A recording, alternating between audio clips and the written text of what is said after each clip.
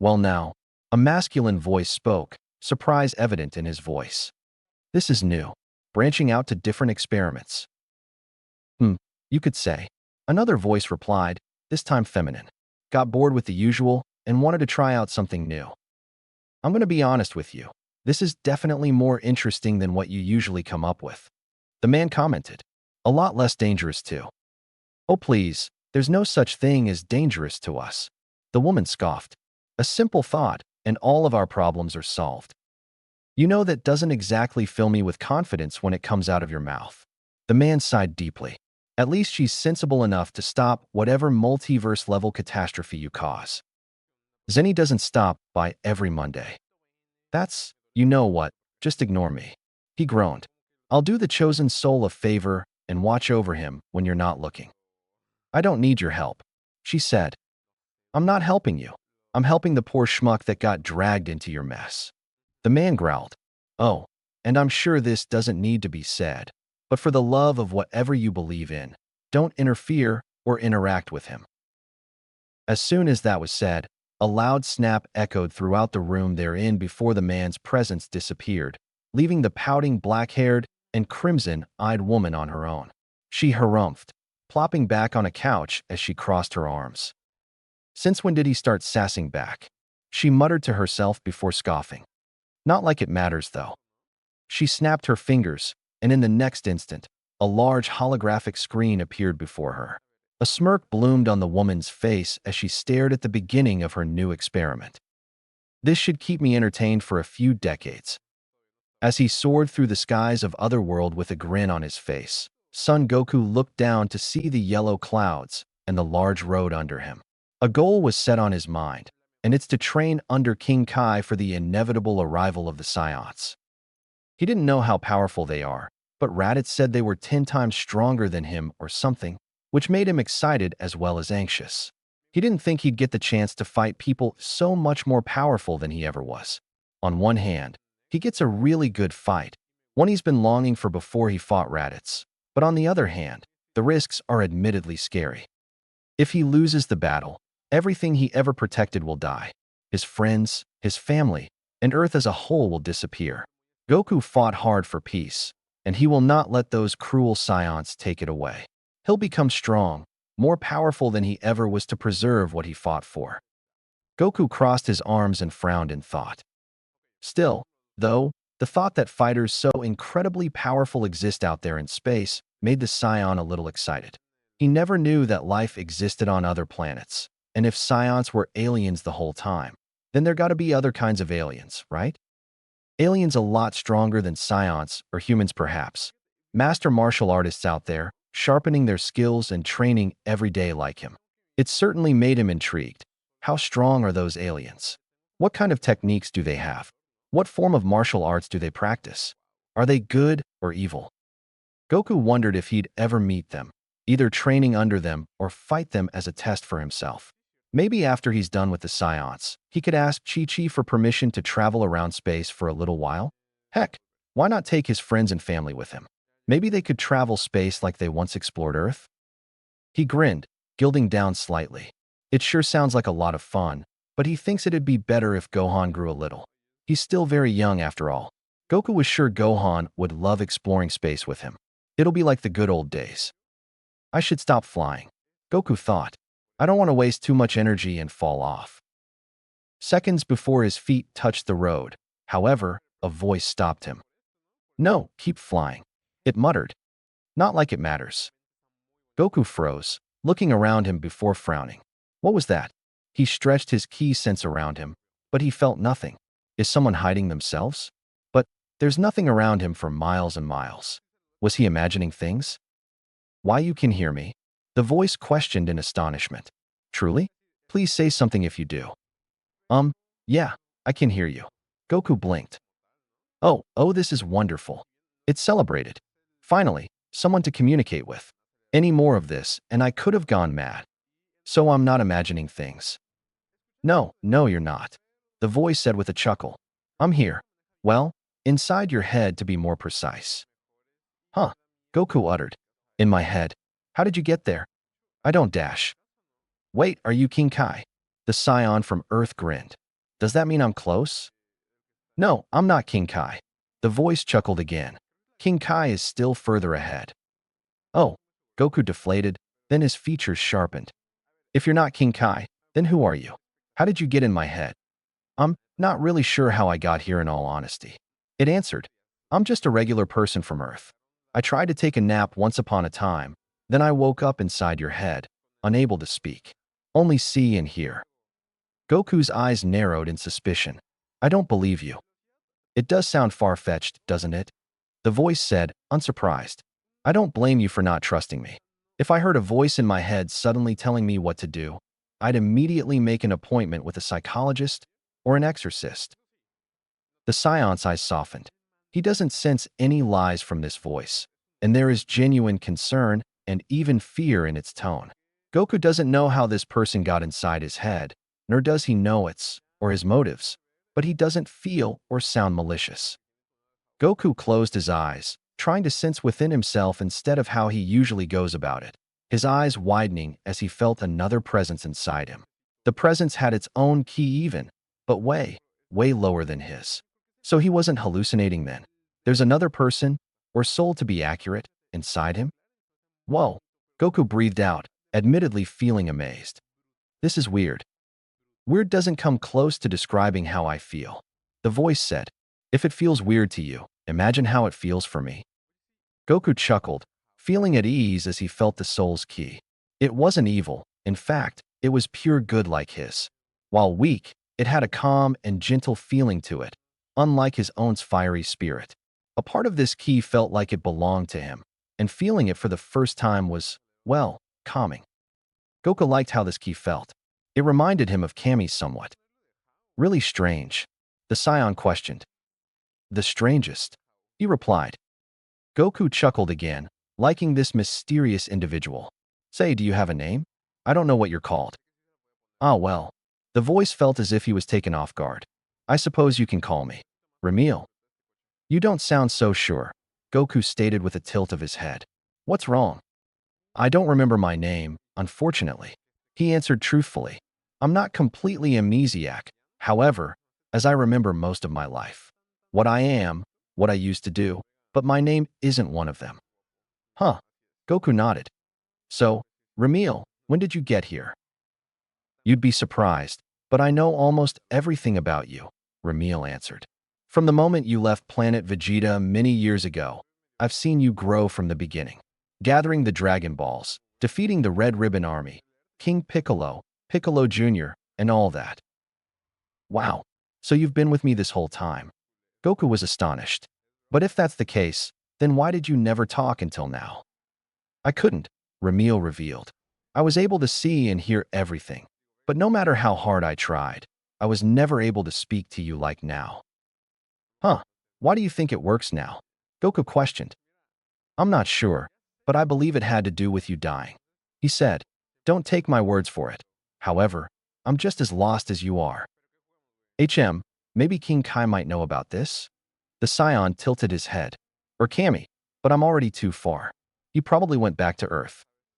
I think King Kai might know, yes. Ramil agreed. But let's keep going. Oh, and don't stop flying. I overheard someone saying that people don't run out of ki in Otherworld. Really? Goku's eyes sparkled in amazement. So I can fly endlessly? Apparently. The voice in his head said, it's better if you meet with King Kai as fast as you can. His training is going to be harsh, but better to not waste any day. Goku nodded, continuing his flight to King Kai's place. It didn't take long for him to realize that his ki levels aren't going down, making the Scion grin as he flew at full speed. Much faster than running for sure, maybe twice as fast, probably even more. It was said that Snake Way is 1 million kilometers long, so how long would it take him to reach there? Million is a big number after all. I'm guessing maybe 60 days if you don't stop for rest. Ramil helpfully supplied, surprising the Scion. Oh, don't be surprised. I can read your thoughts as well. You don't even need to speak out loud to communicate with me. Is that so? Goku thought. But 60 days? That seems like a lot. Way faster than running, that's for sure. Ramil laughed. Goku laughed along with him, then paused before asking. Say, have you met King Kai before? Why do you think that? Well, you said his training was harsh. Goku crossed his arms.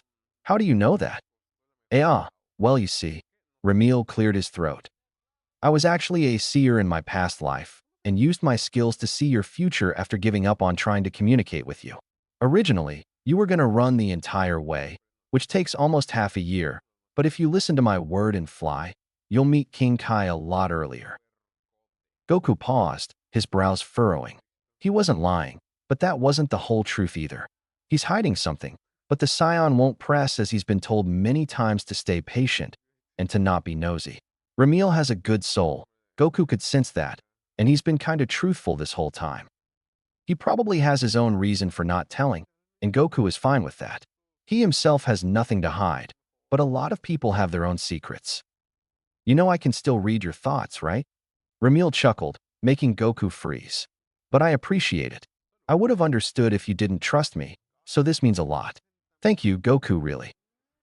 Goku blinked a few times before grinning widely at the genuine emotions from his new friend. Anytime, Ramil. The Scion of Earth and his new friend spent the next few hours flying in silence, and Goku noticed that Ramil was telling the truth. His ki isn't dwindling at all. In fact, Goku tried to fly at maximum speed, and yet again, zero ki loss. He grinned widely, anticipation in his mind as he imagined what King Kai looks like. If he was stronger than King Yema, who apparently defeated Raditz so easily, then he must look strong, right? King Yema was huge after all, so does that mean King Kai is bigger? Suddenly, Goku saw a visage of some sort. A very short, strange-looking blue-skinned creature wearing sunglasses and antennas on his head. Goku blinked a few times in confusion, slowing down his high-speed flight. It works, Ramil exclaimed. Oh, apologies, you probably had no idea what that was. Yeah, Goku nodded. What was that? Who was that guy?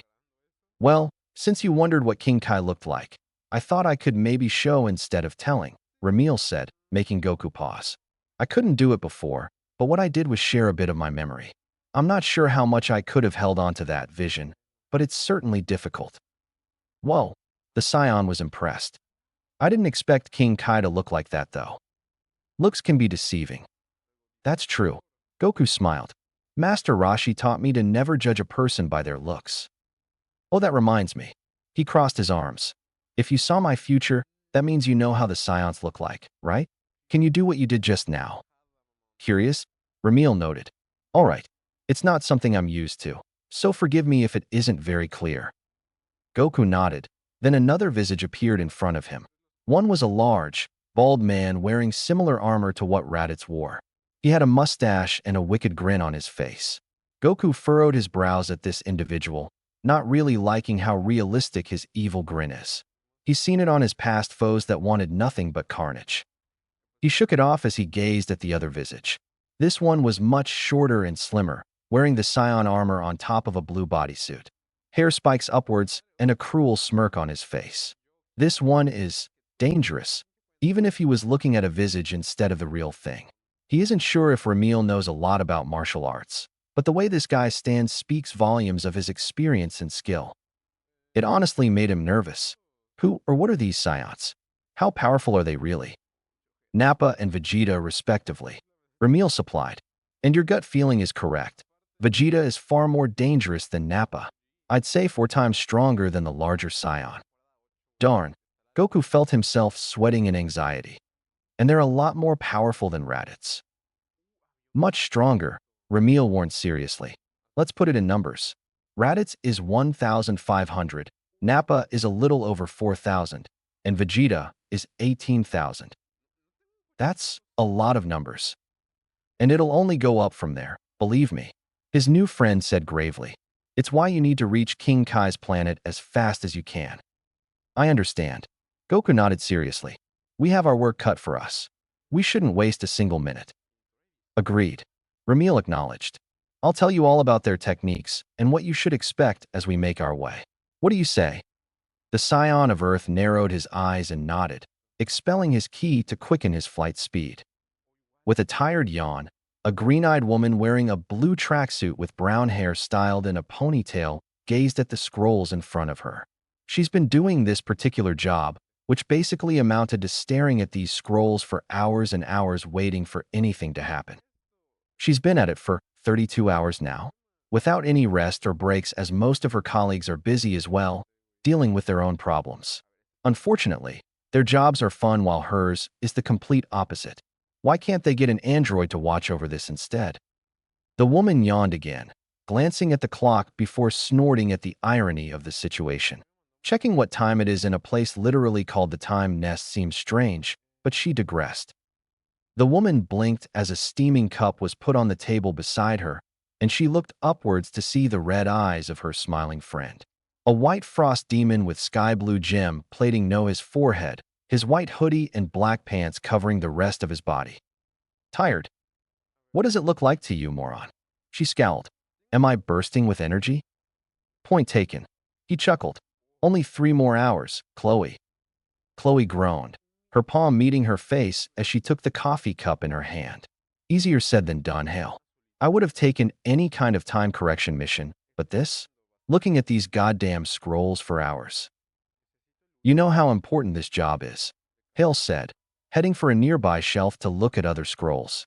Lady Cronoa made it clear that these scrolls are the staple of the space-time continuum. Yada yada time is fucky and annoying, and this job is stupid. She sighed deeply, prompting a laugh from her friend. Why couldn't I go and kick some ass instead? You did that last week. The frost demon reminded her, shuffling between the shelves. And you'll get to let loose after this job. I hope you're right, Chloe mumbled. Body's getting stiff. It's annoying. You know, you could have at least, I don't know, did some exercising? Hill pointed out. Beats sitting around and doing nothing. You of all people should know that. Are you looking for a beating? She scowled, making him flinch. Because I'm in a really foul mood right now. I can do for some stress relief. W.O. there. Chloe. Hale gulped, taking a few steps back as she slowly approached him. We're in the Time Nest. We don't want to damage the scrolls, do we? Lady Cronoa will get angry. I couldn't care less. The brown-haired woman grinned wickedly. I'll remind you once again why they call me the superhuman of the Time Patrol. Just then, the corner of her eye caught a flash of some sort. Chloe froze and slowly turned to the table the scroll is on. Then it flashed again. The human moved towards the scroll, hesitantly opening it to see a very strange thing. This wasn't supposed to happen. Granted, it's a small change, but why? What caused it? A time breaker? But they were already destroyed, weren't they? Tawa, Mira, Fu. All of them are defeated. What caused this change? Hey, Hale, Chloe called out. Didn't Goku run across the entirety of Snake Way the first time? Yes, why are you asking? She took the scroll and showed it to him, his eyes widening in terror. Goku was flying, not running. In fact, he wasn't taking any breaks or rests. Even when they looked at the past 20 days of this scroll, he was flying at full speed the whole time. He's already at King Kai's planet, in 63 days. This wasn't supposed to happen. Hale looked at Chloe, a grim look on his face. Lady Cronoa needs to know about this. Here we are, Ramil said as the scion gazed at the small green planet. Brace yourself. You're not used to the gravity of the planet. All right, Goku nodded.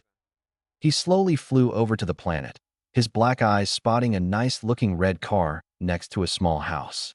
Seconds later, Goku found himself forcefully pulled towards the planet, yelping in surprise before smashing into the ground. Ow! The scion from Earth yowled, struggling to get on his feet. Why, you weren't kidding. Slowly but eventually, Goku managed to get on his feet, legs and arms shaking as he struggled to remain standing. He grinned after a minute, his limbs getting used to the strain as he craned his head to both sides. Where was King Kai? He was supposed to be here, right? I'm not quite sure, Ramil said. Most likely on the other side of the planet. Do you think you can walk there? I'll try. And so, with immense strain and struggle, Goku began walking towards the other side, grunting his way there. Through the grass and the pavement of the planet all the way to the house, his body feeling weaker with every second, his legs especially getting tired. With a few words of encouragement from his new friend, Goku pushed himself forward, gritting his teeth as he took a step, then another, and another. It felt like hours, but it only took a few minutes as he reached the small house. He exhaled, his knees shaking uncontrollably as sweat trailed down from his brow. After a few minutes, his muscles felt like they're on fire. Training is gonna be difficult here, but that didn't mean Goku wasn't looking forward to it. Even in these minutes, he already felt improvements. As hard as this is, he can utilize it. He never heard of gravity training until Ramil told him days ago. And with the incredible gains this form of training gives, he's confident he'll be able to defeat the Scions, adding the fact that he arrived here early through flight. Goku took a deep breath, then continued to march forward, his burning muscles slowly but surely getting used to the strain of the intense gravity. Ramil hummed. I may have an idea. What is it? Goku panted, stopping in place. Try floating, he said. It will most likely be much harder at the start, but with your limitless ki reserves, it should be possible. Why, yeah, you're right. He nodded, closing his eyes in concentration. He gently expelled his ki from the soles of his feet, the force of the energy blowing away the dust and dirt under him. Knowing his ki can never run out in this realm, Goku forced more and more ki, floating upwards a few feet from the ground. Grinning, he fought off the harsh gravity with his energy, carrying on his way to the other side. Not bad, Scion. Goku blinked and turned to the voice, his eyes widening to see King Kai smiling at him from right outside his home. How did he get there? Goku didn't notice him coming out of the place, so how? With this loss of concentration, the gravity pulled Goku downwards and he slammed into the ground again, making him groan in pain.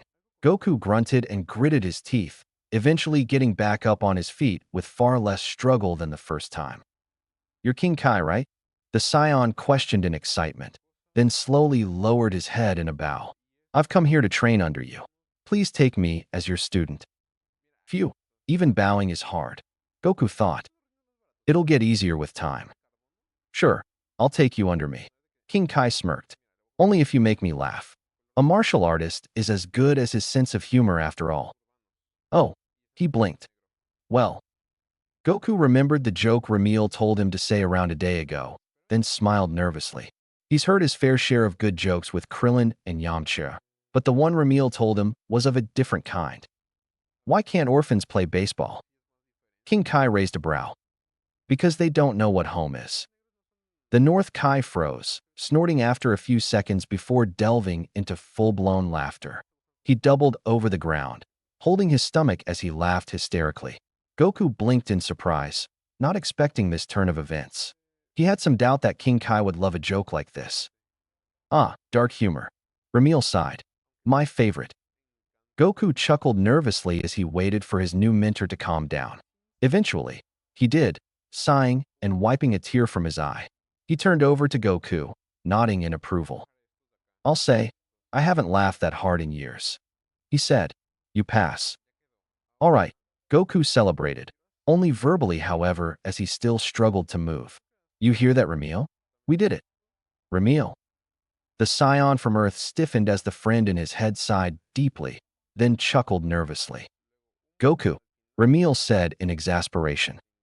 Sorry. No, it's all right. He sighed again. You were going to ask this sooner or later. I merely didn't expect it to go like this. Who's Ramil? King Kai asked. A friend of yours? Should I dash? Yes, tell him the truth, Ramil spoke. He might know how this happened, or maybe find a way to separate us. Goku nodded slowly, turning to King Kai with a serious frown before speaking. It's dash. Only for his stomach to growl loudly. Ramil laughed in good spirits as Goku rubbed the back of his head. Can I eat something first? He chuckled. A voice in your head. The blue-skinned god raised a brow. And you don't know how it got there? Nope. The Scion of Earth shook his head. I was on my way here before Ramil spoke up suddenly. And you weren't able to hear him before? King Kai asked. I wasn't. From what he said, he tried to talk to me for years, but it only worked today. Goku answered. I don't really know why, but he thinks that it had to do with me dying. Goku then leaned back, letting out a satisfied sigh as he gazed at the many empty bowls and plates. He wasn't quite sure where the food came from. There wasn't even a kitchen inside the house, but he's slightly impressed at the quality. He never was picky about food, but he still had preferences and can differ between qualities. A meal prepared by a skilled chef is way better than what he can make over a campfire, and what he ate now is definitely up there in his personal ranking. Still nothing to Chi-Chi's cooking, though. That is on a whole other league. King Kai suddenly leaned forward, his expression turning to one of focus. Goku realized that the Kai was trying to sense his friend's energy, so he lowered his own to make it easier. It took a minute of pure concentration before King Kai's face contorted to one of shock and surprise. You weren't kidding. There is another soul within you. Far weaker yours, but it is there. Huh. Goku rubbed the back of his neck. So I'm not imagining it. I'm very glad that I'm not a figment of your imagination. Ramil sighed. I don't think I'm ready for an existential crisis at the moment. An what crisis? Two souls in a single body. King Kai muttered. I've never seen this happen before. The only thing close to this would be a fusion, but this clearly isn't one. Goku blinked at the fusion thing, but brushed it off as he got back to the matter at hand. Do you think you can help him? This is a complicated issue for sure. The Kai nodded. Reincarnations are common occurrences, and I've heard of people somehow remembering their past lives before, but this is admittedly new. Reincarnation? Ramil muttered. But that would imply that you died. Yes, which shouldn't be possible, he said, a little panicked from his tone. I'm sure that I only took a nap after a day of work. Goku nodded. Ramil said that he didn't die. He revealed. He's sure of it too. I'm afraid that this is the only possible conclusion, Goku. King Kai sighed. Your friend most likely died, and he doesn't remember it. The shock of dying usually blocks some of your memories. This can't be it, his friend uttered. I'm sorry. Goku felt a bit sad for Ramil, but then smiled. Don't worry, though. We can still bring you back with the Dragon Balls. Yes, that is true, Ramil said, relief fairly evident in his voice. That was a horrifying thought just now. Regardless, I'll contact King Yema on your behalf. King Kai nodded with a smile. I'm sure he'll be delighted to find out about a case like this. The old fool has been complaining about how monotonous his work is. Wow, really? Goku's eyes sparkled. Thanks a lot, King Kai. I'm sure Ramil is grateful too. It feels as if you're very excited to get rid of me, his friend said, not amused. Wah, no. That's not what I'm thinking at all. Heh, I'm merely joking. I can still read your thoughts, remember? Oh, Goku scratched his head with a relieved look. Right. And may I mention how quickly you got used to the gravity? He said. I find it quite impressive. All you needed is for food to be put in front of you. Well, I was hungry. Through sheer will and the desire to eat, you forced your own body to familiarize itself with the intense gravity, Ramil noted with amazement. This is beyond incredible. It is. Goku. Wadash. Goku yelped, blinking in surprise as he looked at his new mentor's frown. Oh right, you're still here. What do you mean by this is my home? Oh wait, I'm sorry. I didn't mean to be rude. Goku quickly apologized, getting off the chair to bow. Please forgive me. King Kai's frown deepened before relaxing, followed by a small sigh. Well, now that you're up on your feet, I think it's time we start on your training. The scion of Earth's eyes widened as a grin stretched across his face. He's been waiting for this the whole time. He already knows what he'll learn, courtesy of his friend telling him beforehand, but that didn't spoil the surprise for him at all. The Kaioken and Spirit Bomb are incredibly useful abilities from what Ramil said. After discussing for a few hours on their flight, Ramil advised Goku to strengthen his body and stamina by doing the most rigorous training he could think of before trying to fully master the Kaioken, and when the time comes, he should at least be able to use ×5 without too much trouble. Ramil also advised him to not focus on the Spirit Bomb for now. Mastering Kaioken should be far more useful in the long run, as the Spirit Bomb has the weakness of making the user wide open as well as the long charging time it has. That doesn't mean he won't learn it or that it's not useful. Ramil only thinks that he won't need it as he has knowledge of the Scion's strength, and Goku knows that knowledge is power. Master Roshi taught him that knowing the enemy is part of the battle.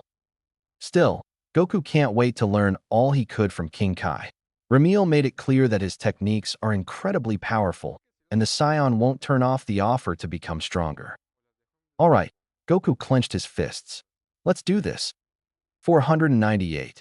The Scion grunted, lifting himself up with one arm as his other was behind his back. Before coming here a month ago, Goku had troubles in training.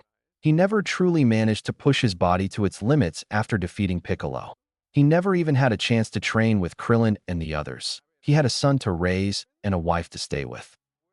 Said wife would always tell him to find a job, but he didn't know what to do. The only thing he could do his entire life was fighting. He learned the basics under Grandpa Gohan and Master Roshi, but he's fairly certain that his academic skills aren't qualified for an office job. 499. Goku panted, his arms sore, a burning feeling coursing through it. Maybe he should be a farmer? Seems like a job that relies on his physical prowess. Besides, Mount Pozu has great soil, and Chi-Chi is plenty smart. She can take care of the other stuff he isn't very good at, like counting money and all that. Why not open a dojo instead? Ramil suggested.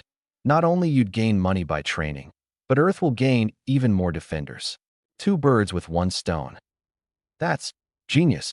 Goku's eyes sparkled as he temporarily forgot his pain. I've never really trained anyone before either.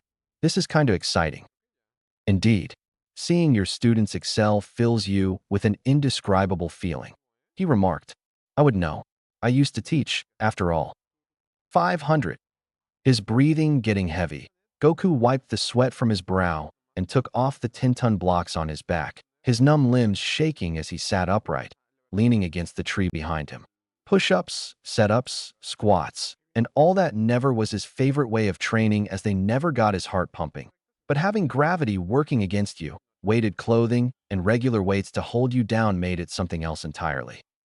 Goku let out a content sigh as his burning muscles began to recover at a relatively fast pace. He might not have infinite stamina, but healing is boosted in this realm it seems. Or is it because he's dead? He isn't sure, and neither is Ramil. The afterlife is a very strange place. You used to teach? Goku thought in surprise. I thought you were a seer? Well, seeing the future is merely a hobby. Nothing quite serious. He replied quickly. But yes, I worked as a psychology professor in a university and sometimes acted as a therapist. A what professor? One who studies the human mind. Ramil clarified. It was a difficult subject to research and study admittedly, and since I've been here, I'm afraid I've forgotten many things. I'm not as knowledgeable as I was before. So that's why. Goku held his chin in thought. Even if you don't remember everything, you're still pretty smart. Is that why you talk like Kami? Well, not necessarily. I only picked up on this speech pattern from my old professor. He revealed, and I suppose it stuck with me. Is it bothering you? Goku paused for a second before shrugging. You can talk in any way you want. I'm not the speech police. Then I shall remain in my smart-sounding way of speaking. His friend chuckled. I'm still unsure how long I've been speaking that way. Decades for sure. How old are you anyway? Before I, died? 42, he said, counting the years I've been within you. I am 65 years old. Whoa, you're way older than me. Goku blinked in surprise. I thought you were my age. I mean, you sound pretty young. I'm still not sure how you can hear my voice when I lack my vocal cords. But yes, I've been told that quite often. He noted, but I think this is enough for a break. Have you regained your stamina? Now that you mention it, Goku muttered, leaping high and landing on his feet, a smile forming on his face. Yeah, I feel pretty good right now. All right, time for more training. The Scion grabbed the weights next to him, heading to the middle point of the tiny planet to begin the next part of this taxing exercise. No matter how difficult it is, he could feel the improvements in his body. A week ago, he could only reach 370 push-ups before collapsing. Seeing progress always made him more motivated. Just a few more weeks, and he can start the real training. And Goku couldn't wait. The 2-time patrollers looked at one another, emerald green meeting pinkish red, as they remained quiet. Hale turned his glance to the short goddess inspecting the scroll in front of him, unable to see her face to gauge her feelings. He opened his mouth to ask something, his nerves starting to get the better of him, but he stopped himself and remained patient. His human friend wasn't as patient, however. Chloe took a few steps forward, stopping next to the supreme Kai of time as she gazed at the scroll with a contemplative look. Not as shocked or worried as Chloe had guessed considering they already defeated all the time breakers. Cronoa was slightly surprised at this, for while she lived a very, very long life, seeing timelines diverging like this without endangering the space-time continuum is incredibly rare. She's only seen 5 similar cases, but nothing like this. This change is bizarre. However, no matter how much she looked, there's no clue why it happened. It was so sudden, an inexplicable event that left her reeling. What was behind this? What forced this to happen? A natural diversion is already a rare case, but she never thought that it could be so strange. The human mumbled. Is everything all right? Chloe, not now. Hale hissed. Let Lady Cronoa analyze this in peace. I mean, it doesn't look bad? She questioned. There's no purple glowy dark stuff like when it happens with the time breakers. Correct, Cronoa affirmed, making the two stiffen. This isn't the work of any time breaker or anyone else really. But how? Hale asked in astonishment. I thought time never changes unless someone actively tries to do so. Technically, no. Cronoa shook her head. I have refrained from teaching this because I never really saw a need, but while extraordinarily rare, a timeline will change on its own.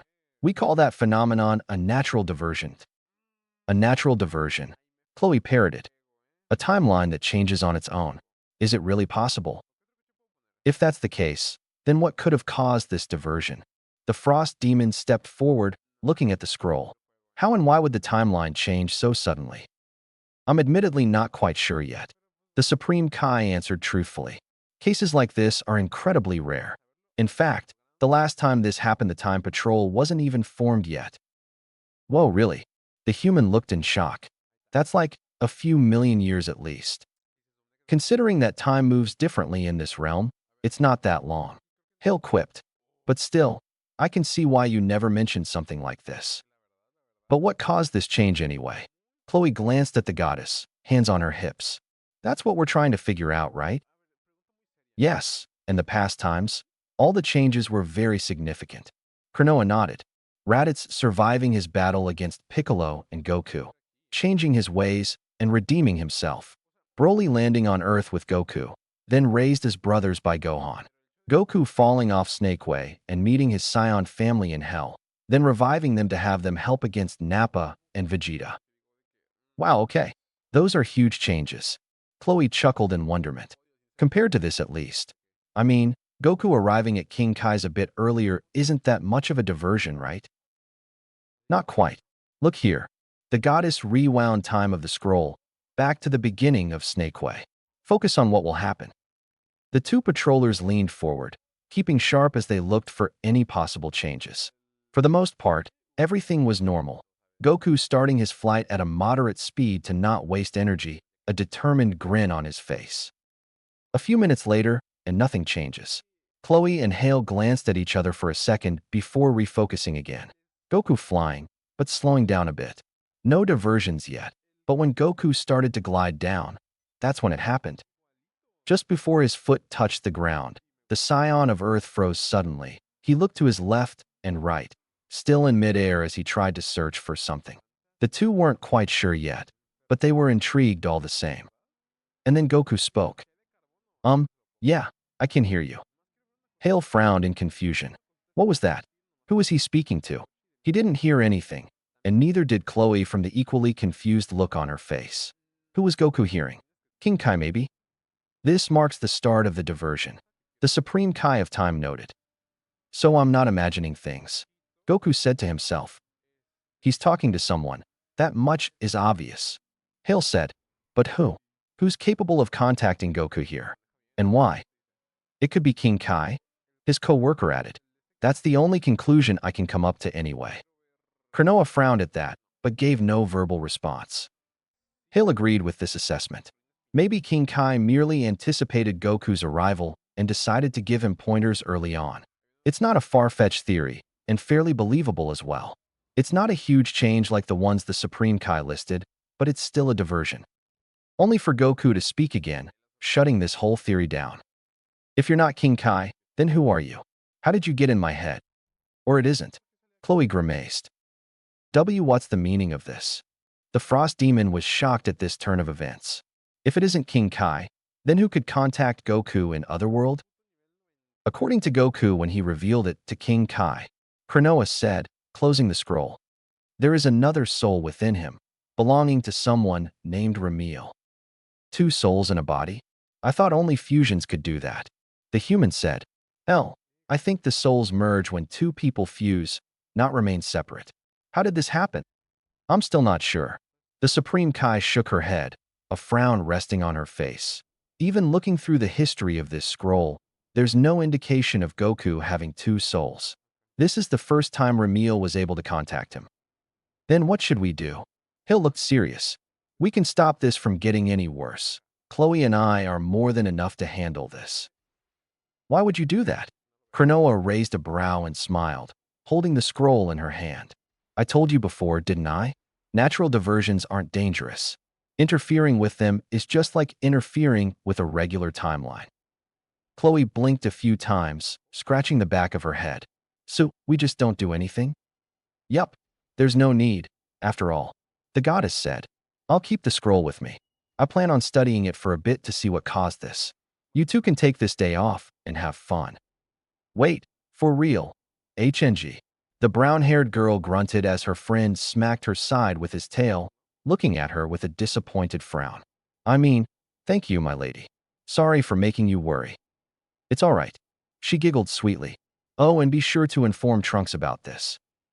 Of course. The Frost Demon nodded with a smile as she walked away. Good luck with your research. Leaving the time nest, the Supreme Kai of Time glanced at the scroll in her hand for a second, a grin stretching across her face. She's been looking for something new she could do. With all their enemies defeated and all the timelines being at peace, there wasn't anything left to do anymore. Even her visits to Kanton City weren't that fun anymore. She's really been wanting to do something different for once, and researching was a hobby of hers. She'll uncover this mysterious timeline of all its secrets, and she'll enjoy every second she spends doing it. Hiya! With a battle cry, the Scion of Earth deflected the large blue beam heading his way, sending it upwards. Goku grinned as it exploded in the distance, but without wasting any second, he powered up once more as he prepared another blast. All right, I'll test it out for real now. Of course, you can do this. Goku grinned in confidence, excited to put the modified technique to a real test. He already used it a couple of times to see if it actually works, but never like this. Kaioken times 3. Red-hot aura engulfed the Scion as a blue orb formed between his cupped hands. Kamehame. But remember, if it gets too dangerous, dash. Don't worry, I'll be fine. Huh. The blue orb that was begging to be released turned into a large wave, traveling across the tiny planet. Goku quickly turned around, meeting the incoming key wave as his crimson aura dropped. He planted his feet, stopping the blast with his bare hands, but not without struggle. He gritted his teeth, grunting as his own attack pushed him back. His hands began heating up, burning slightly as he tried his damnedest to throw the blast away. Goku let out a roar as parts of his white aura flickered red, the modified move's name echoing out through Otherworld. Kaioken, Limit Force. Unlike earlier, where his aura was an intense crimson, this was a far less vibrant color, but this was enough for him to stop the blast in its place. Goku slowly redirected the blast upwards, his muscles aching as he forced himself to go beyond his limits. But with enough grit and determination, the Scion managed to throw the blast away. Goku's aura flickered and died down as he fell on the grass, panting from exhaustion, but a satisfied grin still prominent on his face. His ki reserves were still full, being dead and all, but he can still run out of breath and get tired even if his stamina regenerate faster. And from what Ramil told him, he can die while being dead. But that would mean his soul and body would cease to exist completely. A scary thought, admittedly. They've been on King Kai's planet for a bit more than 4 months, and Goku took his friend's advice and spent 2 of them doing the most grueling and draining training he could, all to strengthen his body. And it bore fruit, for he was able to handle the Kaioken without a lot of issues when he first activated. He was surprised by the surge of power he felt and did feel his body heating up to uncomfortable levels, but the Scion was able to maintain it for more than a minute. King Kai was astonished when he saw this. According to him, most students are immediately forced out of the technique because of how intense it is on the user. Goku felt proud when he heard that, thanking his new friend for his advice. However, Goku once got a bit too confident and upped the multiplier to ×3 when he didn't even master it first. He was reprimanded by his teacher and friend, but then Ramil had an idea. Why not maximize the output and minimize the fatigue at the same time? So after a few hours of coming up with a few ideas, Ramil suggested going beyond a normal Kaioken, but never above ×3, and so they formed the new modified Kaioken. Kaioken, Limit Force, is that modified version. When using the Kaioken, Goku's power, speed, reflexes, and 5 senses double. So to go a bit further, he created the version that increases all of those attributes by 110% instead, then 120%, 150%, and so on. It took a lot of time, patience, and focus to activate it for the first time. This modification required incredible skill and key control, for he needed to be very precise. Any more could be dangerous, and any less won't really make that much of a difference. And while he never managed to go below the first level of Kaioken, this was more beneficial than he expected, because not only did it make his control over his ki more refined, but it also made it easier for him to use the technique. It made his body stronger and more durable, a steady increase instead of a fast one that could prove to be dangerous.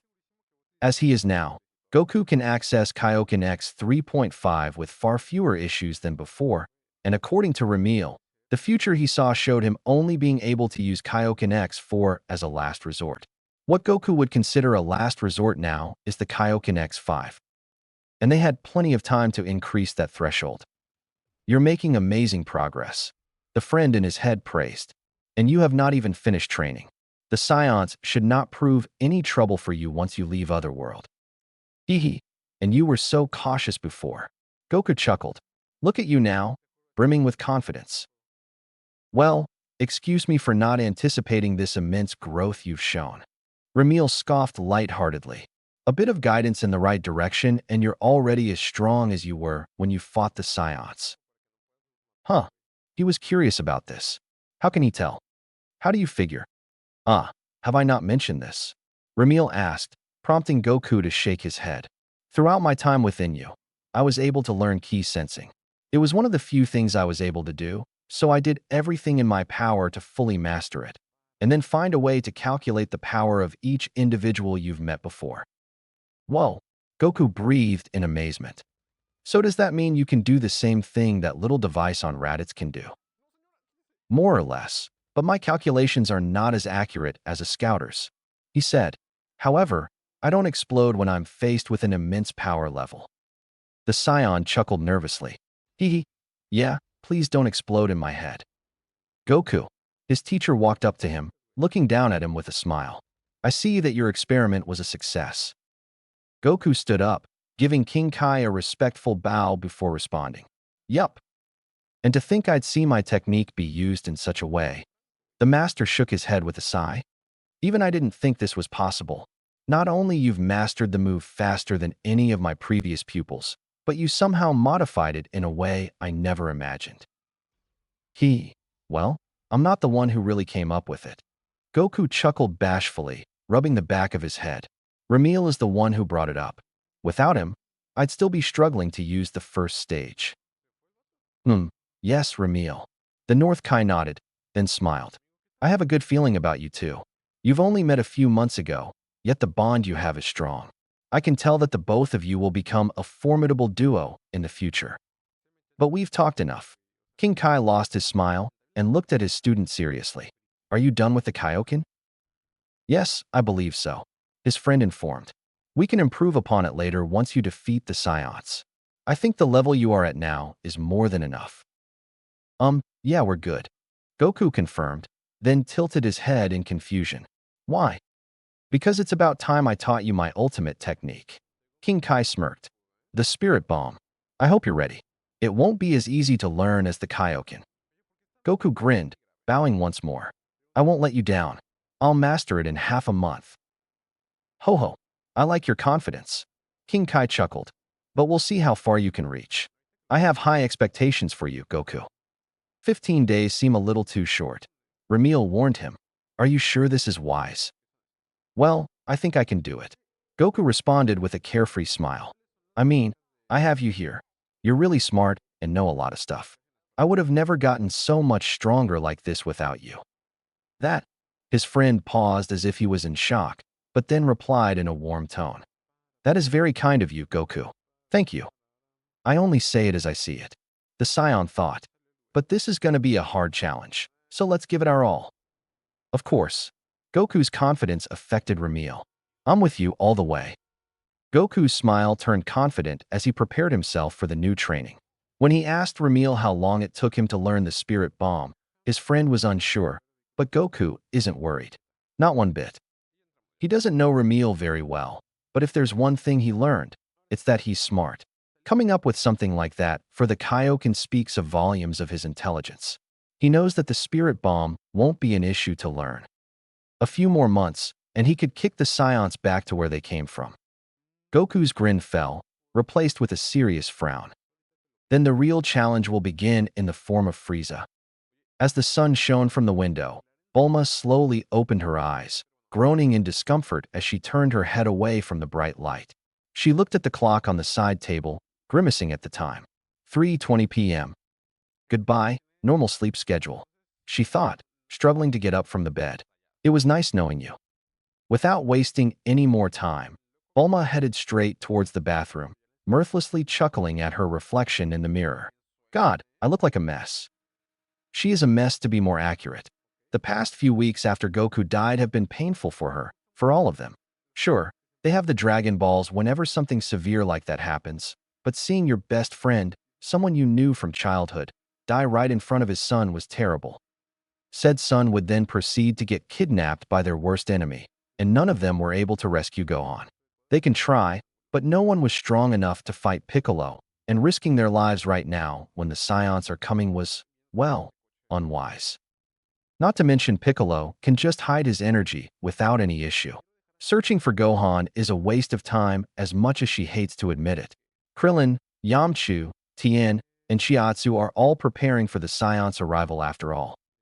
If one of them managed to beat the living crap out of Goku and Piccolo at the same time, then they would need all the power they could get, especially knowing that Raditz is the weakest Scion. How strong must the rest of their kind be? Regardless of the Scion's capabilities, Bulma is sure that her friends are gonna win. They have the Dragon Balls gathered and ready to revive Goku just before they arrive. That's what Kami told them to do anyway. But in all honesty, Bulma still felt bad. All her friends are off pushing themselves to the limits while she sits here twiddling her thumbs, hoping that the Scions are defeated. She felt useless, but what can she do anyway? Bulma isn't exactly a fighter. She has never even been in a fistfight her entire life. And she's pretty sure she can't make weapons that can hurt people 10 times stronger than Goku in such a short time frame. Maybe given a few years she could, but the shortly arriving deadline isn't giving her a whole lot of confidence. Once freshened up, Bulma left the bathroom, going to the kitchen. Monotonously, she got a mug out of the cupboard, boiling some water nearby.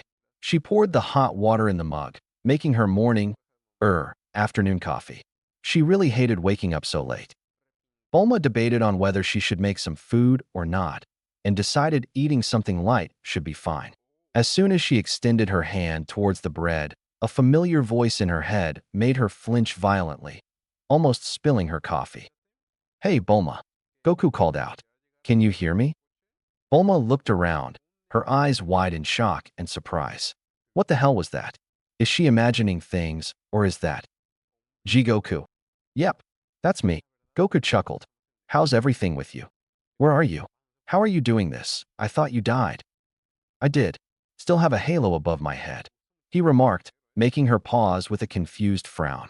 I'm talking to you from the afterlife with King Kai's help. Oh, she sighed, a small smile forming on her face. Never mind. I don't suppose you're here to say hi to a friend. Sorry, but there's something really important I want you to do, Goku said seriously. I don't know how long it'll take. It's got to be done before the Scions arrive. Bulma frowned and sat on the couch. and that is a gravity chamber, he requested, surprising the scientist. I know it's out of the blue, but you know I wouldn't ask anything like this unless it was important. All right, you got it. Bulma nodded, sipping from her coffee.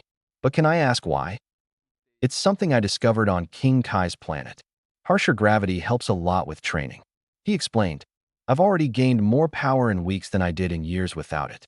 If everyone trains using the same method the science won't be much of a problem. Bulma grinned excitedly. Finally, some work to do that might help. You got it. Dad and I will work on making it right away. Anything else? Turn it into a spaceship. What? One big enough to handle all of us. He continued. It's really important too. I know I'm asking a lot, but No. I'm just a bit confused. Why a spaceship? She raised a brow. It's related to the science, sorta. He replied vaguely. I'll explain everything once I get back, I promise. Bulma narrowed her eyes, but then shrugged. She trusts him. Well, all right. The gravity chamber part shouldn't take long, I think. Dad and I should be done with it in 2 weeks tops. Heck yeah. Thanks a lot, Bulma. Anytime, Goku. Bulma smiled, muttering a second later. Beats sitting around doing nothing for sure. All right, I'll tell the others about this. He said. See you soon. Wait, hold on. Goku.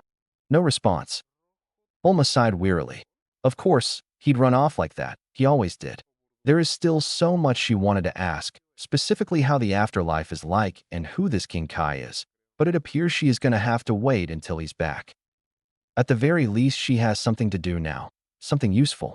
She might not be a fighter like the rest of her friends, but she can help them to be better, support the rest using her genius mind, and Goku just gave her the perfect idea.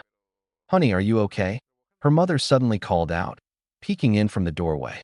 You've been talking to yourself for a few minutes now. I am okay, Mom.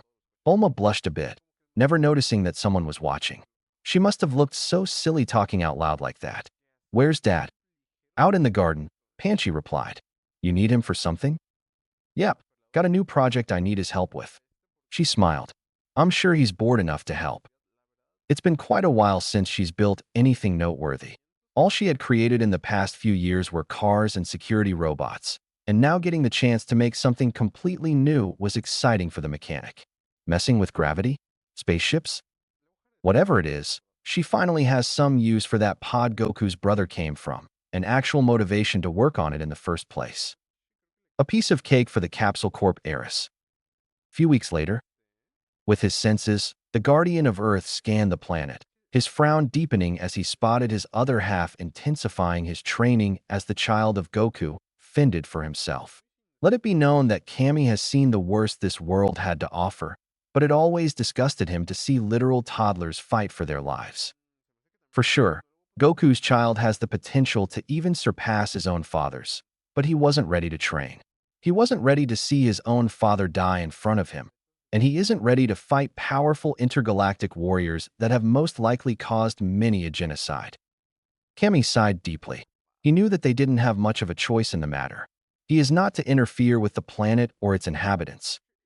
So it was quite shocking when Goku himself contacted him from Otherworld, telling him about his new and oddly intelligent plan.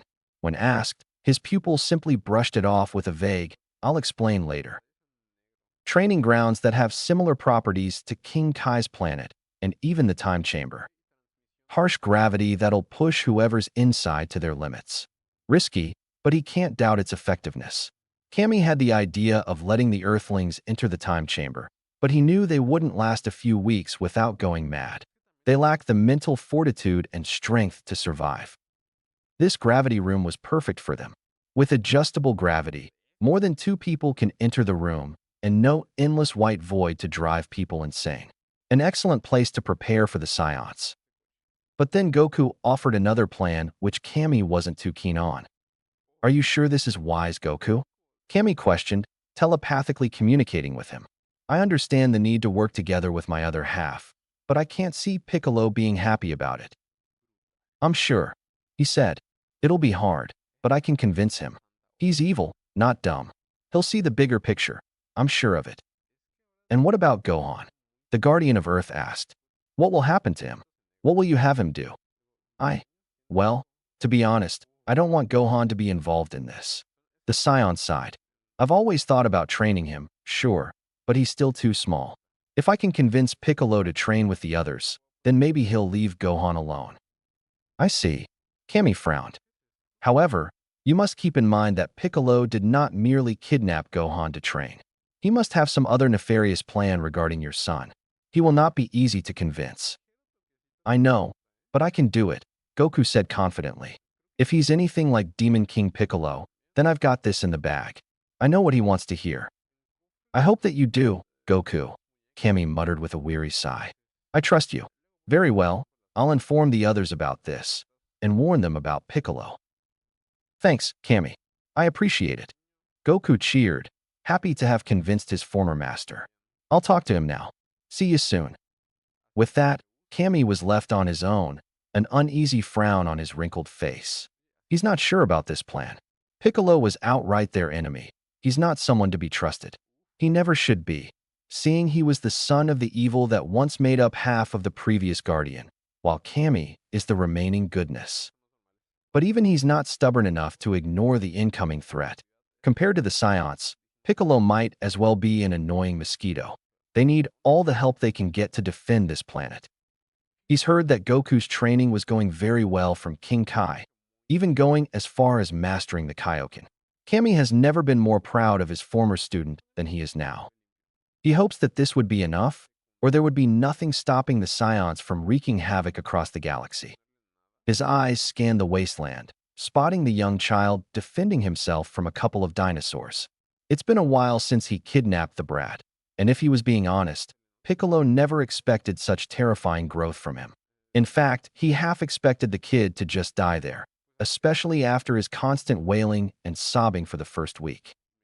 He almost gave up on him, but when he screamed at him to either be better or die, it was as if a switch had been flipped.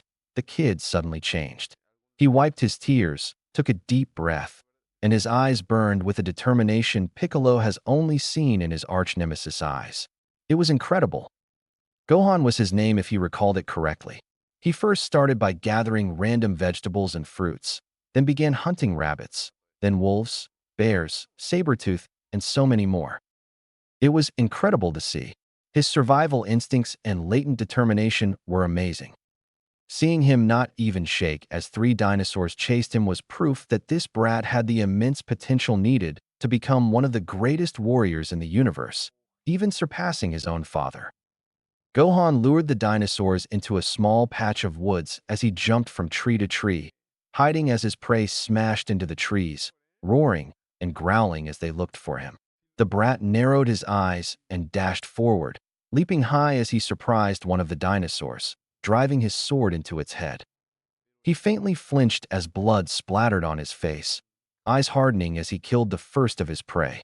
Gohan quickly got down from the falling corpse, rushing under the next one as he ran his blade across its underside, showering the grass with blood. He glared at the last dinosaur, who flinched and whimpered in fear before running off in terror. Gohan exhaled and fell on his butt, sweat dripping from his brow as he looked at the corpses of his prey with a proud smile. I'll eat well tonight. Piccolo heard him say. I wonder when I'll start training for real. Piccolo almost smirked. He didn't expect the brat to be so looking forward to the training, especially after the first few days. Maybe he finally understood that there's no going home until he stops the pathetic act and mans up. And he slightly surprised the kid even realized that this wasn't the real training. For all he knew, this was his training, living in the wild. Maybe he should start now. The brat has certainly proved himself, Piccolo thought. Just as he was about to fly where the kid was, he froze as the voice of his most hated enemy rang inside his head. Hey, Piccolo, Goku greeted curtly. He quickly realized that this was a telepathic message, but he scowled regardless. What the hell do you want? Piccolo crossed his arms as a growl left his throat. You're not here to say hi, so out with it. You're right, he responded evenly. I didn't just contact you to be nice. What is this about? Your kid, Piccolo scoffed. I'm not sending him back. Don't even bother asking. Then I guess you wouldn't want to hear about this new training technique I discovered, Goku said. The son of the Demon King narrowed his eyes. What technique? one that has made me 10 times stronger than I was before dying. Now, he wouldn't say it out loud, but this did garner his interest. However, giving it a bit more thought made him scoff internally. That's simply not possible. In what world would a few months' worth of training be that effective? You're bluffing. Piccolo frowned, turning his gaze back at the brat. I'm not gullible enough to believe that such a thing exists. You can keep your deal to yourself. The others will surpass you, the scion said bluntly, making Piccolo pause. Krillin, Yamchu, Din, everyone else will be so far above you in power you might as well quit fighting. The Namekian scowled deeply, fangs bared in anger. What was that? You heard me. You'll be so weak you won't be a threat even after we defeat the Scions, Goku stated confidently. Piccolo bristled and almost reacted harshly to the taunt, but managed to catch himself. He recollected himself and crossed his arms, his permanent frown plastered onto his face. He realized what his worst enemy was doing, taunt him and trick him into doing exactly what he wanted. The oldest trick in the book. He didn't expect this from Goku of all people if Piccolo was being honest. He never struck him as the guy who'd resort to such tactics or even think about a plan half as clever as this one. What is this new master of him telling him what to say instead? However, Goku truly did sound confident making such absurd statements. They did not sound like lies at all. It was as if he truly believed that his earthling friends are capable of becoming that strong. Piccolo decided to humor him for now. All right, let's say that you're telling the truth. His eyes narrowed. I drop your brat and stop his training, and in turn, you tell me this secret training technique. Yeah, that's the deal, but you're gonna have to work with the others. The scion added. We need to work together if we want to beat him. You're not a good negotiator, Piccolo stated with a growl. I can handle leaving the kid, but you want me to work with those weaklings too? I know we're enemies, but we gotta set our differences aside for now, Goku said. They threaten the whole planet. They're worse than anything we've dealt with before. If we're divided, then how can we ever win? Yeah, where did your confidence go? The son of the Demon King smirked devilishly. I thought you were 10 times stronger than last time. Against the Scions, I know I can defeat them on my own. That didn't change. Goku continued. But the Scions aren't the true enemy here, Piccolo. There's someone else, thousands of times more horrifying than them. The Namekian frowned in confusion. What threat? The only thing he remembers is the Scions coming to Earth. Is there something else he's unaware of? How did Goku even know if that was the case? And what kind of threat is this? Explain. The leader of those Scions, Frieza, Goku said gravely. He's heading over to Namek soon, to gather their set of Dragon Balls. If Frieza manages to get his wish of immortality, then there's nothing we can do to stop him. The gravity in Goku's voice made it very obvious that this was not a joke. To think that there's a being out there that makes the Scions look like jokes, from what Goku implied, this made Piccolo extremely concerned as well, and seeing how this Frieza aimed for immortality. Well, Piccolo had many questions, like what is this Namek, and another set of Dragon Balls, but he focused on the matter at hand. Now's not the time. He can question Goku once they deal with the Scions. So the Scions are nothing but appetizers compared to this Frieza person? Piccolo spoke after a moment of silence. And you want us to work together not because of the Scions dash, but for Frieza? Yeah, Goku confirmed. I know there's a lot of stuff you want to ask, and I know I'm asking a lot here, but I need you to trust me. Train with the others, and once we kick the Scions back to where they came from, we can make a plan to take down Frieza. And if this villain of yours doesn't exist? I wouldn't lie about this. He responded. You know that. His frown deepened as he calmly mulled over his archenemy words, watching the brat cook the dinosaurs he hunted down. Piccolo wasn't exactly thrilled to work with Goku, or the Earthlings for that matter, sure. He'd still work with them to defeat the two invading Scions, but he won't go as far as training together. He could acknowledge them as warriors, but they're still weaklings compared to him. He'd hate to waste his own time with incompetent fighters, and would rather train on his own. Much better that way anyway. But if what Goku said was true, then he can't afford to do that anymore. A threat with that implication isn't something to be ignored like this. Piccolo, unfortunately, needs to work together with the Earthlings if that was the case. However, there's still one thing he needed to know first. How do you know about all of this? He questioned, suspicious that Goku suddenly became all-knowing when very recently he didn't even know he was a scion. King Kai told me, Goku answered coolly. He knows everything that goes around the galaxy. He warned me about Frieza. Piccolo remained silent for a minute before reluctantly relenting with a huff. Fine. I agree for now. Yeah. Thanks, Piccolo. Goku sounded genuinely grateful from his tone. Just tell me about this secret technique already. Right. Just go to Capsule Corporation. You know where that is, right? He asked, prompting the Namekian to grunt in affirmation. The others are expecting you. They'll explain everything. This better not be a lie. Piccolo grumbled, flying over to the brat. Gohan yelped as the Namekian landed so suddenly, shivering in fear as Piccolo stared at him stoically. The brat blinked, eyes darting back and forth as his kidnapper stared at him silently. You Mr. Piccolo? He whispered. Hey, are we going to start training now? He did not answer verbally. Instead, he simply lifted the kid by the collar and flexed his ki as he exploded in a white aura, flying towards the human city at incredible speed. It did not take him long to arrive, merely a few minutes, but those were enough for all the Earthling fighters to assemble to greet him. All glared at him, getting into fighting stances as Piccolo dropped the kid to his side. Gohan rolled over and stared at the Earthlings, then back at Piccolo in mute shock. He was clearly unsure of what just happened. Here's the kid. Piccolo started tonelessly. You're part of the deal now. The two tall ones looked at one another and nodded. The short bald one gestured for him to follow, and he did.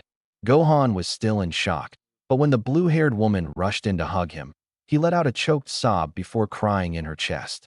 Piccolo ignored the annoying cries as he entered a gigantic, spherical building, scanning the inside before looking over at the humans with a doubtful look.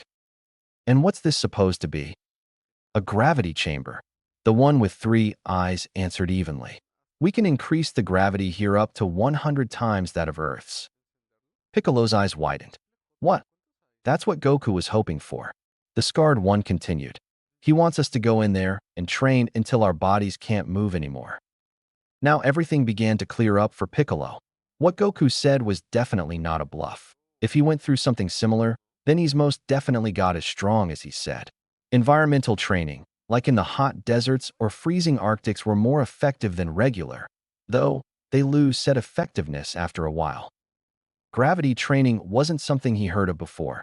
Sparring against these Earthlings under harsh conditions might actually be a lot more beneficial than he thought. They can start with 10, then 20, 50, until they reach the limit.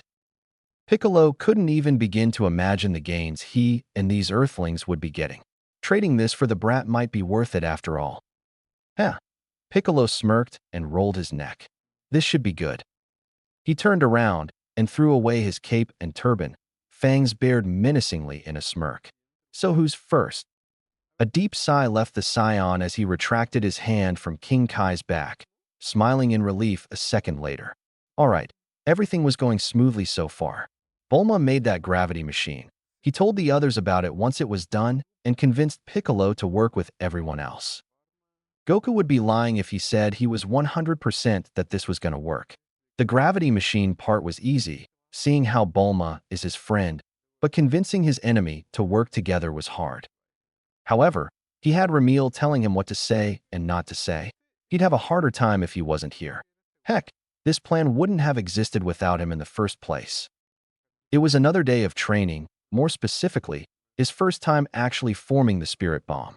It took quite a lot of time and patience, but Goku was able to do it in the time frame he gave himself, with 2 days to spare as well. He was determined to not fail his master and friend.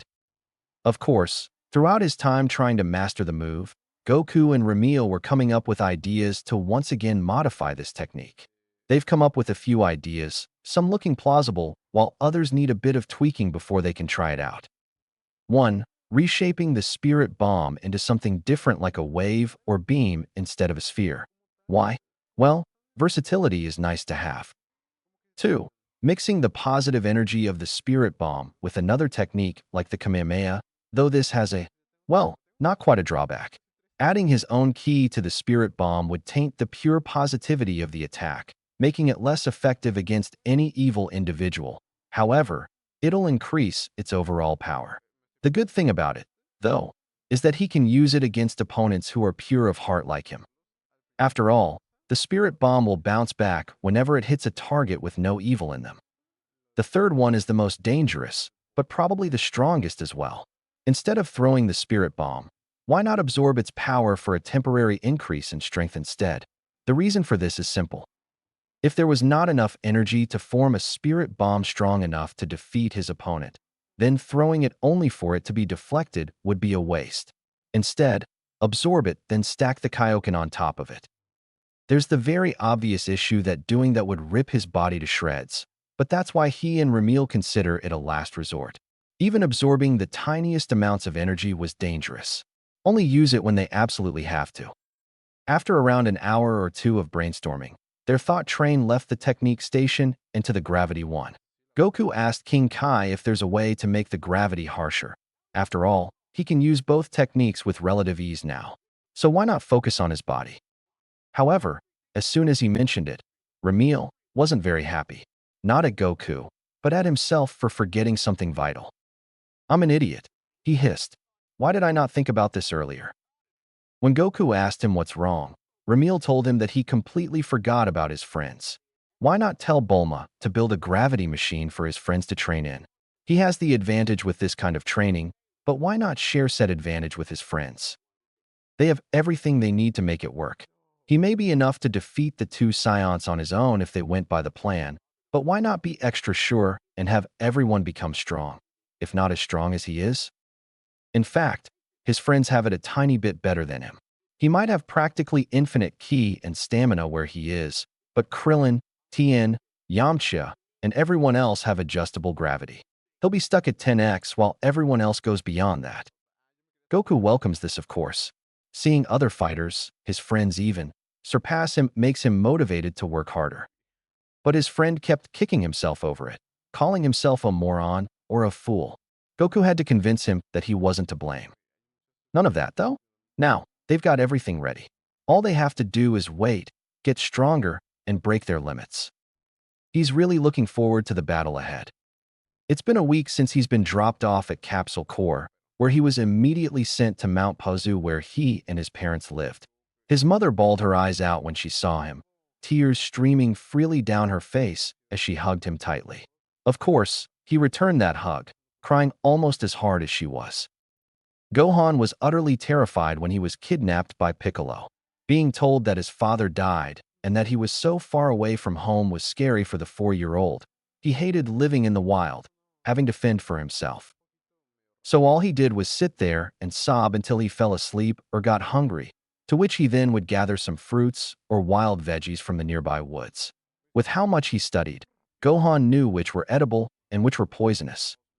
His crying, though, attracted dinosaurs, and he always ran away from them. He was terrified out of his mind. He didn't want to die. It wasn't until Piccolo finally descended on him the first time that he understood the gravity of the situation. He either shuts up and defends himself, or dies like the sniveling little brat that Piccolo thought he was. The comrades of the same person who has caused his father's death will come over to destroy the planet. Gohan didn't want that. He loved this earth, he loved nature, he loved the people, he loved the animals, and he loved his family. He didn't want anything bad to happen to it. It was then he realized what he needed to do. No one will save him, that much is true. Except for himself. His dad always told him about his adventures as a kid, about how he saved this world more than once. He'd always sit there, looking at his father in amazement and admiration. His father felt like a hero straight out of a comic. And this memory triggered something in Gohan. He wanted to be like that as well. He wanted to be a hero like his dad. He wanted to protect this planet, save innocent people from evil. It felt as if he found his calling, to be this planet's hero, at his father's side.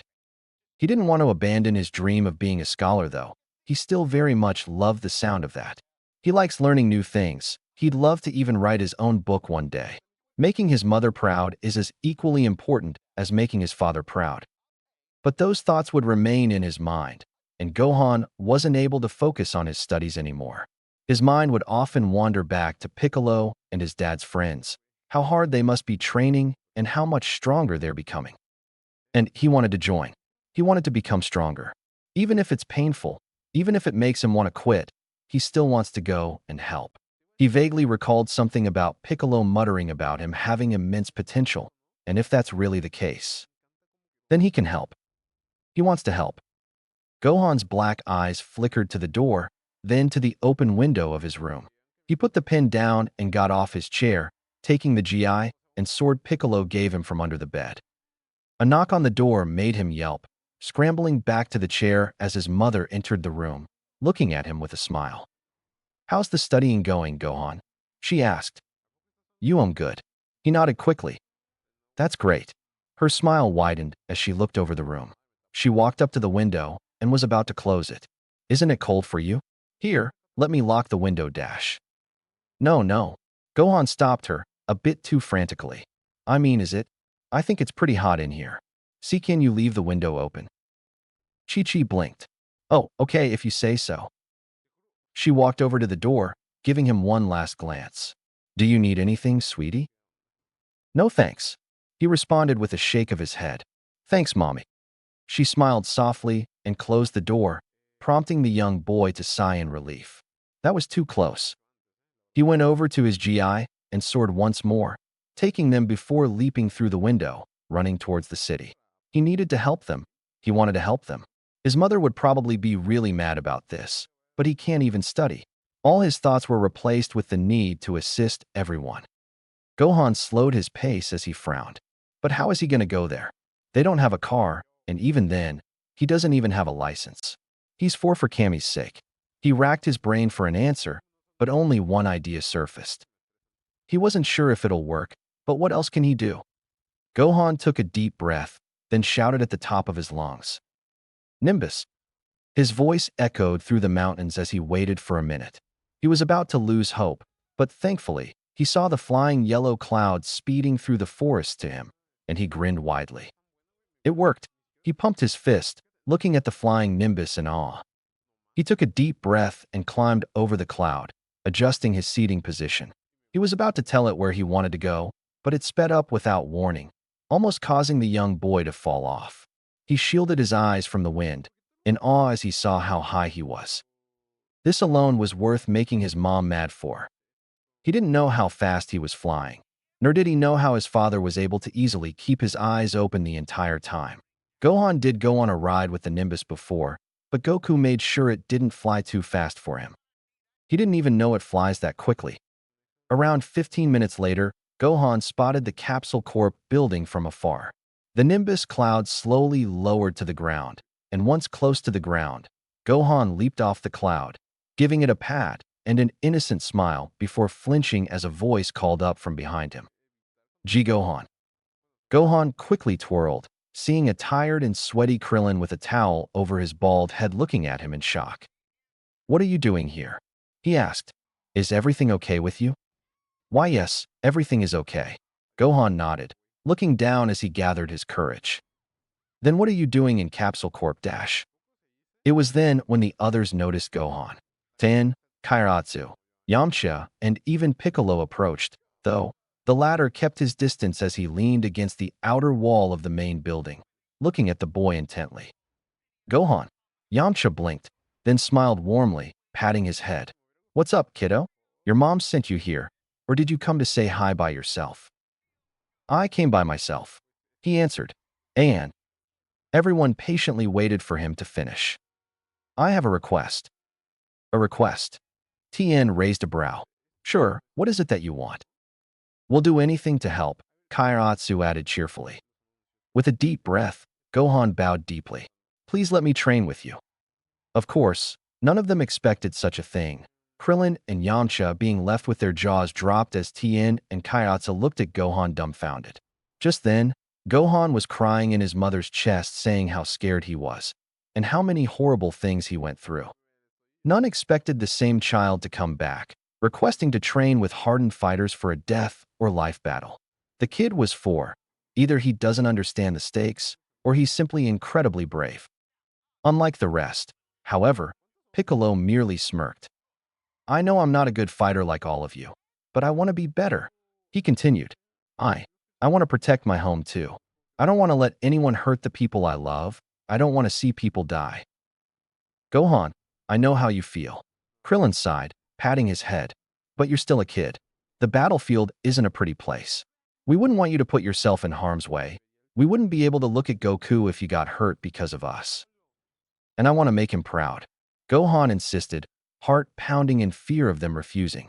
My dad always loved fighting. He always saved Earth from evil people, and I want to be just like him. I want to be a strong fighter too. Yamcha and Tien looked at each other, unsure of how to react. Heh, your father would be proud only by hearing this, Gohan. Krillin grinned, but it dropped just as fast. Even still, it's too dangerous for you. We'd train you, Gohan, but not now. The Saiyans are just too strong. I can be strong too. The young boy did not give up, fiercely trying to convince his father's friends. Even Mr. Piccolo said, I have potential. He said I can be stronger than even Dad. Piccolo did. Krillin frowned, giving the Namekian a side glance.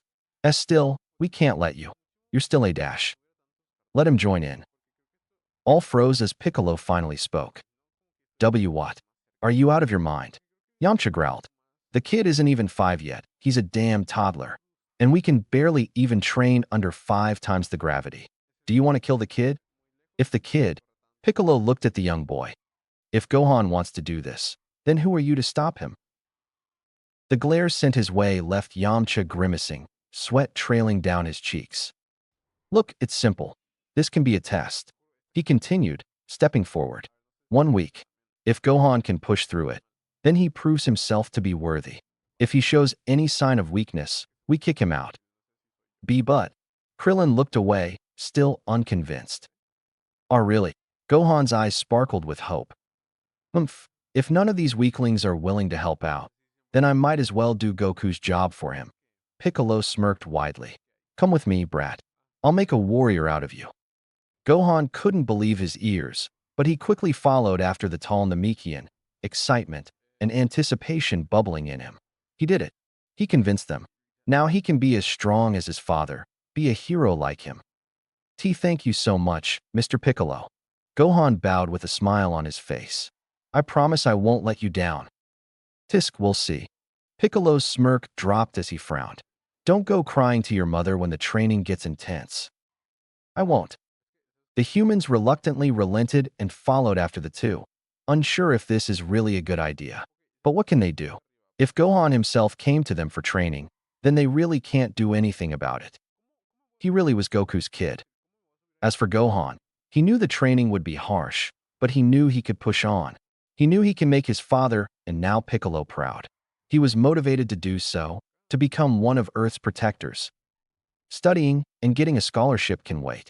He didn't abandon that dream, not at all. He wanted to make his mother proud too, after all. But how can he be a scholar if there's no planet to live on? It was decided. Son Gohan vowed internally that he'll make both of his parents proud. He'll become a hero that'll protect the planet from harm and the greatest scholar in the world. Piccolo tilted his head, avoiding a kick, his muscles stinging as the harsh gravity forced them to strain more than they were used to. He ignored the pain, however, as he countered with a powerful blow to the gut, sending his opponent dropping down to the ground. You're too predictable, Piccolo chastised with a scowl. Stop dropping your guard when you attack. Gohan grunted as he picked himself back up, his orange GI ripped and torn as his chest heaved. He was tired. That much was obvious. They've been going at it for hours now, in constant pain under the intense gravity.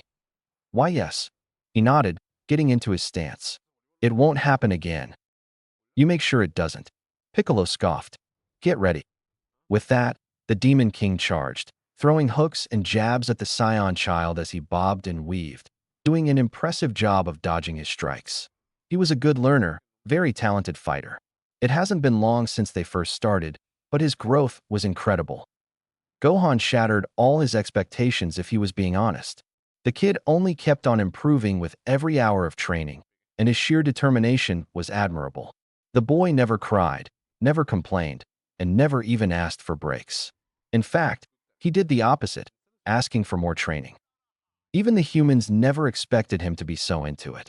They weren't sure if he liked training, as he only showed a frown of concentration throughout all the training sessions he went through, only breaking into smiles once he's done, but there was no doubt that he had his father's attitude. He doesn't give up, most likely never even considered it.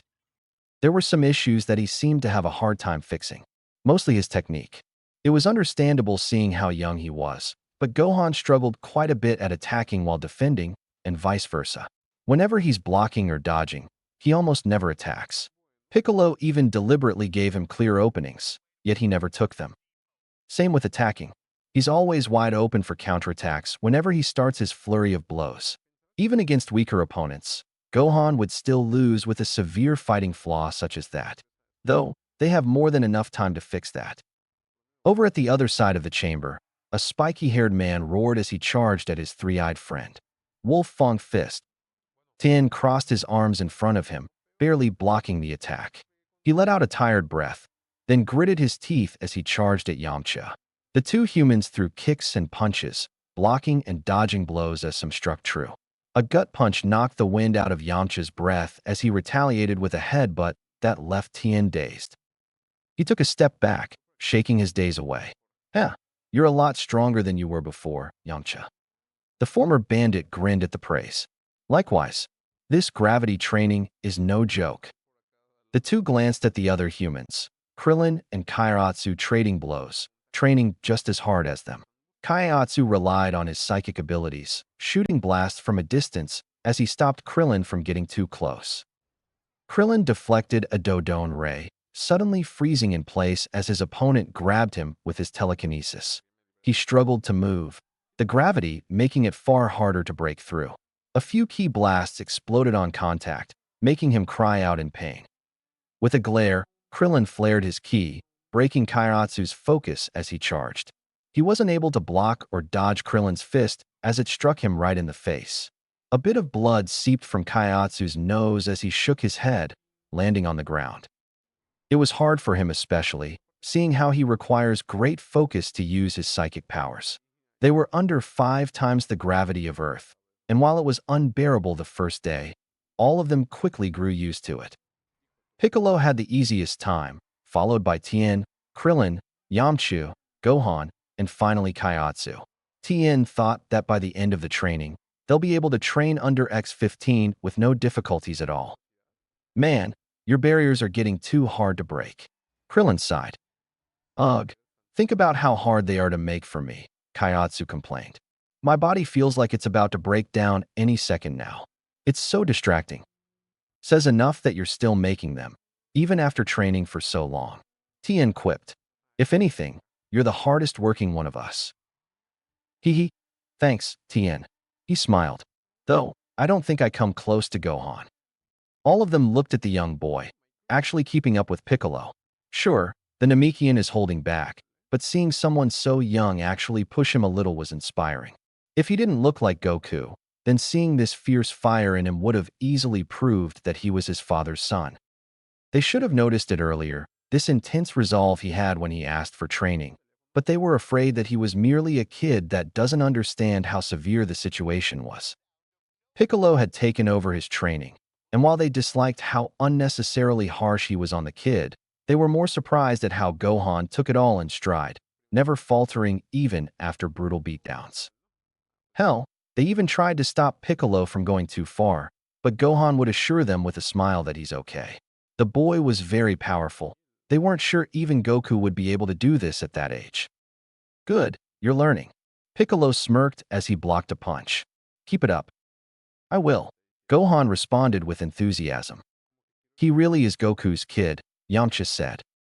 Crap, now I feel bad for whining. Kairatsu sighed. A 4-year-old is beating us at our own game. Then all we gotta do is step it up, Tien said, getting into his stance again, his aura flaring. Let's switch.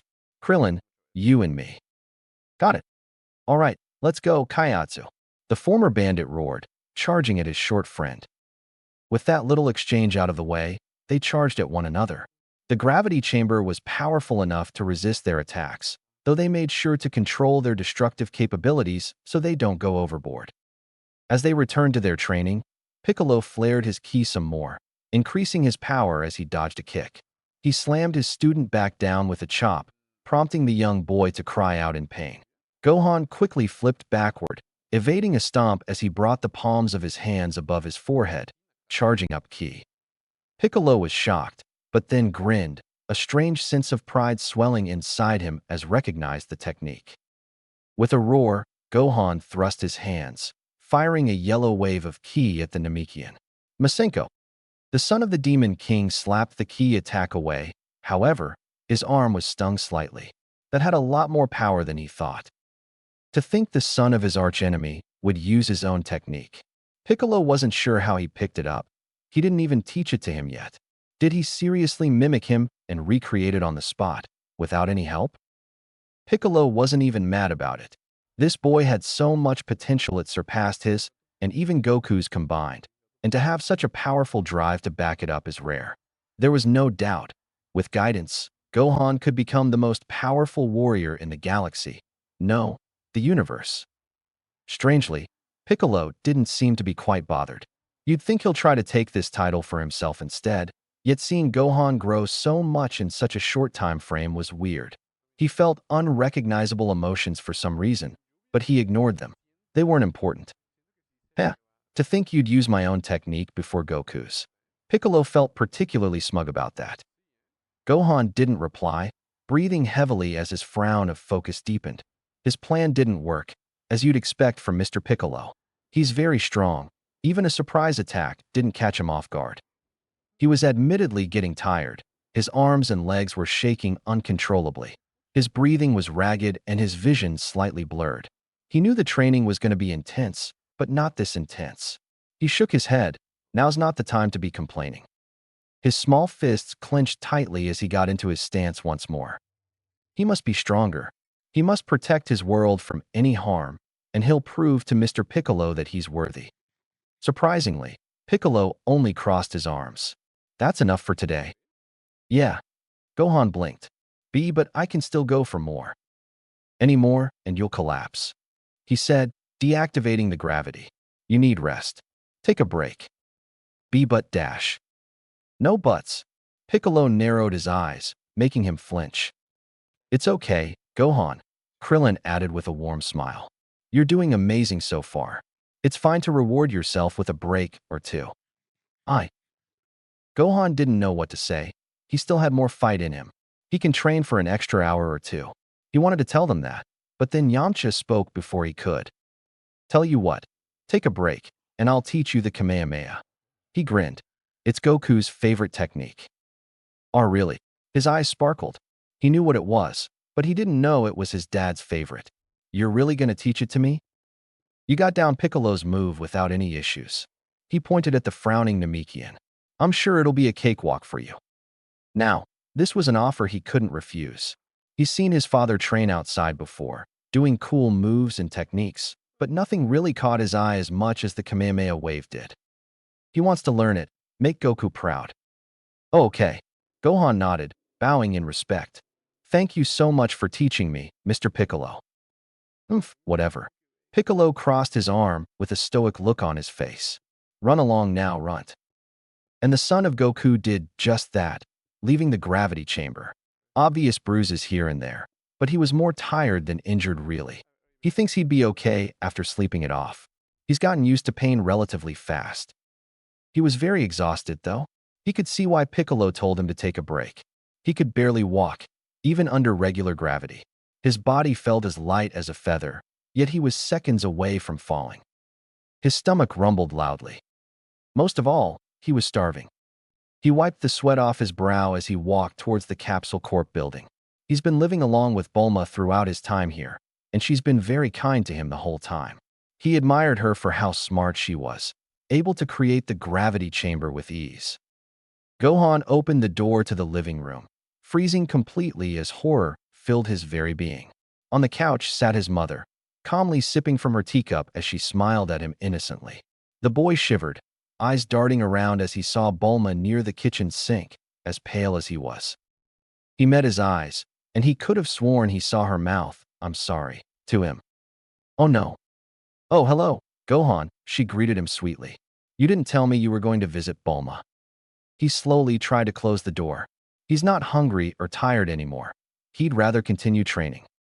One step, and I'll make sure you'll never see anything but books for the rest of your life. Never mind.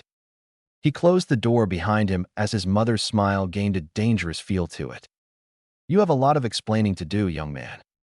This is the last time he's ever taking a break. Leaned against the tree, Goku took a deep breath as he meditated, focusing on mental training for a few days. Progress has been fantastic according to Ramil's words. From what he said, he's already surpassed his original timeline self. Even his Kaioken limit was higher. It's been an experience, Goku thought. A very good one.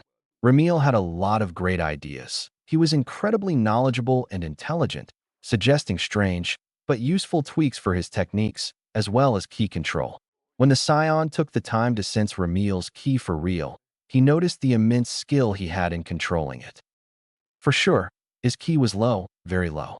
Even lower than him when he first began on his quest for the Dragon Balls. But such control even surpassed Kami's, so he took advice from his friend to try and refine his control a little more. Ramil was a good teacher. He's been very clear the entire time. He did say he was a professor before, so maybe that's why. A day ago, his new friend suggested a very odd way of mediating, but once Goku gave it thought, he realized that it might work, and it did. With a whisper, Goku's ki flared crimson. Kaioken. Mediating while in the Kaioken state. With his control in it, the first stage wasn't hard to maintain. He's already gotten used to it, probably using it for hours with no real issue, so Goku decided to kick it up a notch. Times 5. He winced as his muscles began to burn a bit, but he never broke his concentration. This was significantly harder, of course, but times 5 wasn't that hard either. It was, however, the perfect level for now. The reason for this is pretty simple. Goku wanted to improve his ki control faster, as well as the Kaioken because according to Ramil, it is a very important technique, one he should never abandon. The intense power of the Kaioken as well as the strain it does to the body are distracting, which is why they're perfect for ki control. Learning to concentrate while in intense agony was insanely difficult, and Goku welcomes the challenge. Ramil told him about a certain power that surpasses that of the Kaioken, one spoke about in Legends. The first stage was powerful enough to match a Kaioken X50, with nowhere near the strain it has. Merely the first stage was that powerful. The Super Saiyan. So how do I become a Super Saiyan? Goku asked. There are many ways, but it usually requires emotional turmoil or immense need. He said, it is not an easy power to achieve, especially seeing that you are not strong enough. Huh. Goku frowned, ignoring the pain. How did I unlock it then? Frieza killed Krillin, right in front of you. He answered, making Goku's frown deepen. You felt rage like never before, enough that you swore to make the tyrant suffer for what he did. It was a dark moment of your life. I see. Goku grimaced. I'd rather not get any of my friends killed for that kind of power. Worry not. There are other ways, Ramil assured him. But right now, you must become stronger. You don't need the power of a Super Saiyan to defeat Vegeta and Nappa. Right.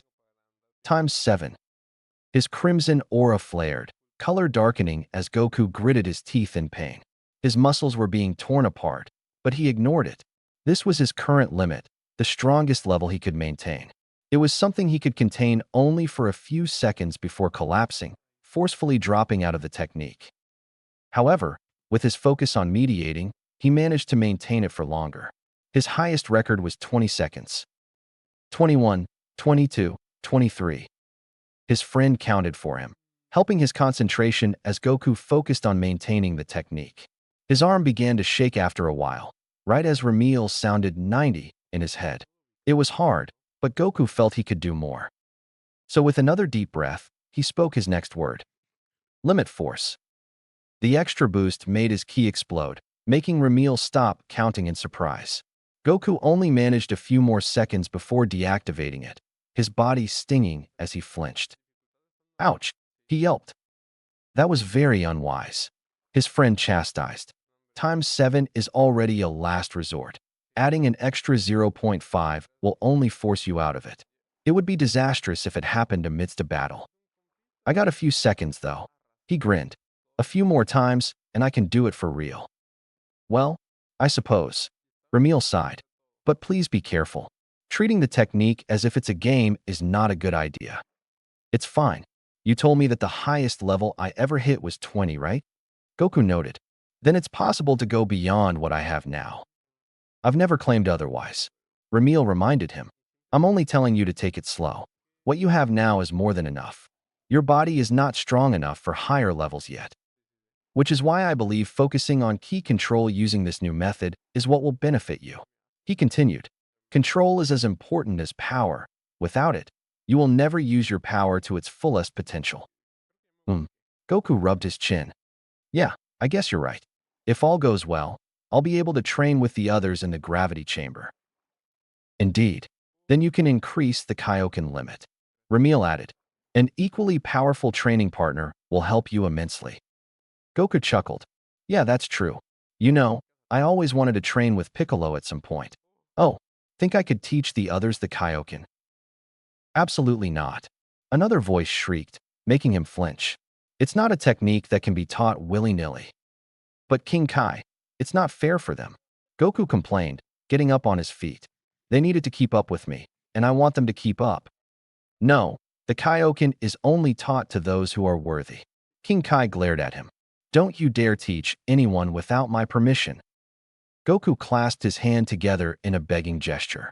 Come on, King Kai, do me a solid here. I swear all my friends are worthy. I know them firsthand. No means no. The North Kai remained stubborn, making Goku deflate. Not until they all prove themselves as you did. Ramil hummed casually. I suppose King Kai doesn't want the reign of Frieza to end, then. Huh. Goku blinked, and after a second, smirked mischievously. He realized what Ramil meant. Hee. Oh well, I tried. Goku shrugged, the smirk never leaving his face. I guess I'm gonna have to take on Frieza on my own, with nobody strong enough to help me out. King Kai froze. I'll try, but no promises. Goku wasn't even trying at this point, making his intentions very obvious. Man, I wish my friends were strong enough to fight with me dash. Hey, alright, fine. You've made your point. King Kai relented with a sigh. Just this once. That was easy. Goku's grin widened. Thanks, King Kai. He bowed respectfully. I owe you. Yeah. King Kai turned around and headed to his home. Just keep up your training, will ya? You'll never beat Frieza if you don't. Yes, sir. Goku saluted. Thanks for all the help you've given me, King Kai. He smiled a little and left Goku on his own, who then sat down cross-legged. Now that his body isn't screaming in agony anymore, he can continue his mediation. Don't go over 7. I won't. Kaioken times 5. As his aura burst in red, Goku returned to his training. He was wondering how the others were faring. I can't believe you'd sneak away like that, Chi-Chi reprimanded, giving her son a disapproving glare. I look away for 1 minute, and you're gone. Gohan shifted nervously, bowing his head as he refused to meet her eyes. He knew this was going to happen eventually, but training took his mind off of it for a while. His mother would obviously notice him missing, probably look around for him in the forest before calling Bulma for help. And from what he's seeing right now, Bulma spilled everything, either out of guilt or sheer terror. Gohan doesn't really blame her. Even his dad is afraid of Chi-Chi. He's seen firsthand just how scary she can be. Of course, she's a loving mother too. He loved his mother immensely as she's always dotting and gentle with him, regardless of how harsh she can be when it comes to studying or his dad goofing off somewhere in the mountains. Unfortunately, his mom was stubborn, very stubborn, especially when she was angry. She'd shut him down every time he tried to speak up, even though he doesn't know what to say if he's being honest. Do you know how worried I've been? She chastised. I've looked through the forests and mountains looking for you. I thought something hurt you. Sorry, he mumbled. And now, Chi-Chi, I don't think Gohan meant to worry you like that dash. You stay out of this. She scowled at Bulma, who flinched at her fiery gaze. You didn't even call me when you saw Gohan here. Well, Bulma fidgeted uncomfortably. Sorry. With a scoff, she turned her gaze back to her son. Come on, Gohan. We're leaving. His heart dropped. Even though he knew this was what's going to happen, Gohan stood up, looking at his mother pleadingly. He can't leave yet. He needs to stay and train with everyone else. It can't just end like this, not until the Scions are defeated. I can't, he said. I can't leave yet. Yes, you can. His mother glared. No, I still need to train. He persisted. I want to. Are you out of your mind, young man? Chi-Chi uttered in shock. Have you seen yourself? I almost had a heart attack when I saw how beaten you looked.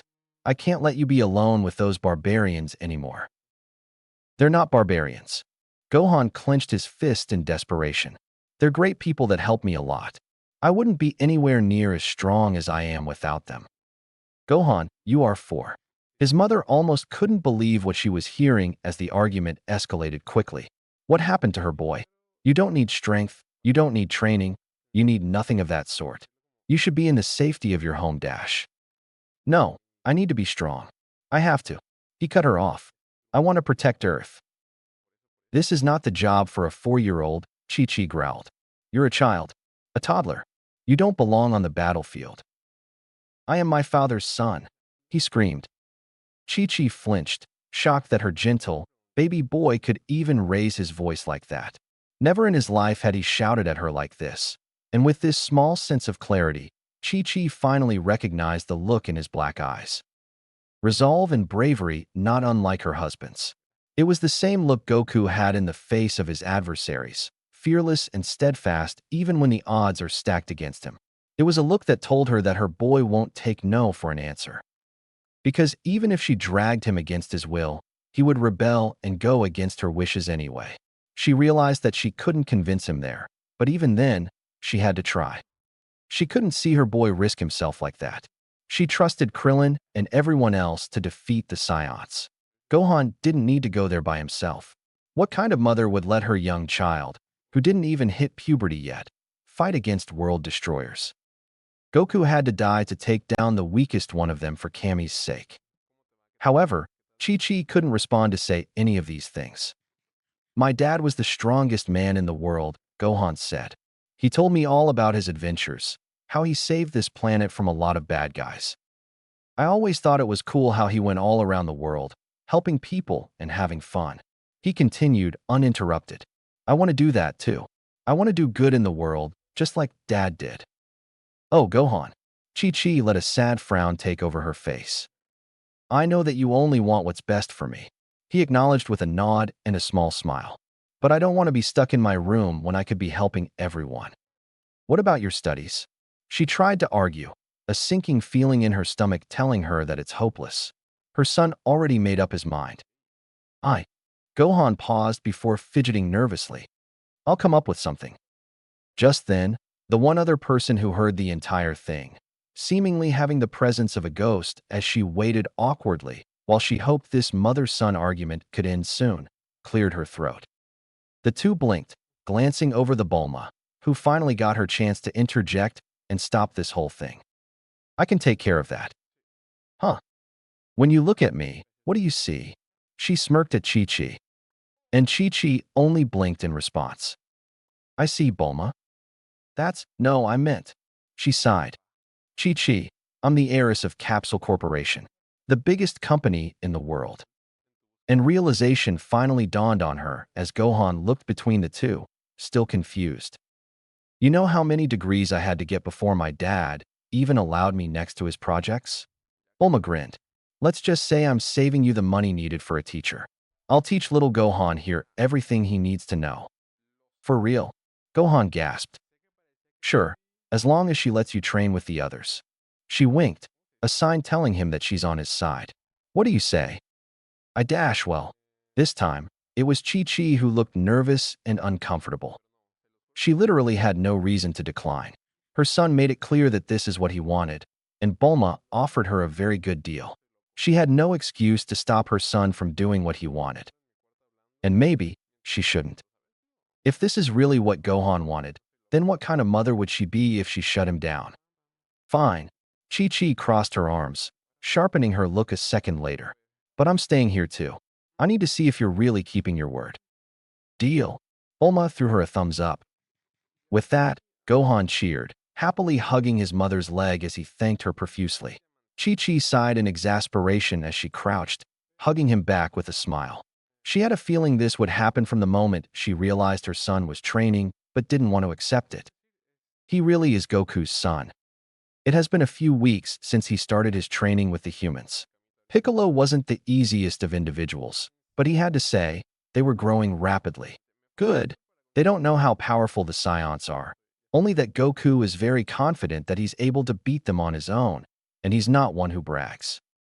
Piccolo stared at the night sky as he stood above the gravity chamber, deep in thought. Though news about this Frieza is what intrigued him. An emperor of space, with power that even Goku warned him about, saying he's leagues above what they can do.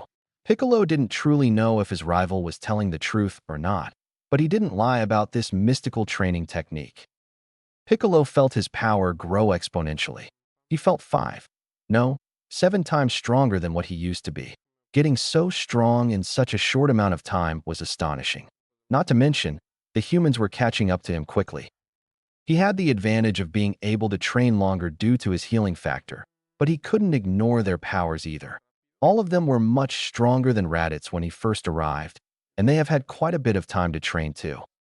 However, their strongest asset from what he noticed is their teamwork. They fought and trained together for years. Piccolo once told all of them to attack him at the same time. It was easy to see how in sync they were that even he had a lot of trouble against them. Tien and Yamcha would be on the offensive, taking his attention away from the others as they played support. Krillin would shoot him with ki whenever there was an opening, and Kaiatsu would deflect his attacks and freeze him with his psychic powers. Piccolo had to acknowledge them as powerful warriors. It'd be very dishonorable and insulting if he ignored their efforts. He knew they were going to be useful in the fight against the Scions, and maybe this Frieza monster. Only time would tell. Then there's Gohan, whose growth left all of them in awe. If he were to compare the young boy to someone, he'd be around 3 times as strong as Raditz, even surpassing Yamcha in pure strength. He's been doing exceptionally well, from his technique to his ki control. He even picked up the Kamehameha instantly. Seeing him so enthusiastic, no matter how harsh Piccolo was with him, left the Namekian proud. He was becoming a real warrior already. Right now, all he needs is real life or death battle experience. It could scar him, even possibly make him afraid of fighting altogether. They'll see when the time comes. Speaking of, Piccolo's ears picked up something, glancing back as Gohan climbed up the gravity chamber in his pajama, smiling nervously at his teacher's stoic expression. They finished training a long time ago. It was already past midnight. "What do you want, kid?" Piccolo asked. "I just couldn't sleep," Gohan answered. "And I saw you here from the window. Is it okay if I stay?" "Humph, suit yourself." "Thanks." A moment of silence passed, the pair gazing at the starry night sky as the gentle breeze hit them. Gohan's gaze turned to Piccolo, who looked focused. He admittedly intimidated the young boy, but Gohan realized that he was not as bad as he thought. His father told him about how terrible King Piccolo was, but that Piccolo was a far cry from the one standing next to him. He was rough and harsh, sure, but Gohan didn't feel evil from him. In fact, Gohan would notice Piccolo looking conflicted at times. He wasn't sure if the others noticed, but he trained with the Namekian the most. He seems more patient than the first time they met, a lot less angry and scowling. He even started praising him sometimes. Piccolo felt a lot less like an evil demon king and more like an intimidating uncle, if anything. Hey, Mr. Piccolo?" Can you?" Gohan twiddled his thumbs. "Teach me how to fly." Piccolo looked at him silently. However, this time, Gohan's gaze met his. He wasn't as skittish and nervous as before. The kid is growing in mind as well as in body. "Follow me." Piccolo dropped down from the gravity chamber, leading his student to the backyard. Gohan wasn't sure what happened throughout his time training with Piccolo, but his teacher seemed to be nicer because of it. He felt relieved. He knew Piccolo wasn't as bad as everyone made him out to be. Goku tightened his obi, his training finally having come to an end. These months have been grueling. They pushed him to heights far beyond anything he thought was possible, all thanks to his new friends, Ramil and King Kai. Without Ramil's knowledge of the future, he'd be far less prepared than he is now. His friend helped him in his techniques, offering ideas even Goku wouldn't have come up with. The two were confident that the Scions weren't going to be much trouble. King Kai was right. With Ramil's brains and Goku's brawn, they made a formidable duo, and today will be their test. The day of the Scion's arrival and Goku's revival. If he was being honest, Goku felt a little excited. They had a plan in mind, and with his times 8 Kaioken, he's fairly certain that they'd win this. Excluding the fact that his friends are probably far more powerful than they were as well. They have the quantity and quality advantage, as Ramil said. However, he knew what his first course of action would be. The Scions might be two murderous maniacs, but Ramil told him that Vegeta changed. He became Goku's greatest rival and one of the most powerful defenders of Earth. If he could convince him to join forces against Frieza, then maybe he can change in this timeline too. They all share one common goal, and that is the tyrant's defeat. The prospect of two more Scions joining their cause was a good one for two different reasons. Of course, Ramil knew about the true potential of the Scions and knew that he needed to preserve as many as he could. Vegeta is a key figure in history, and killing him may lead up to Earth being destroyed in the end.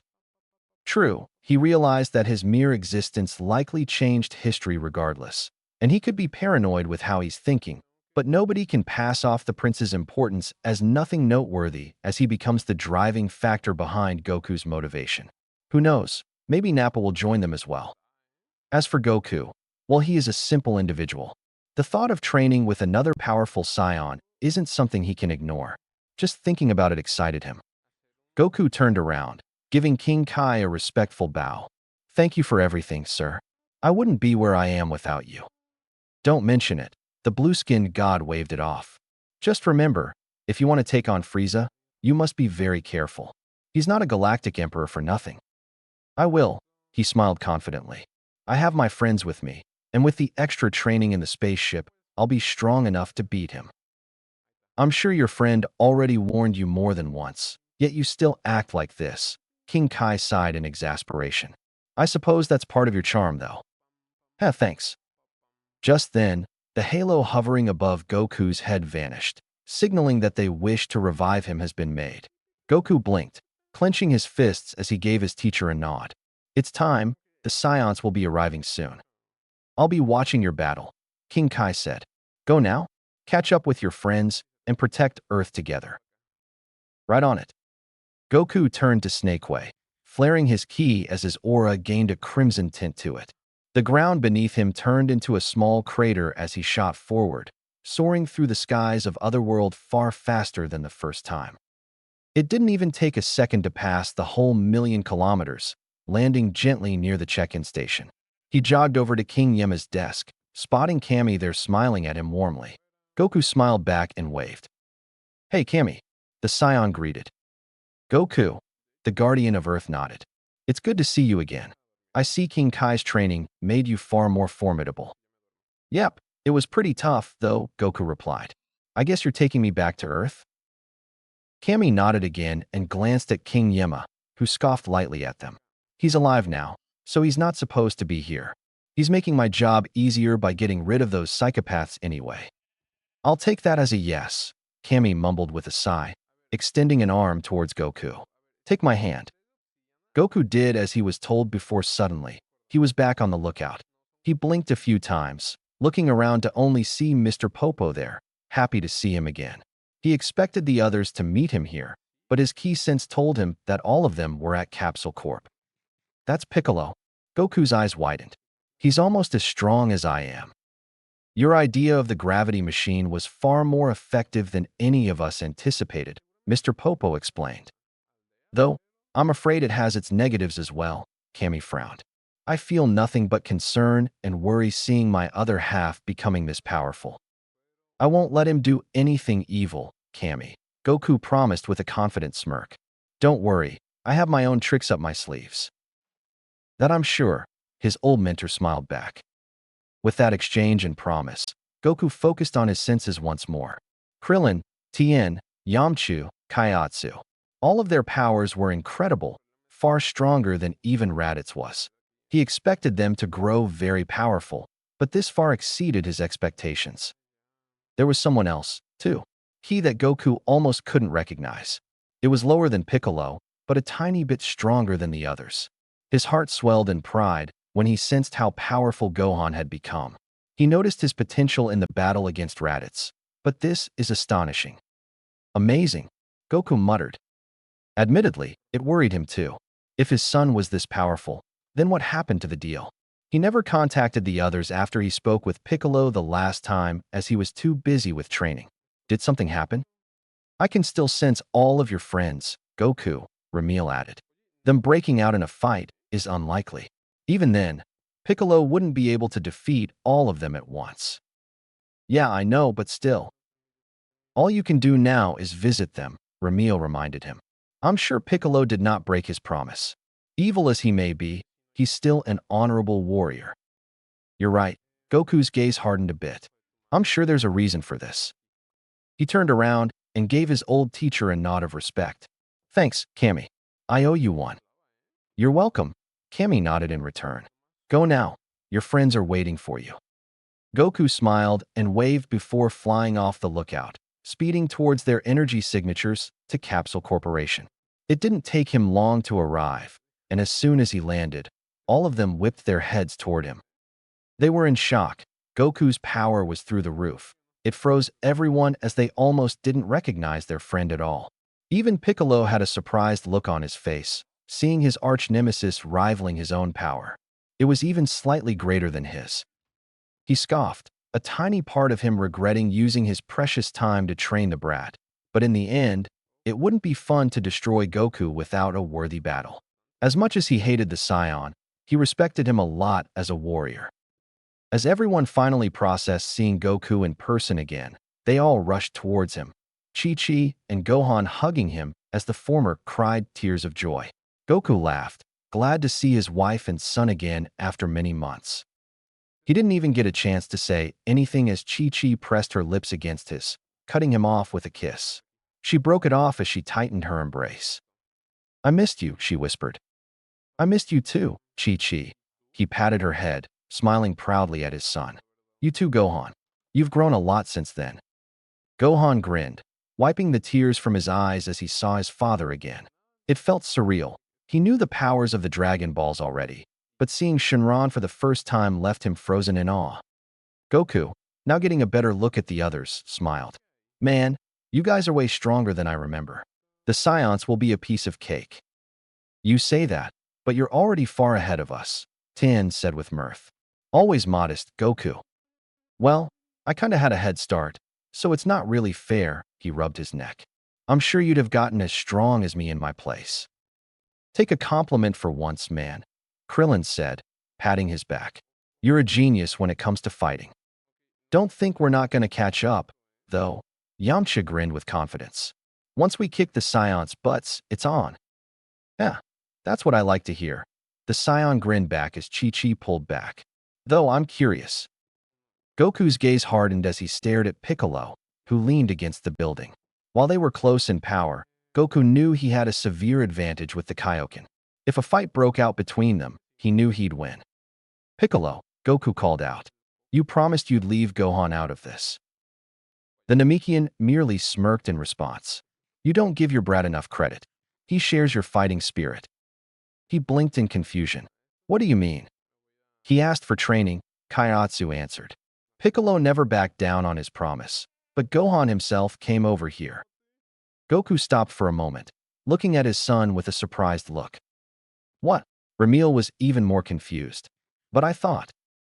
What's wrong? It's nothing. His friend brushed it off as he collected his thoughts. I suppose a boy that age would be eager to help, regardless of the dangers. I guess. Is that true, Gohan? Goku asked, kneeling down to his son's height. It is. Gohan fidgeted nervously. Did I do bad? Goku paused and looked at his wife for a moment, who blinked. It took a moment, but she realized what this stare meant and blushed in embarrassment, clearing her throat as Bulma chuckled in amusement. I couldn't say no when he was serious about it, she said, crossing his arms before looking away. But only this once. No more training after the Scions are gone, all right. Goku laughed at his wife's adorable antics, then flinched as he sensed two high powers approaching the planet. Everyone else did, their smiles replaced by nervous frowns. One of them wasn't that powerful, but the other. Holy shit, Yamcha whispered in awe. That's Vegeta, Ramil said. Be careful, Goku. I know how much stronger you are, but this is no excuse to be laid back. I know. Goku's frown deepened. The other one, who Ramil told him was Nappa, isn't that strong. Krillin or Tien could handle him, but Vegeta's power even surpassed his own. Not counting the Kaioken, of course, but it's still very concerning. If we're done with this ridiculous show, then prepare yourselves. Piccolo commanded. They're here.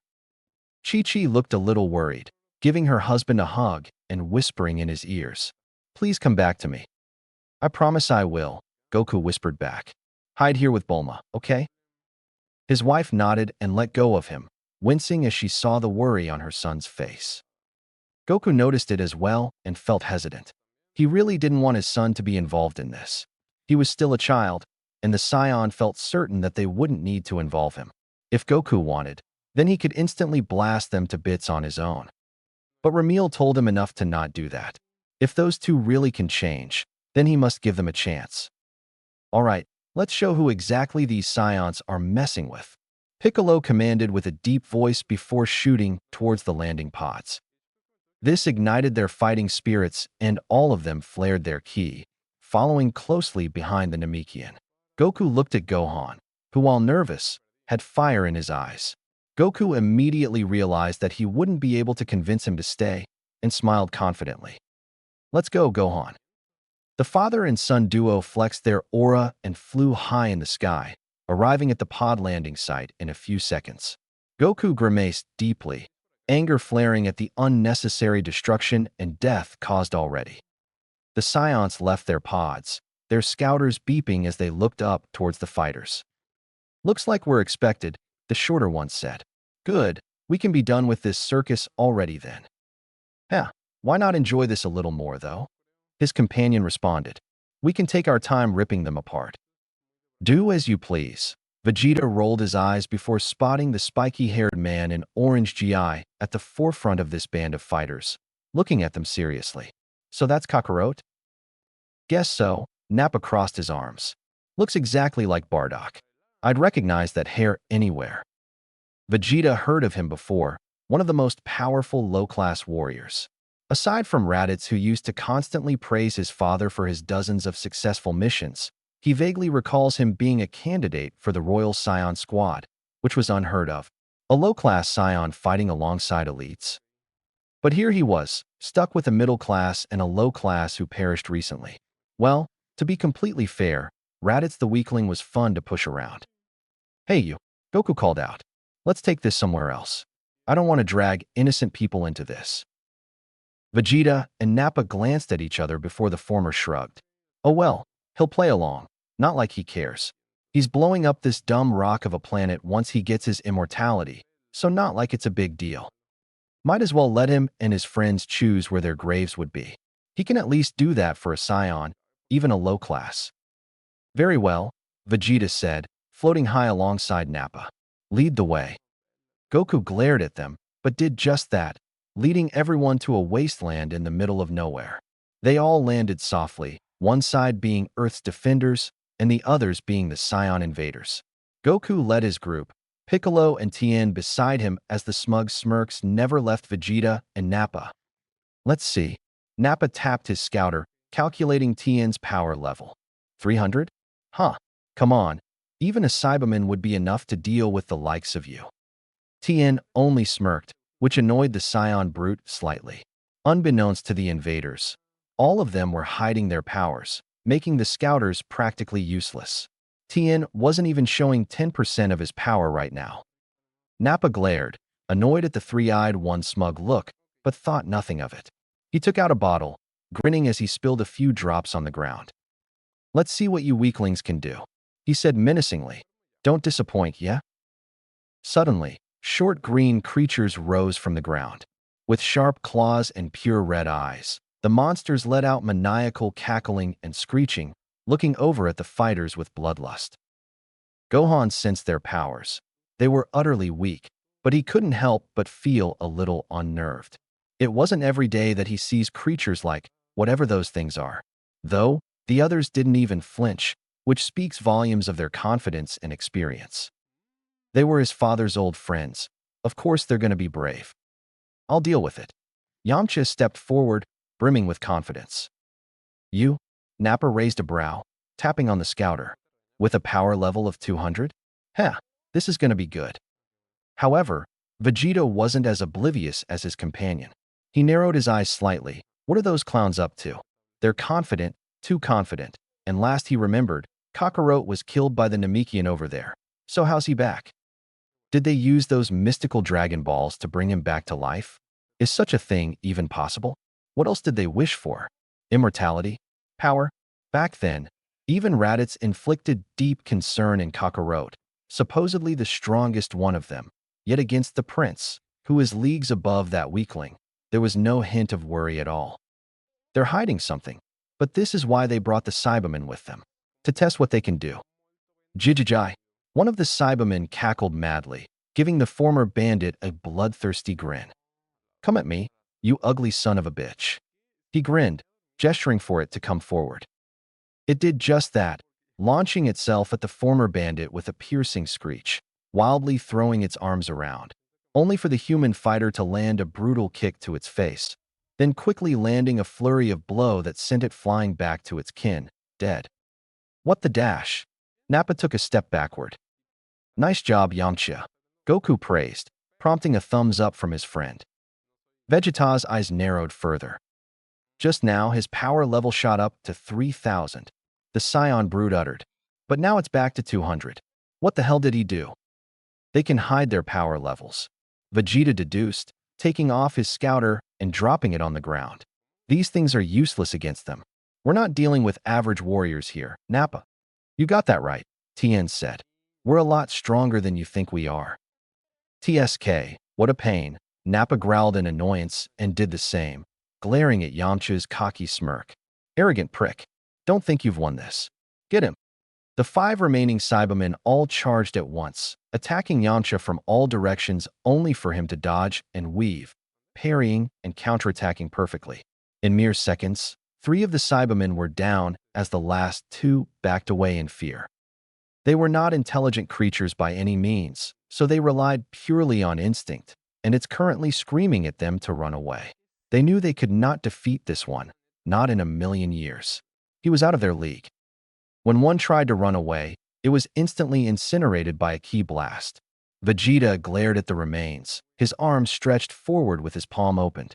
The final Cyberman flinched and shook in terror as the prince's mere presence was enough to overwhelm it. What was that for? Nappa looked at the prince in shock. It was on our side. It tried to escape. Vegeta countered with a blank look. I will show no mercy to cowards. Goku blinked, noticing the older Scion's odd compassion. He knew what they were before coming over to Earth due to Ramil telling him everything, but he didn't quite expect that from Nappa, showing care, even if little, for his ally. Nappa gritted his teeth but held his tongue. He knew arguing with the prince would lead up to disastrous consequences. Unlike Vegeta, Nappa fought with many Scions on missions. He recognized camaraderie and teamwork. It's something you develop after going on many life-or-death battles alongside allies. Hell, he even felt saddened by the fact that Raditz lost his life, but he knew showing even the slightest of weaknesses around Vegeta would be his own death sentence. Vegeta never had to struggle. He never fought enemies that truly pushed him to the brink of death. His view was very black and white, sometimes. The Cyberman looked between Yamcha and Vegeta, weighing its options with its tiny mind before shrieking. It rushed the human, who looked at it with a smirk. He expected an attack of some kind, but the little green monster hugged him instead. Yamcha blinked in confusion, then his eyes widened as it started to glow. It convulsed and grew as its energy spiked, and before he could get it off, the Cyberman self-destructed. The explosion shook the ground, smoke blinding the watchers. For a moment, the human fighters were worried. That was an especially powerful explosion for a creature that weak, but with their keen ki sense, their worries washed away. Vegeta smirked, but said smirk quickly dropped as the smoke cleared. Yamcha was still standing, his GI ripped apart a little, but is relatively unharmed. His confident grin told the onlookers enough. This was nothing but a scratch. Goku smiled, as did the others. They knew he could handle it. Something like that will never keep him down. What the hell? Nappa stepped back, a little shocked to see the human alive. Oomph, you're not half bad, Vegeta praised. For a human at least. Now's your turn, Nappa. Wadash. Nappa quickly stopped himself from arguing, reluctantly complying with the prince's demand. Fine. So we're done with the appetizers? Yamcha clenched his fists. Because I'm dying for the main course. Heh. I'll say, I like your confidence, the Scion brute complimented with a smirk. The past few planets barely had anyone worthy, and I love a good battle. Wait, Goku stopped them, garnering the attention of everyone in the battlefield. There's something I want to say first. Vegeta raised a brow when the Scion looked at him specifically. Will he ask for a fight? As far as he's concerned, Kakarot is the strongest one out of them all, and this human there that fought the Cybermen had the power level of 3,000 at least.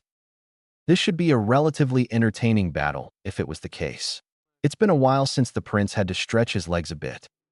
Suddenly, Goku shot ki blasts towards the scouters laying on the ground, surprising the group and especially the two Scion invaders.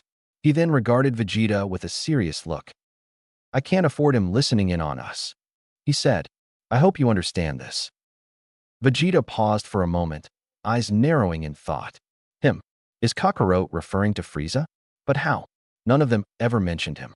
Raditz did, but he shouldn't have context for the Frieza Empire, right? Is he missing something here? Where did Kakarot learn of Frieza, and what is he trying to do now? D-Dad? Gohan muttered, looking at his father in worry. Go on, Vegeta said. We don't have to be enemies, Vegeta, Goku replied, shocking all of his friends. I know what your goal is. You want to take on Frieza, don't you? Oh, I see. What the Goku? Krillin looked at his best friend with wide eyes. Are you listening to yourself? What's the meaning of this? Tien glared. What do you mean by that? Goku. They plan on taking the Dragon Balls. Chayatsu reminded him. We can't let them do that. All of his friends were outraged. Even Gohan was admittedly shocked. What was his father doing? Does he have a plan? What does he mean? Who is Frieza? Unlike the rest of them, Piccolo realized what Goku was doing. If what he said was no exaggeration and Frieza was that powerful, then they truly need all the allies they can get. This Nappa Scion might not be all that powerful, but Vegeta was even stronger than Goku. Their powers would be needed to take down the galactic tyrant. Guys, I know what I'm doing, trust me, he assured the group. We don't have to fight if we don't need to, do we? Nappa's smirk dropped as he regarded the Scion seriously. What's your plan here? We share one enemy, and the enemy of my enemy is my friend, Goku explained. Frieza is way beyond our league, but if we combine our powers together, then we can defeat him. Vegeta chuckled arrogantly. You low-class fool. You think a handful of warriors are enough to defeat him? No, I know we can do it, Goku responded. We just need to train a little more and make a good plan. You're an idiot, Kakarot, Nappa added. If you really think that's enough, then you have no idea how powerful Lord Frieza is. No matter how long you train, it'll never be enough. That's quitter talk. Piccolo challenged with a glare, making the older Scion flinch. Anything is possible if you try hard enough. Do you think I got to this point without training? That I was born with this power? Nappa couldn't argue, only glaring back. Well, this is good and all, but you know what's a better plan? Vegeta quipped. Immortality. A power far superior to any form of teamwork and training, and it's right there on this planet. We'll never let you take them, Krillin said. People like you who kill countless innocent people for fun don't deserve it. I still don't understand what's going on or who this Frieza person is, but if you won't take Goku's offer, then we have no more words. Yamcha flexed his ki. You better prepare yourselves. Tien clenches his fists, looking at the older Scion with determination. We'll show you how powerful Earth really is. It didn't work, Goku thought.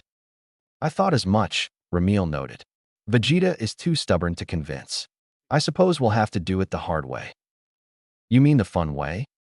Those two are not mutually exclusive. I guess that's a no then. Goku sighed. Gohan, stay back. Only fight if you have to. But Dad dash. It's okay, son. He assured his boy. The others will take care of it. Oh, okay.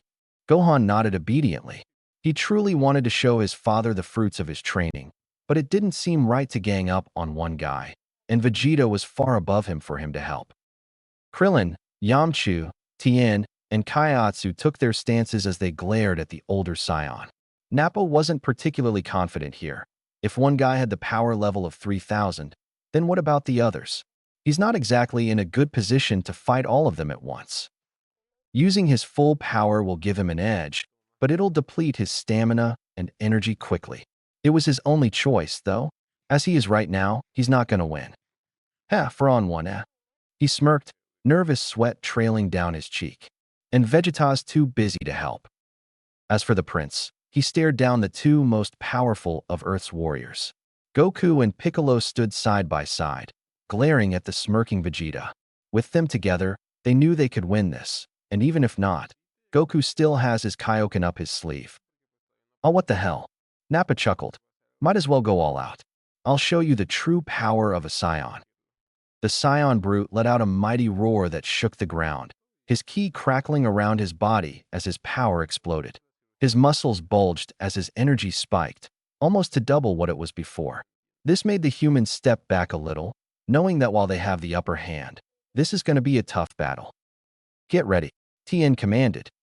With that, Nappa charged at the closest one, Yamcha. Even with his build, he was quicker than what the former bandit thought, and a punch to the gut hurled him to a nearby mountain. Krillin rushed in and kicked the bald scion in the face, pushing him back as Tien swept him off his feet. Kaiatsu got close and released a charged ki blast point-blank, sending the scion skidding across the ground. Nappa growled and charged once more, delivering a flurry of blows that were either blocked or parried by Tien. However, a few managed to slip by his defenses. Tien grunted as Nappa struck his side, prompting him to flip backward before shooting a Dodon ray. The scion slapped the ki beam away, only for him to suddenly freeze. He glanced sideways and spotted the Kaiatsu holding him in place with his telekinesis. And this was when Yamcha returned to the fray, landing a flying kick in Nappa's face, who planted his feet in the ground to prevent himself from going too far. Blood seeped from the scion's nose, but unexpectedly, he smirked widely. This is what I'm talking about, he yelled in excitement. You guys ain't half bad. I wouldn't mind getting warriors like you in my own squad. You're doing well yourself. Tien returned the praise, considering the disadvantage you're in. This is nothing, Nappa replied. Come on now, this battle is far from over. With that quick exchange out of the way, the fight resumed. It was clear who was going to win, but even then, Nappa never lost his grin. Vegeta turned his glance back to the two that stood before him. Well, for a middle class, he's doing fairly decently. The big bastard is hard to put down admittedly, unlike the other scions that were with him many years ago. Those weaklings sickened him. So, you two want to fight me, then, Vegeta noted. They responded by getting into their stances, eliciting a chuckle from the prince. Very well. He smirked, clenching his fists. Show me what you can do. A few tense seconds pass, Gohan nervously glancing between the current battle and the one that's about to take place. He knew Piccolo and his father would win against him, but a sinking feeling in his stomach told him that it's not that simple.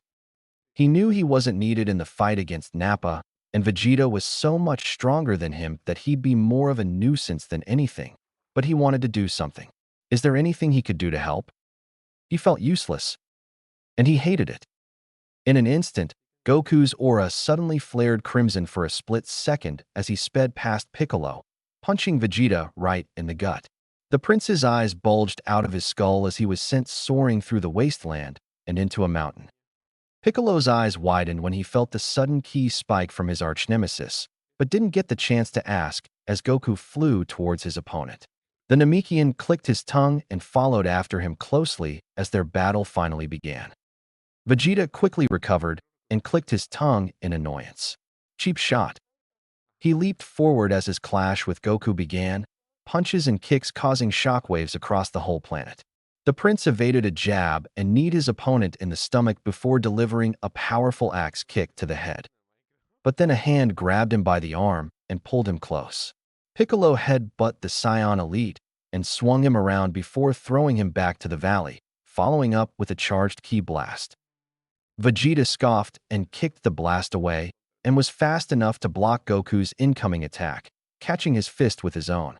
However, another ki blast hit his back and scorched some of his armor, making him growl at the Namekian angrily. Pest! Piccolo rushed forward, the two allies cornering Vegeta as they each threw flurries of blows.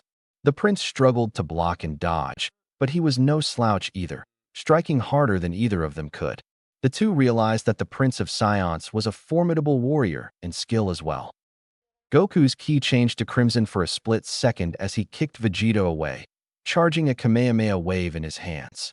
He didn't waste time charging it and quickly launched the ki attack, a powerful wave of blue energy flying towards the Scion Elite. Vegeta flipped and landed on his feet, growling in anger as he held the incoming attack with his hands. With his ki flaring, he redirected the blast someplace else, only for the Namekian to kick him in the back. Goku flew closer, floating next to Piccolo as they glared at the prince. What the hell was that? Piccolo quickly asked. I believe he's referring to the Kaioken. Ramil clarified. Speaking of, I believe you should end the battle soon. I'll tell you about it later. Goku waved his question off. Now's not the time. Don't worry, Ramil. He smirked. We have the upper hand here. I doubt Vegeta will be able to do much against the two of us. Goku, no. His friend remained firm. Overconfidence is the last thing we need at the moment. In the fight. We got this, don't worry, Goku assured him. You told me all about his techniques. I know what I'm doing. Ramil did not reply, opting to stay silent, but Goku did sense his disapproval, prompting him to frown a little. You better, Piccolo said. Well, whatever it is, it's working. As long as we keep this going, we'll win. The valley suddenly exploded in blue energy as Vegeta flew up, looking at his opponents in rage. You worthless, pathetic excuse for a Scion. He roared, his power increasing slightly. I am Vegeta, the prince of all Scions, and I will not be defeated by a low class and a damned slug. Come on then, prince of all Scions. Piccolo taunted with a menacing smirk. Do a better job, or else you'll die by this slug. Vegeta charged with a yell, faster than he was before, and landed a kick at Piccolo's jaw before spinning and dodging Goku's fist, releasing a point-blank ki blast at the low-class Scion's face. This fight was far from over. Over at the other side, Nappa struggled against the group of humans, tanking painful strikes and counterattacking whenever possible. But he can't keep this up at this rate. These four have great chemistry and teamwork, and seeing how powerful they all are, it's a very tough match for the Scion Brute. His armor was falling apart, and he gritted his teeth as he blocked Yamcha's Wolf Fang fist, unable to defend himself from Krillin's Kamehameha that scorched his back. He slapped Tien's fist away and struck back with a mouth beam that sent him flying before grabbing Kaiotsu by the head and slamming him on the ground. A kick by the former bandit sent him upward as Krillin followed by slamming him back down. Tien continued the combo by showering the Scion with ki blasts from above, right before he was smashed into several boulders by Kaiotsu's telekinesis. Every time he'd knock someone away, another would take his place. The humans are damn durable, and he's not going to last long if this keeps up. They were slowly whittling him down, and he doesn't have a lot of energy left. Damn it all. He cursed under his breath, getting back on his feet. How did you get that strong? We trained, Yamcha answered, bruised and bloodied but nowhere near as hurt as him. All of us together. We went through hell so you Scions don't hurt our planet. Nappa clenched his fists. Morons. You think training will help you beat Lord Frieza? Wishful thinking. He's a monster. Nothing can touch him. We don't know who Frieza is, Krillin responded. But what we know is that there's nothing we can't do if we put our minds to it. Piccolo is right. You guys are quitters. You, Viens threatened to pop in Nappa's forehead as he snarled at the humans in front of him. You pathetic fools have no idea what we went through. And we don't care, Tien replied bluntly. You don't believe in your own power, so you aim for immortality. You're no warriors, but two cowards trying to take the easy way out. Nappa flinched. But this response only served to make him angrier. The hell did you say, Three Eyes? You heard me. Tien glared back. Nappa screamed, rushing forward as he was blinded by rage. Tien ducked under a wide swing before kicking the scion in the chest, with Yamcha following up with a knee to his face. The brute was sent sprawling over the ground, blood trailing down his nose and mouth. Nappa struggled to get up, spitting out a broken tooth as he began to charge his ki. Fine. You've done it now. He roared, electricity dancing around his body as his power increased more and more. Die, scum. While his power did increase, the group noticed that he's exerting too much energy. If he keeps this up, he'll end up killing himself in the process. However, even one direct hit could be devastating. They were confident in their newfound powers, but the scion is not to be underestimated. Nappa released a powerful ki wave from his mouth, one that soared towards Tien, who made a triangle with his hands, ready to unleash his own ki blast. Energy swirled around his body as the incoming wave got close, but he was fortunately fast enough to block it. Kikaho. A triangular-shaped ki blast made contact with Nappa's mouth beam, making a gigantic explosion between the two. The scion anticipated this, though, and quickly rushed forward to attack the three-eyed human. Only for Kairatsu to freeze him midair, giving Yamcha the chance to land tens of blows on him. Krillin joined in too, fists and feet flying at speed untraceable by humans as Nappa was beaten down. He fell to the ground, his energy finally giving out. He was on the verge of unconsciousness, glowering at the humans who defeated him. Damn you. Stop struggling, man. Yamcha sighed. We don't really want to kill you, you know. Suddenly, Gohan appeared, floating down as he witnessed the end of the battle. He had a happy look on his face, causing the others to smile back at him. You did it, guys. Yeah, that we did. Krillin gave the Scion hybrid a thumbs up. Told you it'll be fine, little guy. Hee. Gohan giggled as Krillin patted his head. What about Goku and Piccolo? Yamcha asked, stretching his ki senses. Are they doing Okadash? Right before he finished the sentence, someone plummeted to the ground nearby, and as the dust cleared, Vegeta stood back up from the crater he made with an enraged snarl as Goku and Piccolo charged at him once again. Vegeta blocked, parried, dodged, and counterattacked, but he was getting overwhelmed. He did not expect Kakarot to be that powerful, much less the damned Namekian. For every kick he threw, 2 strikes would land on him.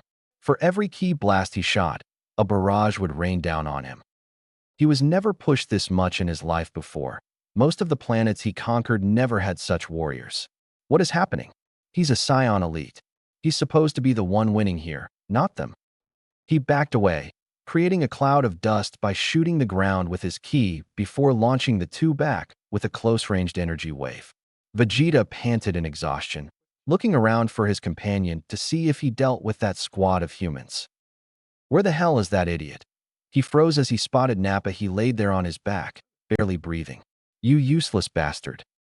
Great, now it's a 6-on-1. As if this day could get any worse. Goku and Piccolo returned and landed, looking at him with frowns. He's at a severe disadvantage right now. As much as he hates to admit it, he can't deal with those 2 on his own, much less everyone else at the same time. Well, there's only one thing he can do right now. Very well, I'll admit that you're no weakling, Kakarot. You too, Namekian. Vegeta complimented. No one has ever pushed me this much before, so I might as well show you my true power. He's up to something, Piccolo noted. Be on guard. I know. Goku nodded. Vegeta extended his arm, palm open as weird energy swirled around it. A white ki ball formed, floating up to his hand as the prince grinned widely. I don't like using this disgusting form, but I suppose there's no escaping my heritage. Hold, Ramil said. Do it at the last second. We want to catch him off guard. Got it. Goku knew what this was. Ramil told him about it already and was ready to end this grueling battle before it even began. He waited for the perfect opportunity, though. Vegeta must not know what he was planning to do. Behold the power of a great ape. Vegeta roared as he threw the ball up. Burst, open and mix. What the hell? Piccolo muttered, looking at the ball in confusion. What is that? Hee hee. You fools will soon realize just how fucked you really are. Vegeta chuckled, his grin widening as he looked at the artificial moon. I'll turn this planet into space dust. Now, at his signal, Goku flared up his ki, activating Kaioken X7, and rushed, speeding past Vegeta. Everyone stopped as they stared at him with their jaws dropped, feeling the insane increase in power just now. Of course, the Scion invaders didn't quite feel it, only the sudden, intense heat that followed the technique. Speaking of heat, Vegeta suddenly felt a sharp pain in his backside as his transformation stopped.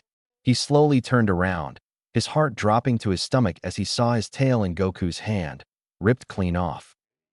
No, Vegeta whispered. What have you done? Think I was gonna watch and do nothing? Goku smirked, dropping the tail. Heh, now you can't transform. Vegeta was unresponsive, still in shock as he saw his glorious Scion heritage tarnished, his tail ripped off completely. Rage began to bubble inside of him, anger unlike ever before as his energy spiked up. Why you dare? The prince gritted his teeth, pupils dilating as his wrath took over him. You low-class scum dare to cut my tail? Goku flinched, admittedly concerned as his opponent's power began to rise rapidly. Not even a minute, and it almost doubled, making him clench his fists. He felt worried but equally excited. Even if Vegeta was getting this powerful, he still has his Kaioken to deal with it, so it's not all that bad. Dodge! Ramil's warning was unfortunately too late as Vegeta's fist connected with Goku's face, sending him miles and miles away. Freya! The prince's angry roar shook the earth as his power exploded, prompting Goku to roar back, his aura turning red once more. Limit force. Mountains would shake and shatter as the force of their punches released shockwaves all over the planet. Two auras in the sky clashed, fists would be blocked, kicks would be thrown, ki waves would vaporize hills and valleys. The power of these two titans forced the remaining warriors to look in awe. It wasn't clear who was winning. Each time Vegeta would land an attack, Goku would throw him through mountains. For every ki blast Goku would shoot, Vegeta would slam him back to the ground. They were equal. The rage Vegeta was feeling increased his powers to levels beyond what he thought was possible in his regular form, but he wasn't thinking clearly. He wanted nothing but to rip this upstart Scion a new one. As for Goku, this was the battle he wanted. He knew he could beat Vegeta, but to end a battle so quickly left a bad taste in his mouth. Ramil warned him about the great ape's destructive capabilities, so he followed through with the plan. This is a lot less dangerous, so he could at least have a little fun. It wasn't every day he gets a chance like this. Incredible, Piccolo mumbled in awe, though there was a hint of anger in his tone. So you were hiding your true power all along, Goku. Man, and here I thought we could catch up. Yamcha rubbed his neck. Yet here he goes, leaving us in the dust again. Yeah, that just means we need to train harder, Tien added with a smile. Isn't that right, Gohan? Tien glanced at the boy, who was breathing heavily. Gohan quivered and shook, gazing high at the sky. At this point, everyone else noticed the boy looking quite strange. Krillin shook him by the shoulders as if to snap him out of it. Gohan, are you okay, buddy? Huh? Nappa laughed, breathing as hard as the Scion hybrid, his eyes wide open as well. You idiots are done for now. Gohan then growled, pushing Tien away from him as he began to grow, and so did Nappa. Krillin realized what was happening. They were turning into that giant monkey form like Goku did a long time ago. But how? The moon isn't even out yet. How is this happening? He looked back up at the ki blast that the prince made, the white one floating in the sky acting as a moon. Oh no. Quick, cut their tails. Krillin screamed at his friends. The others didn't question him, but they were too late as Nappa released a ki shockwave that pushed them all away, even Piccolo. The Scion's power was increasing dramatically, and unlike Gohan, he seemed aware and conscious. Hair began to grow on his body, his face deforming and changing as his eyes turned bright red. He grew big, dozens of feet tall as he stared down the remaining warriors. His power was tremendous, far surpassing that of both Vegeta and Goku. Same with Gohan, who let out an enraged roar so powerful it shattered the ground beneath him. Unlike the Scion Brute, he was going haywire, slamming his chest with his fists as he released ki blast after ki blast in random directions. I wonder how you'll fare against a great ape. Nappa chuckled, grinning to show his fangs. Not so confident now, are ya? As if he somehow didn't notice the other giant monkey rampaging next to him, Nappa failed to evade the huge fist that collided with his face, growling at Gohan, who flailed his fists around. While transformed, he was still a little tired, and the Scion hybrid clearly had a lot of strength. Fortunately, he's totally out of control. Nappa had dealt with many rampaging great apes that were stronger than him before. Vegeta's first few times using that form weren't his best memories, so this shouldn't be much trouble. As long as he catches the tail, the kid is done for. Everyone, aim for the tail, the Namekian commanded. As strong as he may be, Gohan is distracting him. Unfortunately, his enemies aren't dead yet. He needs to be careful and protect his tail before they get to him. Once this stupid kid is out of the picture, he can handle these humans with ease. Out of my way, brat.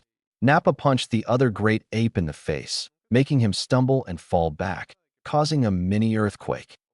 He turned to the other warriors and saw a yellow disc-shaped ki blast soaring towards his tail. However, he managed to move it out of the way just in time. He growled at the short, bald human, who gritted his teeth in frustration. Nappa whacked the human with his tail, sending him through half a dozen mountains and miles away from the battlefield. He felt the psychic power of the White One freeze him in his place, but due to his great ape form, he almost instantly overpowered it. The Scion Brute grinned maniacally at him right as he narrowly dodged a fist from Gohan, delivering a head but that sent the hybrid reeling, though it barely damaged him. Gohan immediately struck back with his own headbutt, making Nappa stumble back. This is going to be a pain in the ass for the Scion, isn't it? At the other side of the battlefield, Goku and Vegeta traded blows, both battered and bruised. The prince, with broken armor and blood dripping from his forehead, looked as if his rage subsided from his sheer exhaustion, while his opponent, GI torn apart and tired as he was, looked delighted. "You'll pay for what you did, Kakarot," Vegeta glowered. "Once I'm finished ripping you apart, I'll slaughter every single one of your beloved humans on this stupid rock." "Too bad. You're gonna have to go through me first," Goku grinned. "And you're not doing a great job right now." Vegeta flared his ki and charged, a bit weaker than before due to how much energy he used in such a short amount of time, but still very formidable. Goku ducked and parried his strike, landing a hook to the prince's side before sweeping him off his feet. Vegeta blocked an incoming punch and spun around, throwing a kick to which Goku narrowly avoided, but he couldn't dodge the ki wave at such a close distance. The Scion of Earth brought his arms in front of him, barely blocking the prince's attack. His arms stung, prompting him to grimace in pain as Vegeta went on the offensive. A whirlwind of punches and kicks put Goku on his toes as he struggled to block or dodge them, though he waited for the perfect opportunity. However, Vegeta was incredibly skilled. There were next to no openings in his stance, and Goku realized he needed to do something before he's overwhelmed. So if there was no opening, he'd have to make one. Goku deliberately took a hit, brought his hands in front of his face, and yelled out one of his friend's techniques. Solar Flare. A bright light blinded the prince, making him grunt in pain as he stepped back. Goku took the chance and began his counterattack, and unlike him who had great sensing skills, Vegeta was unable to defend himself from the flurry of heavy blows. He was utterly powerless at the moment. Goku's aura burned crimson as he sent the prince flying high, before catching up to him and slamming him back down. Right before Vegeta hit the ground, the Scion of Earth kicked him through a valley of rocks. "Good thinking, Goku," Ramil praised, making the Scion smile. "However, you must leave Vegeta for now. The others are in danger." His grin dropped when he sensed something in the distance. He whipped his head and saw two great apes battling it out, making his blood run cold. He recognized their energies clearly. His son needs help, and fast. However, it seems that the prince took the chance as Goku was distracted and landed a direct hit to the jaw, making Goku cry out in pain as he slammed into a plateau, pain flaring in every part of his body. "You need to end this, Goku," Ramil said calmly. Gohan might hurt himself if this keeps up. Yeah, I think I've had enough fun for now, Goku grimaced. Full power it is. Times 6. His aura came to life, hotter and redder than ever before. I'm coming, son. Please be safe. Goku glared at the prince and vanished out of sight, making Vegeta gasp as a blow to the gut knocked the wind out of him. He didn't know what was happening, only feeling the sheer agony all over his body as he was completely unable to catch up with his opponent's speed. He was sent back down before getting swallowed by a giant key sphere that exploded, destroying everything nearby. With that, Goku left his battle with Vegeta, floating as he processed the situation. The Earthlings alongside Piccolo seemed to be trying to cut Nappa's tail. However, Gohan was making it especially difficult due to his unpredictable nature. Nappa's power far outweighs theirs combined, but even then, they were doing a great job. The Scion seems to have lost a lot of mobility thanks to the transformation, and trying to hit small and nimble fighters with a giant monkey rampaging next to you must be pretty difficult. This isn't good. He needs to do something before they get hurt. So the first thing he did was simple, and that was to charge at Gohan with speed even he couldn't keep up with and destroy his tail with a ki blast. The great ape let out a pained roar as he slowly shrunk down, all the great power he had vanishing rapidly. Nappa noticed and laughed. Kakarot, nice of you to teach your kid how to respect their elders dash. Goku had no patience for him and landed a heavy punch on Nappa's nose, one that actually managed to push him back and trip him over the natural pillars of stone. He quickly turned to his son, out cold and back in his original form. Goku landed softly as he deactivated the Kaioken, holding his son in his arms with a smile. He took off his blue shirt and wrapped it around him, covering his naked body. You're safe now, Gohan. I won't let them hurt you. Krillin and Yamcha floated down next to him, both very glad to see him again. If Goku's here, then Vegeta must be defeated, right? So with their powers combined, the Great Ape should pose no problem at all. Krillin, Yamcha, can I count on you for something? He asked his friends, who both blinked. Sure, what is it? Krillin nodded. Take care of Gohan, he responded. Please keep him safe. I'll deal with them now. Sure, Yamcha blinked. Wait, them? You mean you haven't beaten the other guy yet? I haven't, but I will now, Goku said simply before flexing his ki. I'll leave you to it. Good luck. His best friend patted him on the back. Goku nodded and flew towards Nappa, who just got up back on his feet. Kairatsu, Piccolo, and Tien were weaving and dodging as they released their energy at him, showering him with blasts from all directions. Activating his Kaioken again, Goku sped past everything and cut Nappa's tail in one swift movement, making the older Scion look on in horror. He didn't notice him. He just saw a red blur go right behind him before his tail got cut. What is this? How is Kakarot so powerful? And wait, if he's here, then Vegeta is. As the thought crossed his mind while he was turning back, the prince returned to the battle, looking worse for wear. Blood dripped from everywhere. He was seconds away from passing out right there and then, but through sheer willpower and rage, he stood tall. Clearly, they weren't winning this one, Nappa thought, not with them outnumbered and weakened like this. The Scion brute fell to his knees, just as tired as the prince who glared hatefully at Kakarot.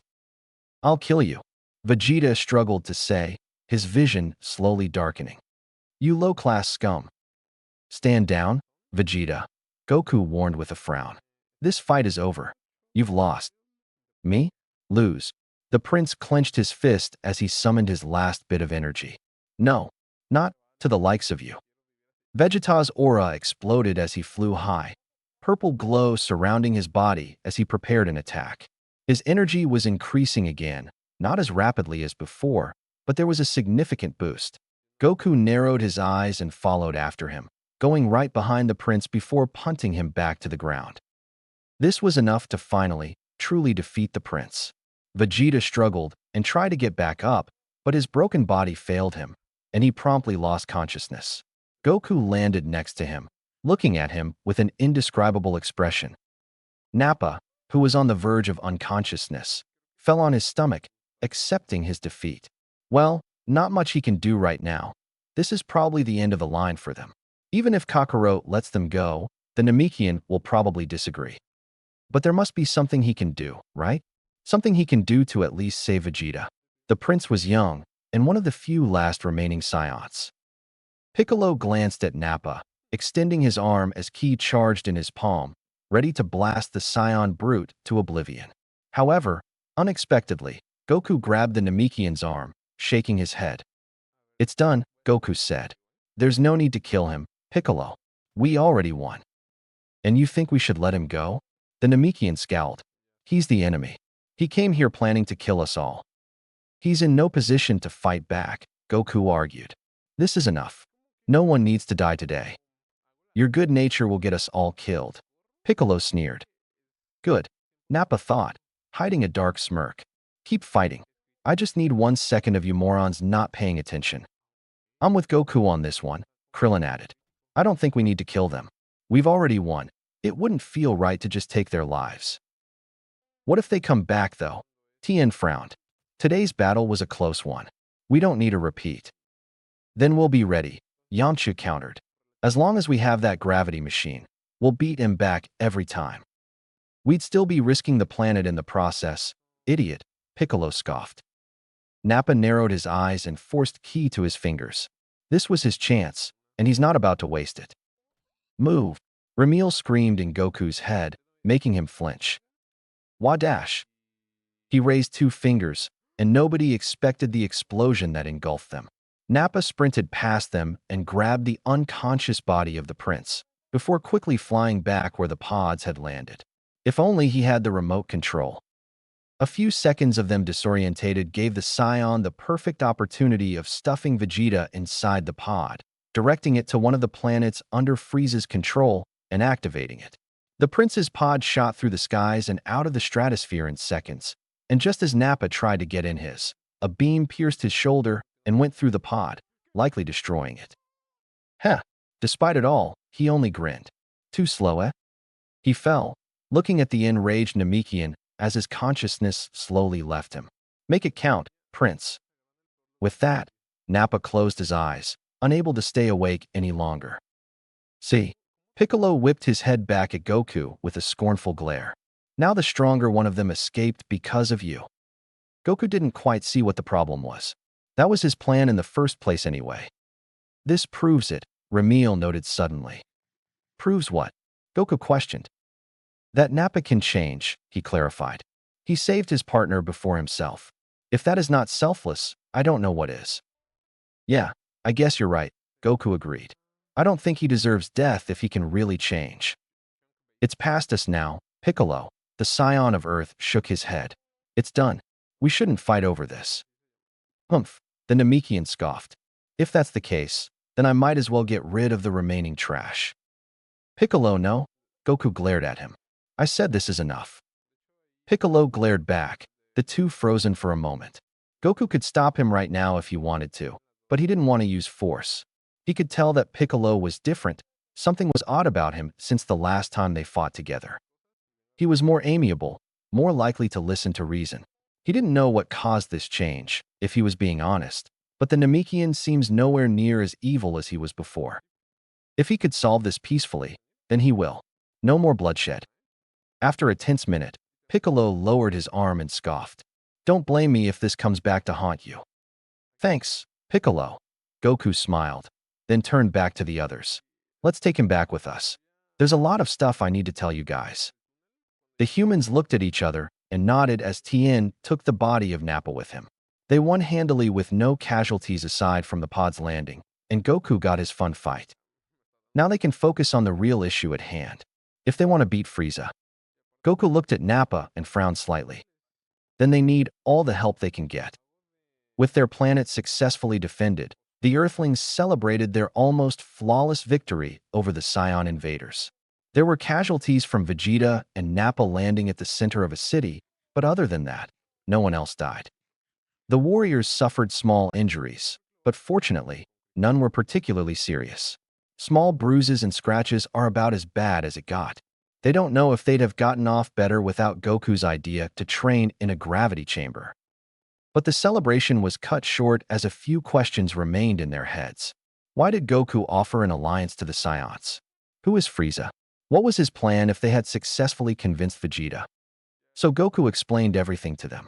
He explained what he saw in Otherworld, Ramil's warnings, King Kai, Frieza, and so on. They had time to discuss and understand the situation now. Understandably, it took them a moment to slowly process his words. They almost couldn't believe him. Two souls living in a single body. And this Ramil has seen the future? What's going on? Goku didn't have a way to truly convince them. He has no evidence. The only thing he can do right now is lower his own energy so they can sense Ramil's. From what he witnessed, it was pretty difficult, but one of them managed to pick up on his new friend's energy. It's weak, but it's there, Piccolo said, eyes closed in concentration. Tiny bit stronger than the average human, but relatively weak. See? I know it's hard to believe, but I'm telling the truth. Goku said, you guys know I'd never lie about this, right? It's not about you lying, Goku. Krillin quipped. It's more like, well, it's not normal to hear people's voices in your head, all right? Fair enough, Ramil muttered. Wait 1 minute. Chi-Chi stopped them in a tone that made Goku shiver. You're telling me that someone's soul is stuck inside my husband's body without his or my consent? See, Chi-Chi, please calm down. Goku tried to soothe her. He didn't exactly choose this, you know? He told me that he somehow woke up there. And he just thought about telling you now? She growled. He couldn't at the time. Goku elaborated. I think it has to do with me dying. I don't know. Look, what matters is that he's a good guy, all right? I promise he's not going to do anything bad. Chi-Chi narrowed her eyes and poked her husband's chest. Well, whoever or whatever you are, I don't share Goku's goodwill towards others. One suspicious move and you'll regret it. Are we clear? Crystal, Ramil replied curtly, even though they couldn't hear him. He understands, Goku responded for him. He promises he won't do anything bad.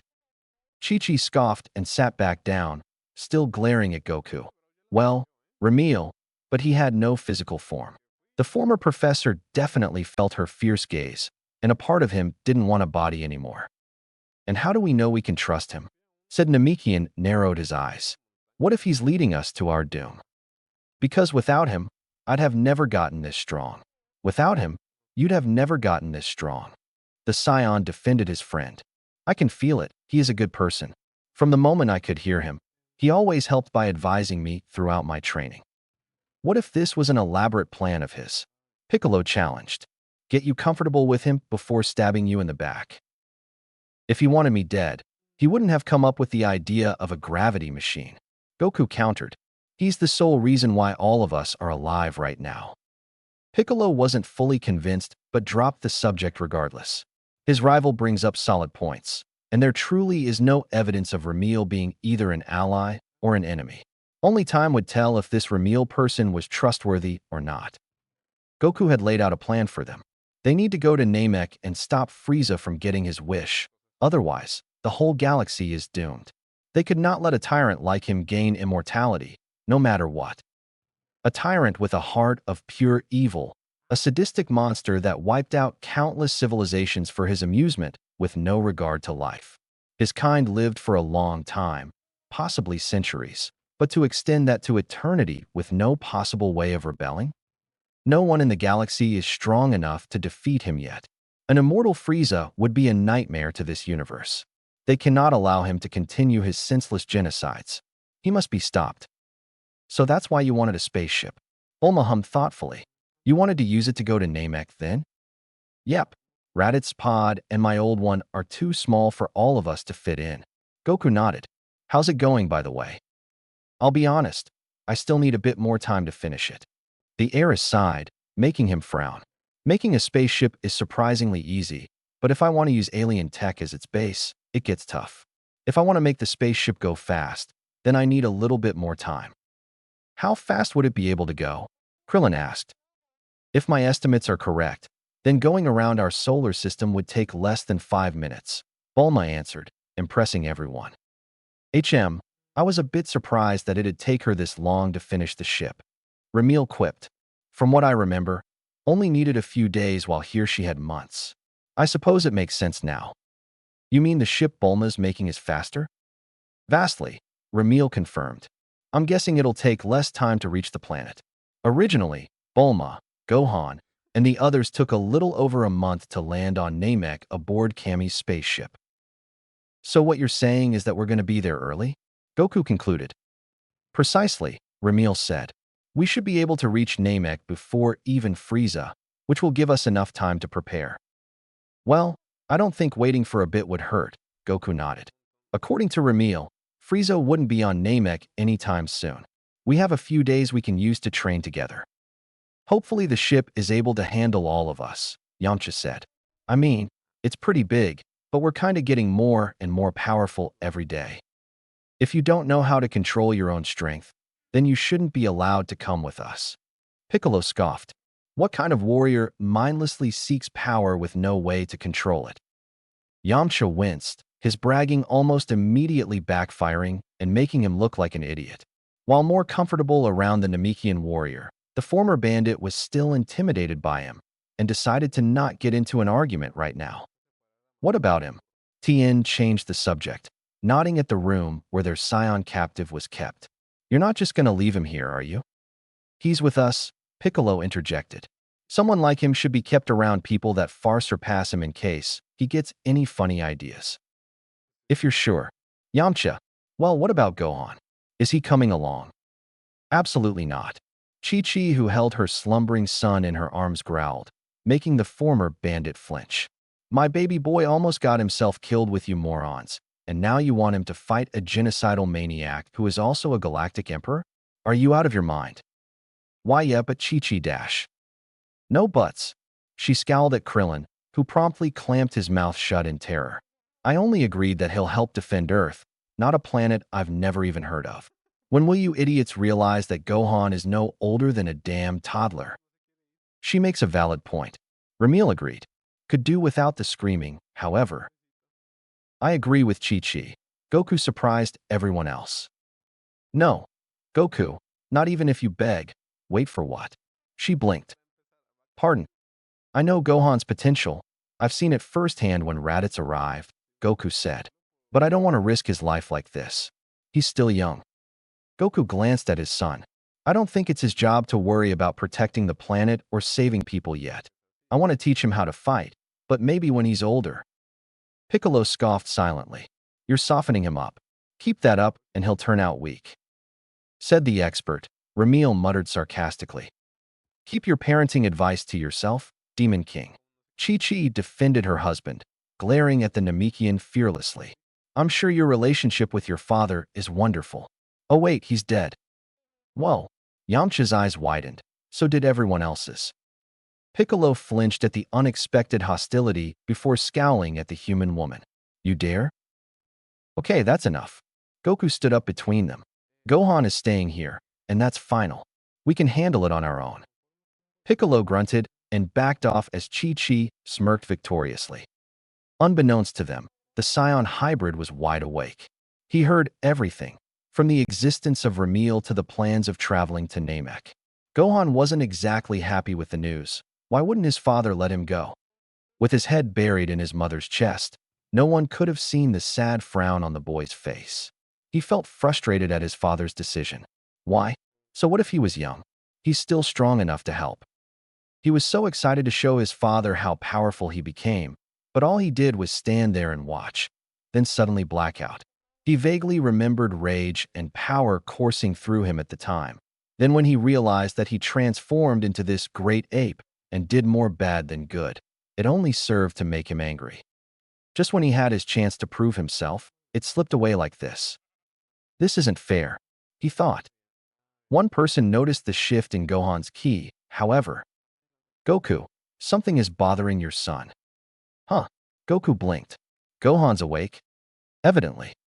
Goku sharpened his ki senses, barely being able to pick up on what Ramil was talking about. He frowned slightly and made a mental note to check up on Gohan later when they're alone. Good plan. He clearly looked eager to show you the fruits of his training. Ramil assumed. To have his chance dashed away like this must be crushing. The Scion's expression turned into one of sympathy. It really must have broken his heart. Are we done here? Piccolo asked. If yes, then hurry up and find that ship. Wait, where are you going? Yamcha questioned. To train. The Namekian replied curtly. I'm coming too, Krillin said. Better two than one at Piccolo? Don't get too comfortable, Shorty. Don't rough it up too bad, Bulma warned. Otherwise it'll take me longer to finish it. The two then left the group as Krillin threw a thumbs up, heading towards the gravity machine. Tien, Kaiatsu, and Yamcha followed Kami. We'll be training on our own, too, Tien said, smirking a second later. And Goku? Yeah. I want a rematch before we leave for Namek. Hey, you got it, buddy. The Scion mirrored his friend's smirk. Looking forward to it. Guess I'll reverse engineer the pod you brought, Bulma said, stretching her arms. Better sooner than later. With that, only the Sun family was left. Chi-Chi sighed, tightly holding her son in her arms before standing up close to Goku, leaning her head against his chest. I missed you so much. This was the longest year I've ever gone through. Just as Goku was about to open his mouth to respond, Ramil quickly interjected. Whatever you are about to say, do not. He warned. I was just going to say that it felt pretty short to me. Yes, and that's a disastrous thing to say. He said, never say that, especially not to your wife. All right. Sheesh. I missed you too. Goku hugged her back, taking Ramil's advice. I missed your cooking too. Goku, for the love of God. What? I'm serious. Of course you do. Surprisingly, Chi-Chi only giggled in amusement. Let's go home. I'll be sure to cook you a feast fit for a king. You're lucky she's used to your antics, Ramil mumbled. This promise did nothing other than making the Scion 10 times hungrier. He can feel hungry while dead, but didn't have to eat due to being, well, dead, so he skipped a lot of meals. It was the worst thing he had to endure in his life. I can't wait, Goku grinned. If there's one thing he loves doing as much as fighting, it's eating. But you can take Nimbus and go ahead. There's one thing I need to do. Unfortunately, he had to endure this pain a little more. There's still the Scion he needs to address. Chi-Chi noticed his glance at the room where Nappa is resting, then nodded, kissing him on the cheek. Don't take too long, okay? Goku nodded and watched his wife leave with his son. With everyone gone doing their own thing, he opened the door to Nappa's room. Said Scion was awake, bandaged up, on a hospital bed, and a heart monitor nearby. He clearly wouldn't be able to move for a while. Nappa's eyes flickered to his fellow Scion, who had a serious frown on his face. The Scion brute scoffed, obviously displeased with his presence. Now this idiot is here, fantastic? Well, if it isn't Kakarot. Nappa glared at Goku. What? Came here to gloat. Follow my lead and say what I tell you to say. All right. How are you feeling? Goku asked, ignoring his hostility. I get humiliated, my pod is destroyed, and now I'm taken as a prisoner. Then you ask how I feel? Nappa chuckled mockingly. I've been better. Goku remained silent for a bit. Then Nappa spoke up once again. Why didn't you kill me? He asked, seemingly bewildered. Hell, why won't you kill me right now? What would I gain if I did? You don't need a reason to kill your enemy. Nappa narrowed his eyes. I came here planning to scorch the planet, burn it to the ground. Yet you're showing me mercy? Because killing you would solve nothing, Goku said.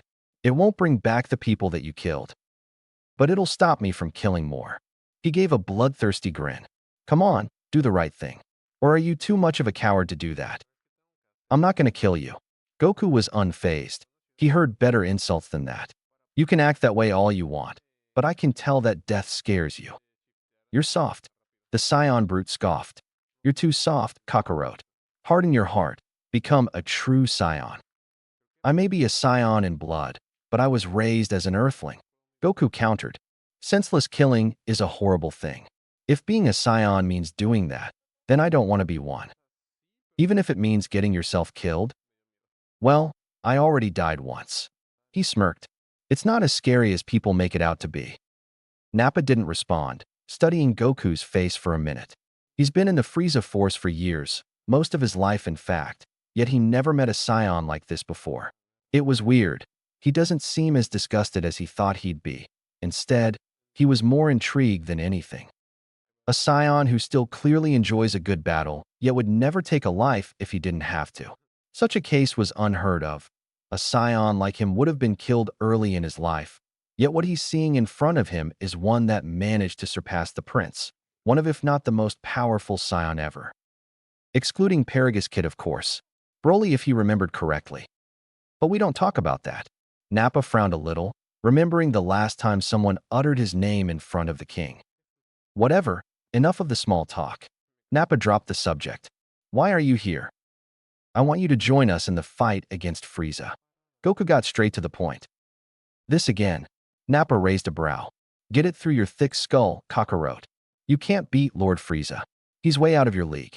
Nothing short of immortality is enough. No, you don't understand.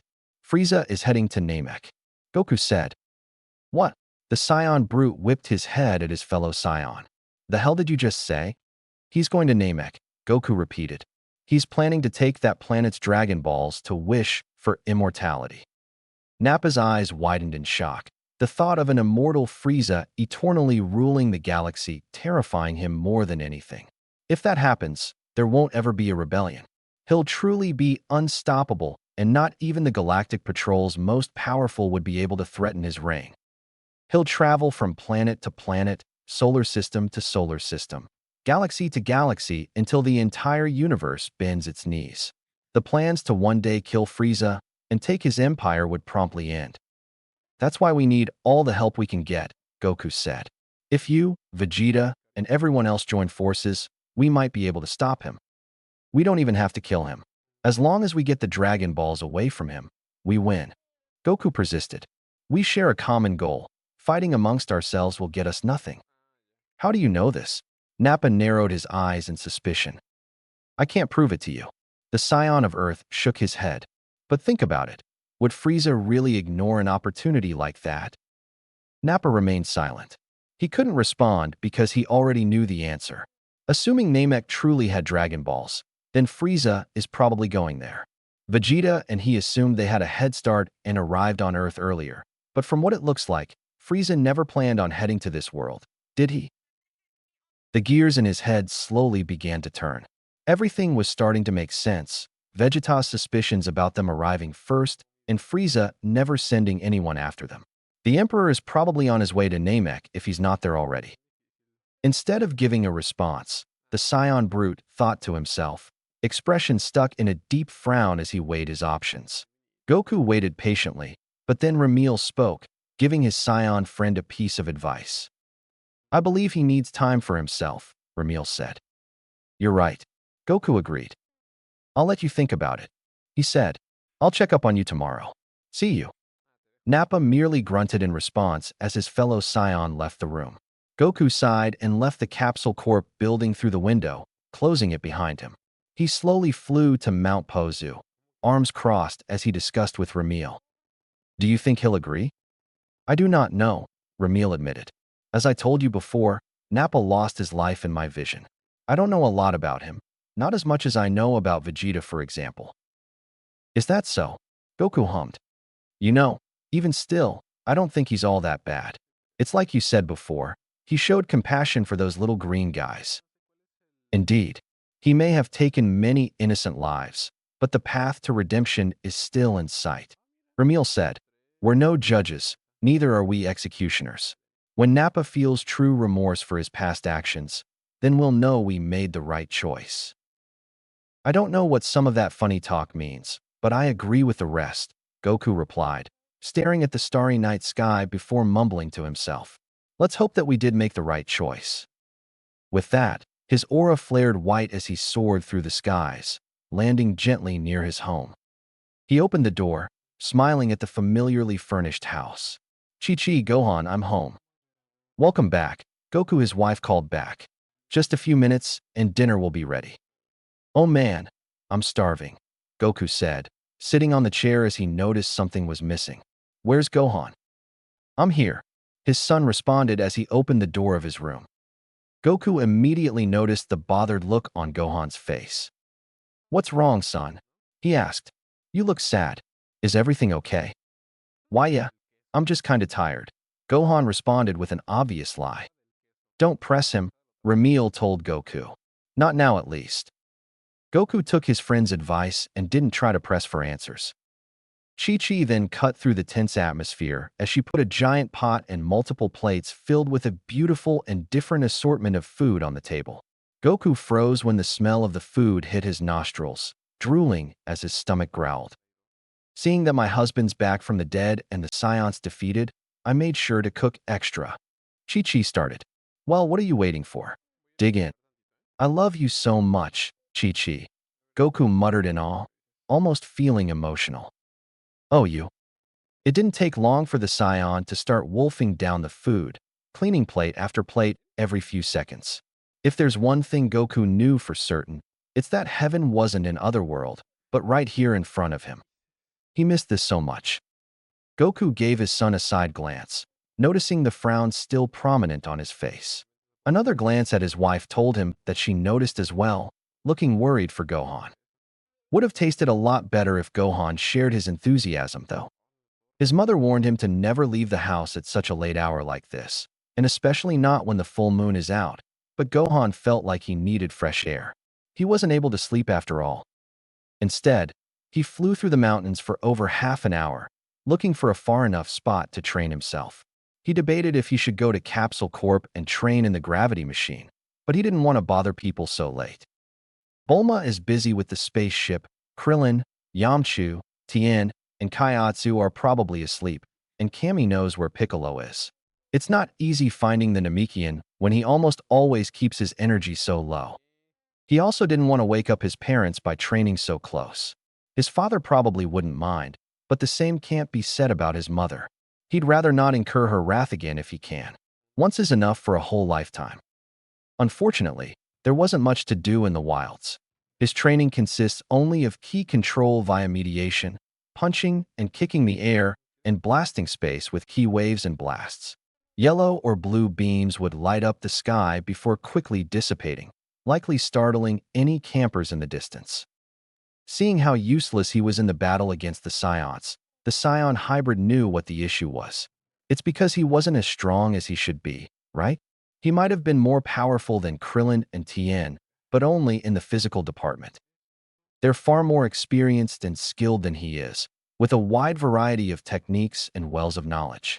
If he had fought one of them for real, he knew he had no chance of actually winning. That's why he must grow stronger, refine his skills and techniques, and make his father proud. He's still green. That's why they didn't include him in the fight from the get-go, why his father won't bring him to Namek. But if he proves himself to everyone else, then they'll allow him to fight with them, right? They should. He's a warrior just like them. He just needs to prove himself. That's all. And to do that, he must be more powerful. Gohan panted as he unleashed a Masenko, muscles burning and energy depleting. He's been here for hours now, but he can go for longer. This is small potatoes compared to the gravity room. He can do better. Just as he twirled to throw a shadow kick, something blocked his strike. Gohan froze as he stared at his father's grinning face, leg being caught in his hand. "Dad," Gohan uttered in bewilderment. "Hey, son," Goku said, letting go of his leg. "What are you doing here so late?" Gohan stammered. "I couldn't sleep, so I thought maybe training would help." "Yeah, that's my son," Goku chuckled, ruffling Gohan's hair. "What about you?" Gohan asked. "Well, I sensed you, and I wanted to investigate," his father answered. "Are you okay, Gohan? You've been looking kinda sad lately." "I'm fine, Dad." The Scion hybrid fidgeted. "Son, I know when something's bothering you," Goku said. "Please tell me. I just want to help." It's really nothing." Gohan responded quietly with a stutter, redirecting his gaze downwards. "Gohan, it's fine, you can tell me." Goku persisted. "I'm your dad. I don't like seeing you sad. I want to help." Even with the great power Gohan holds, he was only a 5-year-old, a child that is yet to hit puberty, and so like all the children like him, he broke under the pressure. His eyes began to water as the father and son duo floated down. "I just feel weak." Gohan hiccuped. "I trained so hard for so long, but even then, I didn't do anything. I just stood there as everyone else fought." "That's not true, son. You're not weak at all," Goku said. "Then why didn't they let me help them against Nappa? Why can't I go to Namek with you?" Gohan sobbed. "And when I tried to help you and Mr. Piccolo, I froze. I was scared. I thought I'd get in the way. Listen, Gohan. His father crouched down to his level. I know how frustrating it feels, but you need to stop thinking that way. What am I supposed to do then? Gohan cried. All I did was make more trouble for you. I heard what Krillin said about the giant monkey thing. Calm down, son. Goku soothed with a patient smile. You're so focused on the screw-ups you made, but you never realized how much you've achieved. What do you mean? Gohan sniffed, a puzzled look on his face. Gohan, as a 5 years old, you're way stronger than me when I was 20. Goku elaborated, wiping his son's tears away. I know what it feels like to be weak or useless, but why are you in such a hurry? Gohan remained silent. In just a year, you've reached a level far beyond any of us could have imagined when we were twice your age. This is an incredible thing. Goku continued, and you're not even a teenager yet. You'll probably surpass me before long. Why you think so? Gohan asked, clearly pleased to have heard such praise. I know so. Goku nodded. Heck, you could probably be the most powerful warrior in the universe if you try hard enough. You still have a long life ahead of you. Gohan's heart skipped a beat, almost not believing what his father just said. Him? Strongest in the universe? Can he really become that powerful? Is that really possible? I guess. Gohan muttered, seemingly feeling better. But I still screwed up, though. All of us did at some point. None of us is perfect. The father assured him. What matters is that you bounce back from it. All's well that ends well, right? Yeah. That's why you don't have to worry about it. Goku brought his son close for an embrace. Because I'm still very proud of you, Gohan. Gohan hugged his father back, feeling much better about himself. Maybe his dad was right. Maybe it's fine to screw up if it means that everything goes well. Maybe he's not weak, but still needs to grow. Maybe he can surpass his father if he tries hard enough. Gohan frowned and thought. Come on, let's go home. Goku patted his son's head. I'm sure you feel tired after all that training. Wait, Dad. Gohan stopped him. What's up? Goku paused, raising a brow. See, can we spar? His son asked, surprising his father. Here? Now? Yeah. Gohan nodded. Please. He might not have been able to prove himself earlier, but he's still motivated to show his father what he can do. Show how really powerful and skilled he became the past year. He knew Goku had his back and was supportive, but even then, words aren't enough.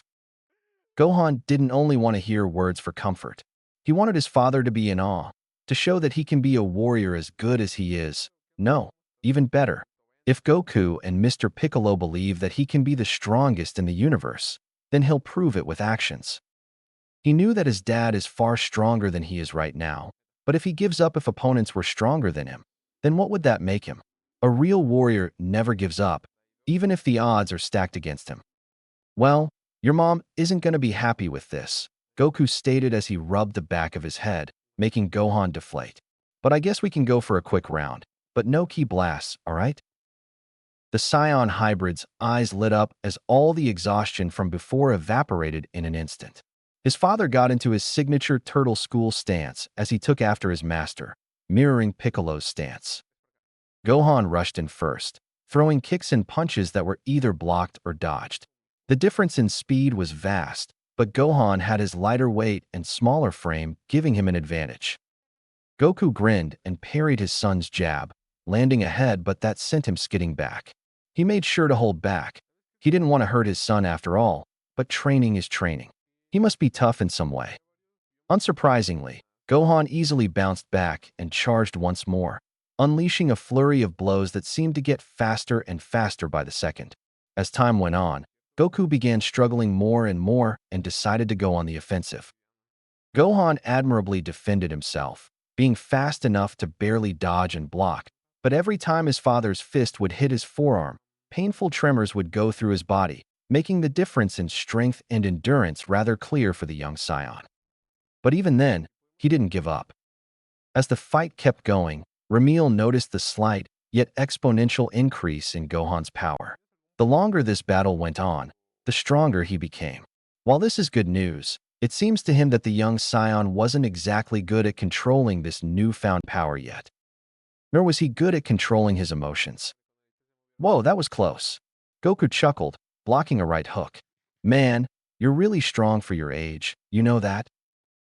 This seemed to snap Gohan out of it as Goku remained oblivious to the small change in his son's ki, but Ramil noticed. It was all because of Mr. Piccolo and the others. Gohan responded, unaware of his power increase. I wouldn't be where I am today without them. The two continued their battle as Ramil stayed silent, lost in his thoughts. He will definitely discuss it with Goku later. The tiny and nigh unnoticeable increase of power was good news. It means that Gohan still had his rage boosts, and the former professor knew how powerful those would be when controlled. However, the same could not be said about Gohan's eyes flashing golden. Out in space, a certain conqueror had a meeting with a certain pirate. The frail and old Namekian glanced neutrally at the spiky-haired scion who bowed deeply in respect, a smile plastered on his face. I'm very glad we've come to an agreement, my friend, the scion said respectfully. I'm certain you will never come to regret it. I'll be the judge of that. He snorted, turning his gaze to the red fruit in his hand. So this is the legendary fruit of might? Food of the gods. Indeed it is. The scion nodded. As I said before, all I want from you are planets I can plant the seed on, preferably ones filled with life. And as per our contract, you'll be getting a 10% cut. And the old Namekian can tell that this is the real thing. He can feel it. The power this fruit holds is immense. And what's more, he can feel something he hasn't sensed in so long. Something that no regular mortals can sense. God Ki. He doesn't know how this scion managed to get hold of even one seed, or if he knew just why this fruit was valuable, and he's not about to try to interrogate him for answers. This scion's powers are enormous, likely larger than even Frieza's. I'm old, not senile. I heard you the first time. The Namekian grunted. We'll be setting course for a nearby planet soon and plant the tree there. Then I shall take my leave. The scion bowed. Pleasure doing business with you. Farewell, Lord Slug. The scion and his squad left the throne room and out of the spaceship, leaving the old Namekian to his thoughts. He glanced at one of his subordinates, who noticed his gaze and saluted. How long do we have before we arrive on Earth? Less than 48 hours, sir. He responded. Slug grinned. Finally, it's been so long. After extensive research and planning, he finally found Namek, his home planet. He wanted the Dragon Balls. No, he needed the Dragon Balls. He doesn't have much time with his old and frail body deteriorating so quickly. He needs his youth back. But when he headed there, his scouts reported that Frieza was heading there and promptly stopped his course for his home planet. Frieza was powerful. His forces were in the millions. Slug and his army would get decimated if they tried to invade Namek right now. So they went with the second best thing. Planet Earth, a world rumored to have its own set of Dragon Balls. And last he checked, Earth's natives had low average power. Even his soldiers would be enough to wipe out all life on it. Once he gets his youth back along with the power of the Fruit of Might, no one will be able to oppose him. He is Lord Slug, the true ruler of Universe 7. Earth, Mount Pozo. Gohan stared at the bright, clear skies above, in awe as two of the most powerful warriors he knew traded blows. The shockwaves from their kicks and punches would split the clouds in the distance. Colorful explosions as their ki attacks collided with one another would force the young half-scion to shield his eyes from the strong wind. After the talk with his father, Gohan was determined to prove himself to his father and Mr. Piccolo. Both have high expectations of the boy, and he wasn't planning to let them down, but to see these two merely sparring made it clear for him that this wasn't going to be an easy journey. They were beyond him in power, skill, and experience. He had his work cut out for him, but this did not discourage him. In fact, it made him even more determined to grow more powerful, to show that he's capable of catching up to them. Man, and here I thought I was going to close the gap, Krillin said while rubbing his head, watching the battle alongside Gohan. Those two are way out of my league. It just means that we have to train harder, Tien said, not quite bothered by the display of power in front of him. Goku said something about this Kaioken technique a while ago. If we pick up on it, then we'll be able to catch up. That's fair, but can we really learn it that quickly? Yamcha noted. The ship Bulma's maid will arrive on Namek in a few days according to her. We'll just have to try and see. The three-eyed warrior responded. Up in the skies, Piccolo stretched his arm and threw a jab at Goku's face, who blocked it with a grunt. He tilted his head to avoid another strike before unleashing a quick ki blast at his opponent. The Namekian easily slapped it away, eyes sharp in focus as he continued his onslaught. Goku struggled to dodge, but with a calm head, he even managed to counterattack, landing blows on Piccolo's side and stomach that left him reeling.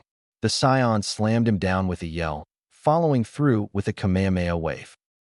Piccolo growled in annoyance and blocked the ki wave with his forearms, his aura flaring as he rushed back, closing the distance in an instant. The two warriors traded blows, punches, and kicks flying faster than the eye could see.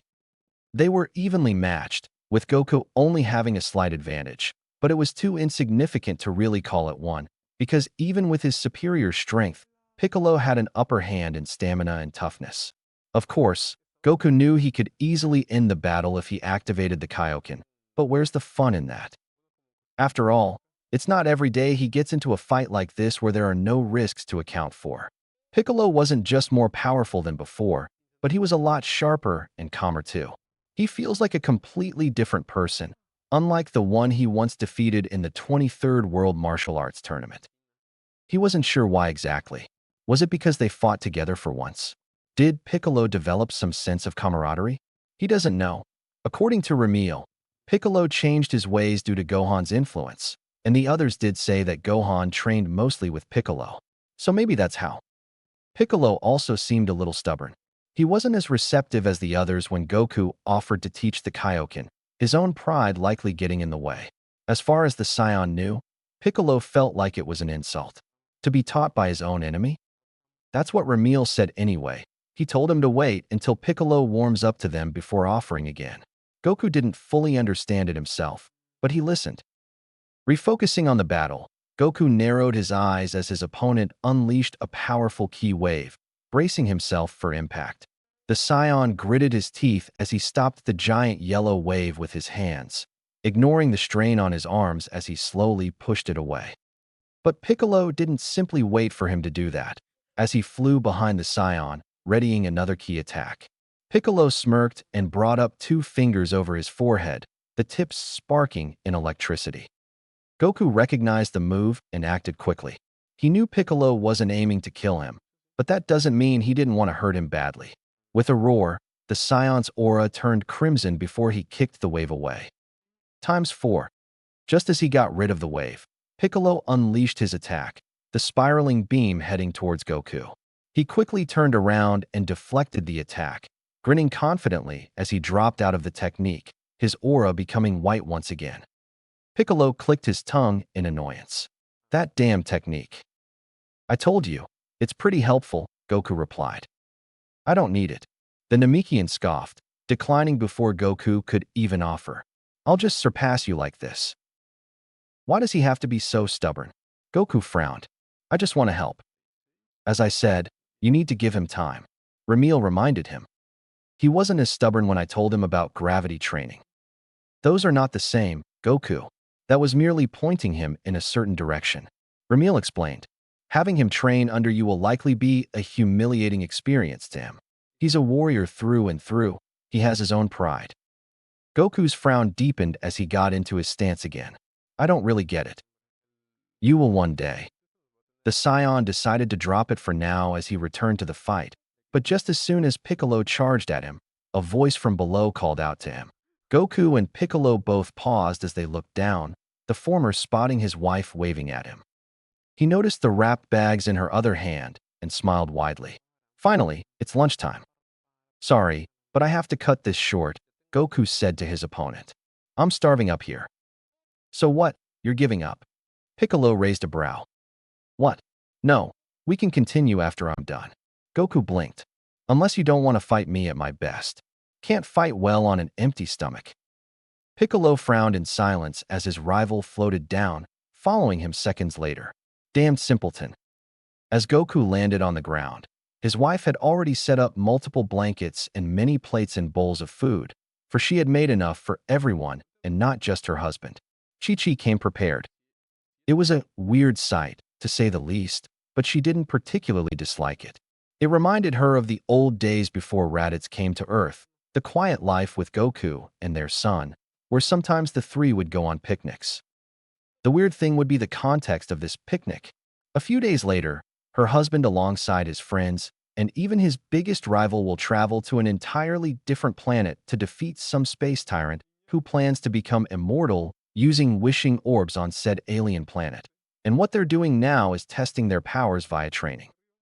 They'd use the spaceship, but Bulma made it clear that she didn't want to be interrupted as she upgraded it, mostly to make it tougher so it doesn't get destroyed in the middle of their overly destructive sparring matches. And to add a few more rooms further away from them, because she'd be going along with them. Training can be loud. Chi-Chi would have never guessed. She was worried if she was being honest. Of course, she didn't want a genocidal space monarch to become immortal, but at the same time, she didn't want her husband to die again, because he already died once. The Earth's Dragon Balls can't revive someone who died once already. Goku dies again, and he stays dead. Hell, if Piccolo dies, so does Kami, and the Dragon Balls will become inert permanently. It was too scary to think about. She just doesn't know what to think. Chi-Chi can't stop her husband if he made up his mind. She knew that, so all she can do now is hope for the best. Sometimes, she cursed herself for not at least trying to keep up with him. An extra set of hands would have been useful. She sighed as she sat next to her husband, leaning her head against his shoulder as she watched him and everyone else enjoys the feast. Well, except for Piccolo, who brooded with his back against the tree. Good. She doesn't want that kidnapper anywhere near them. Chi-Chi blinked as her son approached him instead, almost getting up from her comfortable position to stop Gohan from getting close to the son of the Demon King, but paused to witness the scene. Gohan, unlike the rest of the fighters, wasn't anywhere near as nervous as them when he was around Piccolo. He simply walked up to the Namekian with an easy smile on his face and tugged at his shirt. Piccolo opened one eye and stared down at his pupil. What? Why don't you join us? Gohan asked innocently. There's a lot of good food. Piccolo frowned. I don't need to eat. Why? I can live without it. How? Piccolo's frown deepened in annoyance. I only need water to sustain myself. That's how Namekians work. Gohan blinked. But you can still eat, right? The Namekian didn't answer for a second. Why is he so damn persistent? Why am I even humoring him? I suppose. Then come on, there's enough food for everybody, Gohan said, pulling Piccolo by the arm. Wah, no, stop. The Namekian grimaced, but he didn't pull his arm away. Gohan, I don't need to eat. But you gotta taste it. Piccolo wasn't sure why he didn't slap the kid away and simply flew off until his rival was done with his break, but he couldn't bring himself to do that. He pushed these strange feelings to the back of his mind. Fine, I'll humor him. Piccolo scoffed internally. What's the worst that could happen anyway? Unbeknownst to them, Chi-Chi and Goku watched the whole thing unfold, the former looking more puzzled than the latter. There's definitely something different about Piccolo. He was nowhere near this tolerant before. What happened? Goku, Chi-Chi muttered to her husband, who just finished stuffing his face with food. Is it me, or does Piccolo seem nicer? Nope, he definitely is. Goku nodded. His ki doesn't feel anywhere near as malicious. He just doesn't realize it. But how? She frowned. Why is he like that? I think it's because of Gohan. He replied. Maybe he influenced Piccolo to be more tolerant, or maybe the fight with the Saiyans did that. Probably both, though. She remained quiet. From what Ramil told me, Piccolo was supposed to lose his life protecting Gohan against the Saiyans. He explained. So Gohan played a big part in changing his ways.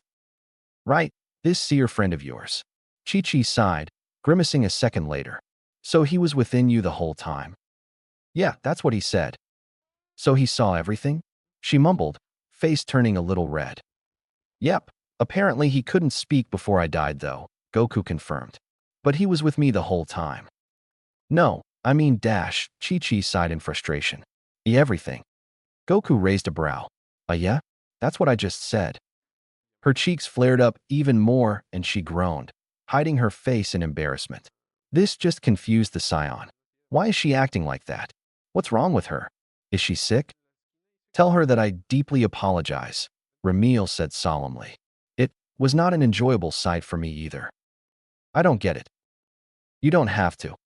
He scratched his cheek and looked at his wife. Ramil said he's really sorry for some reason. Apologies accepted. Chi-Chi ground out. For now. Goku flinched at the hostile tone, thankful that it wasn't directed at him. Perhaps getting a body might not be a good dash. Ramil suddenly cut himself off and continued with a grim tone. I sense a malicious presence approaching the planet. What? Goku's eyes sharpened. Is it Vegeta? No, not a Science key. Something else. Ramil replied with a negative. Something strong. It's similar to Piccolo's, and from how fast they're moving, they should land in little under an hour from now.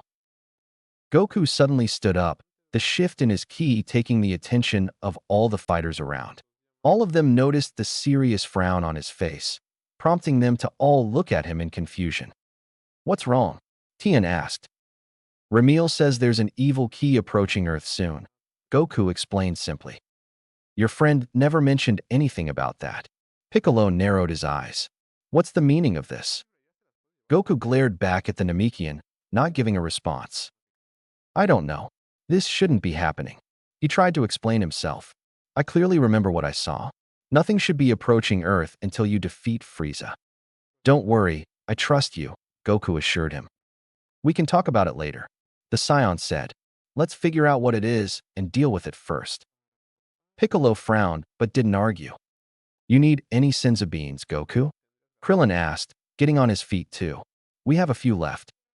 I'll be fine. I'm not that beat up. Goku grinned. What about you, Piccolo? I don't need any. Goku nodded, then glanced at his son. Gohan, take your mother with you to Capsule Corporation. Stay there, all right? But I want to help, he said. I can be useful, I promise. Goku frowned, conflicted as he glanced at Chi-Chi's worried face before trying to come up with a compromise. Regardless of his recent increase in power, a possible battle of that magnitude is beyond him, Ramil advised. This ki is higher than the strength of Vegeta as a great ape. That powerful? Goku grimaced, looking at his son's hopeful expression as everyone else kept their distance, letting the two have a moment. With context, the Scion did not want his son anywhere near that kind of power. Something this great heading to Earth? Gohan might be a warrior, but he's a mere child. He's nowhere ready to handle that kind of enemy. But to him, this is an opportunity, and Goku doesn't have the strength to break his son's heart like this. A little help? Goku asked inwardly. You're way better than me at making words sound convincing. Ramil merely chuckled. Very well. A few seconds passed, with Goku looking deep in thought before he patted his son's head. Sure. Really? Gohan grinned. What? But Chi-Chi scowled. But under one condition. Goku winced at his wife's outburst, quickly elaborating. You'll be on the defensive this time. What? But I want to be on the front lines with you and Mr. Piccolo. Then who's going to protect your mother? Or Bulma? He questioned. Gohan paused, listening to his father. The rest of us will be too busy. That's why I want you to be our last line of defense. The most important job, Goku said with a smile. We don't know how many enemies we could be fighting. It could be 1, 2, or even 100, right? We can't handle 100. Some might slip past us. Why yeah? Gohan agreed reluctantly. That's why you're perfect for this. They wouldn't expect someone this young to be so strong. He ruffled his son's hair. So go take your mother back to West City and protect everyone else, like a hero. Gohan's eyes brightened before he nodded with a confident smile, feeling more motivated than ever. All right, I'll protect Mom and Ms. Bulma. That's my boy. Goku grinned. How do you keep doing that?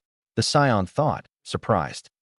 Even when Gohan is quite intelligent for his age, he is a child, and children are simple beings. Twist your words and rephrase your sentences, and you'll eventually get through them. He explained. You've excluded and simultaneously included him in the battle, thus keeping him safe while also making him feel useful. That's okay? That's fine, right, Mom? Gohan turned to his mother, who looked surprised at her husband. You'll let me help, right? Well, sure, of course. Chi-Chi caught on and smiled. Now let's go to Bulma's, okay? Gohan nodded and called Nimbus as she walked up to Goku. I'm sure you have a plan, but be careful, okay?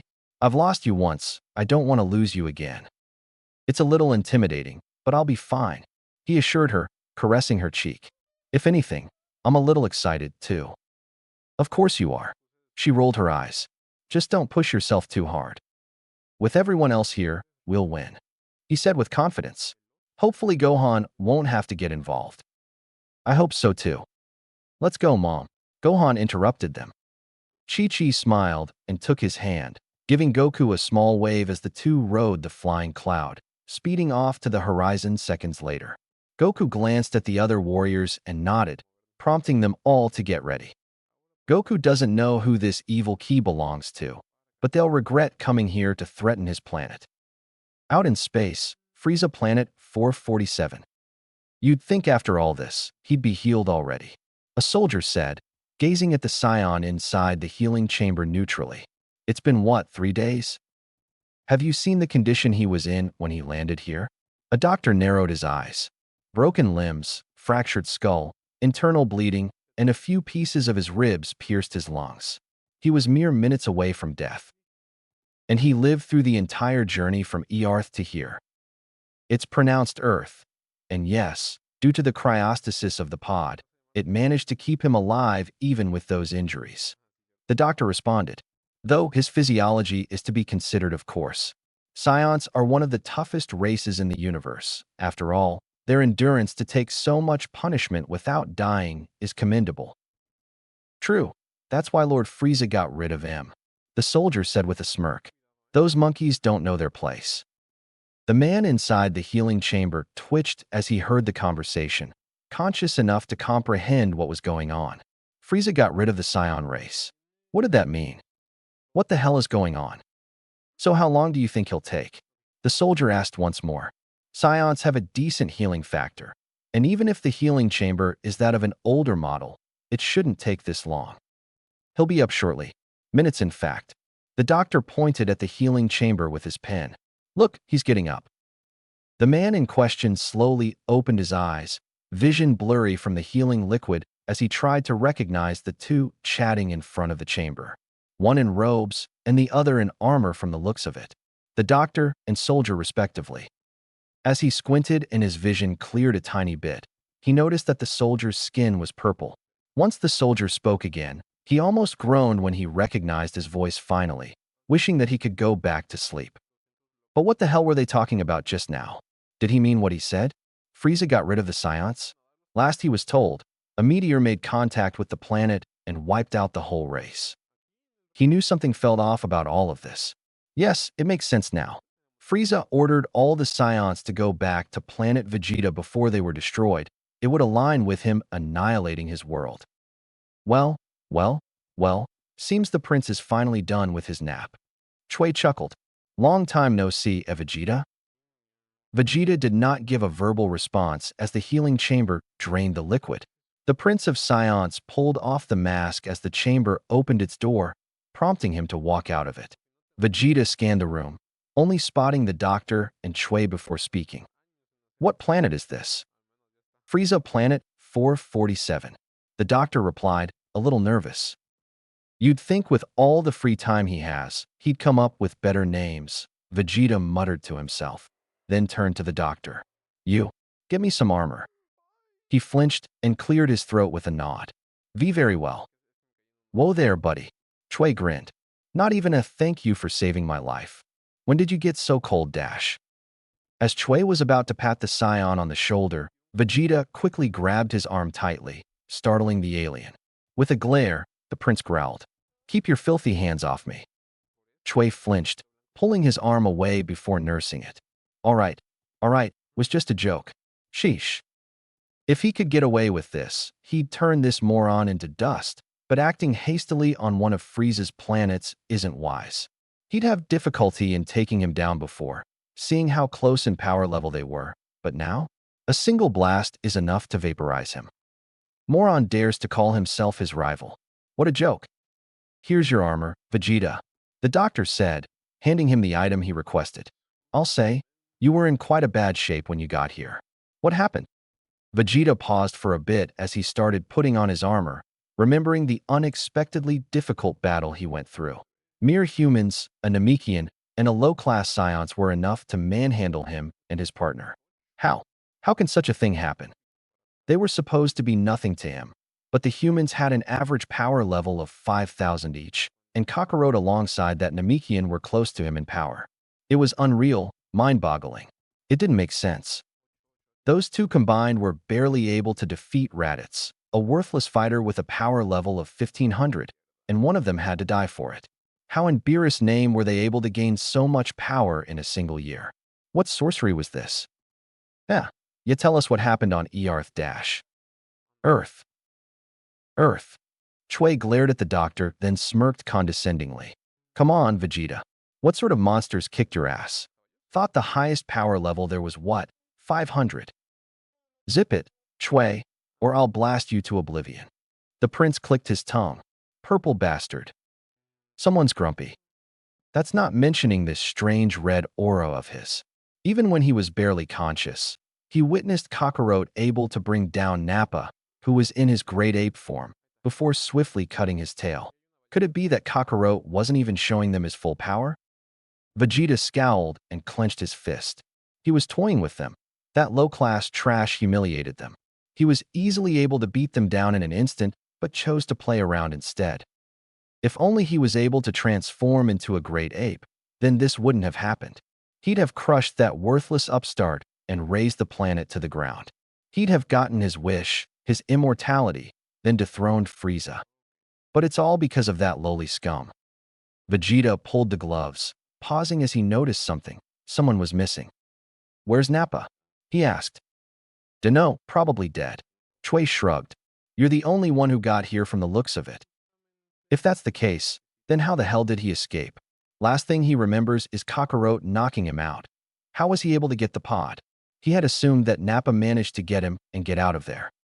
But if Nappa isn't here, then how? You know, I thought you'd at least be a little sad that your buddy didn't make it, Chui said. He's not my buddy. He's nothing but a middle-class scion. Vegeta scoffed, walking out of the medical room. If he died on that planet, then so be it. Ice-cold, Prince. The fellow Frieza soldier sighed with a shake of his head, following the prince. Well, the least he could do for Nappa is avenge him. He'll gut those Earthlings alongside Kakarot and that Namekian before blowing their planet up. He'll get his pride back that way too, but seeing how much stronger he got after healing. He wasn't sure what his current power level is at now, but he feels much more powerful. But he knew that this wasn't enough. This KO whatever technique that Kakarot used against him increased his power level to insane heights. Even with this new boost he received, Vegeta isn't sure he'd be able to defeat Kakarot. It's sickening to admit it, even in his head, but without his tail, he'll be powerless against them. Considering that he has no backup either, it isn't much of a contest. Going to Earth again will only result in his death. He needs another plan if he wants to take revenge and get the Dragon Balls. By the way, you heard? Chui spoke up. Lord Frieza rescheduled his trip to Namek. He's going there a lot earlier than first planned. Vegeta froze, his eyes widening. What? Yup. At first, Lord Frieza wanted to, research a bit before going there, in case there were any nasty surprises. A race that can create a wish-granting device oughta have some tricks. He elaborated, but he had to move the trip a little forward due to some outside party interfering. Vegeta remained quiet and listened. Frieza was going to Namek? Why wasn't he told that? He knew that something was off when he never made a course to Earth, letting the Scions get there ahead of them, but now it makes sense. The mothership is far faster than the pods, so they could afford to go to a planet at the far edge of the galaxy like Namek. The only reasons Nappa and Vegeta went to Earth were because of the low average power level of 2 and the distance. But Frieza shouldn't be bothered by either power level or distance. He has a power level of over 500,000, and the mothership can cross long distances in days at most. This is bad. If Frieza gets his hand on the Dragon Balls and wishes for immortality, then they're doomed. His mind trailed back to the time Kakarot offered a truce to join forces against Frieza. Is this it? Did Kakarot know about Frieza's plan? If he did, then everything makes sense. Even the brain-damaged low-class trader on a backwater planet knew the tyranny of the Emperor somehow. If that's the case, then Kakarot and his friends will head to Namek as well, to stop Frieza from getting the wish. His face broke into a tiny smirk as a thought crossed his mind. And Vegeta can take that chance to get his immortality and destroy them all. Oh, Vegeta raised a brow, feigning ignorance. Why is that? Some of the scouts noticed remnants of Slug's army heading towards Namek, Chui explained. The senile old fool is nothing to him, of course, but Lord Frieza didn't want to risk Slug getting the Dragon Balls before him. And Vegeta needs to go there before Frieza gets his wish. An immortal Frieza is nothing short of a galactic disaster. So he decided to go there early? And scare them off, yeah? He nodded. Slug may be senile, but he knows better than to mess with the Frieza force. Who's with him? Vegeta asked. Did the Ginyu Force go with Lord Frieza? Oh, nah, just Zarbon and Dodoria. Chui answered. I think the Jinyus are heading to a planet called Yardrat or something. They haven't left yet though, still on Frieza Planet 236. Good. Vegeta's smirk widened a little. Last thing I need is the Jinyus making everything harder. So where are you going anyway? Namek, Vegeta answered. I don't trust Zarbon and Dodoria not fucking things up with their incompetence. I'll assist Lord Frieza in gathering the Dragon Balls. Whoa, and here I thought you were going back to Earth. Chui chuckled. Well, if you're going there, take this. Vegeta caught a red scouter thrown his way, inspecting it up close before putting it on, but leaving it turned off. Newest model, same one used by elites, Chui said. Just don't get on Lord Frieza's bad side again, yeah? You and your buddy pissed him off last time. Don't want a death beam going through your skull. You're not going there? Vegeta raised a brow. And here I thought you'd be following me around like a lost puppy. Oh, so you can crack jokes. His fellow soldier snorted. Nah, I'm going with another squad to assist Lord Cooler in dealing with some pesky space pirates. Pirates? Crusher Corps or something. Dumb name, I know. Chui then took off his scouter, leaned closer to Vegeta, and whispered, Not gonna lie, but I kinda want to transfer. Lord Cooler is a lot nicer from what I've heard. I hear his soldiers get days off. Vegeta remained silent. All of them are the same. Frieza, Cooler, Cold. All of them are slimy bastards with too much power in their hands. Though, in all honesty, he doesn't know a lot about Frieza's older brother, only that he's given a small corner of the galaxy and left alone. But any relative to Frieza is a bastard. Once he deals with the tyrant, he'll slaughter the rest of them. No skin off his back. Chui put the scouter back on and blinked at what Vegeta assumed a new message. Welp, guess I'm gonna have to go now. The pirate bastards attacked another planet in Lord Cooler's section. Vegeta didn't respond. Good luck, Prince. Chui patted him on the shoulder, and this time, Vegeta didn't push him away. Try to not die, eh? With that, they parted ways. Vegeta fished out enough information for now. Knowing Frieza is heading to Namek without the Ginyu Force is good, but this isn't enough. Frieza likely knows Vegeta isn't going to be on his side, and the moment he lands on Namek, he'll send his soldiers at the prince. Then again, that's if he's caught by the scouter's sensors, so he needs to avoid that somehow. It'll be hard with his newfound power. Unless he manages to hide his power level, like those Earthlings did. He'll figure it out later. Right now, he needs to go to Namek and stop Frieza from getting his immortality. Earth wastelands. Multiple enormous spaceships covered the Earth's blue skies, casting a shadow over the defenders as they stared at the incoming invaders nervously. All of them could sense this, thousands of key signatures slowly landing on the planet's surface. Individually, the powers aren't really powerful. 10 of them combined barely have half the power of the weakest Earthling warrior, but there were a lot of them. Ramil expected 100 at most, but when they got closer, it was clear that they were dealing with a full-force alien invasion. Do guys sense that? Krillin muttered. It's insane. Of course, as the bald Earthling said, one specific power level made them nervous. This power was gigantic, far above anything they thought was possible. Even Goku was worried. He knew how powerful this new adversary would be due to Ramil's warnings. But to sense it for himself? That's not mentioning the other 3 higher power levels. all of them roughly having the same power as Vegeta. They realized that this wasn't going to be easy. Goku would be too busy dealing with the main enemy to help his friends. Even still, he's not sure how he's going to defeat them. Not even a times 10 Kaioken would be enough. This is going to be tough, Goku muttered, clenching his fist. But I can't help but feel excited. He had faith, though, because even if he's less powerful, a future version of himself managed to defeat even Frieza. Then why couldn't he beat someone weaker? We've landed on planet Earth. The soldier informed his master. What's our next move, my lord? Slug glanced at the ship's window, directly at the sunny blue skies of the planet. It wasn't every day he'd find a planet so free of pollution and in such a beautiful condition. Perhaps it was its lack of technological advancements, or the people cared for their planet. Regardless, he must admit that he'd love to rule over this planet instead of planting the tree like he had promised his business partner he would. But Lord Slug will never go back on his words, even if it would benefit him greatly. Earth is indeed a planet filled to the brim with life, with over 7 billion Earthlings, excluding fauna and flora. This is the perfect planet for him to rule as his main vessel, but also the perfect planet to plant the Tree of Might on. The choices he must make. Find the Dragon Balls, Slug ordered. Yes, sir.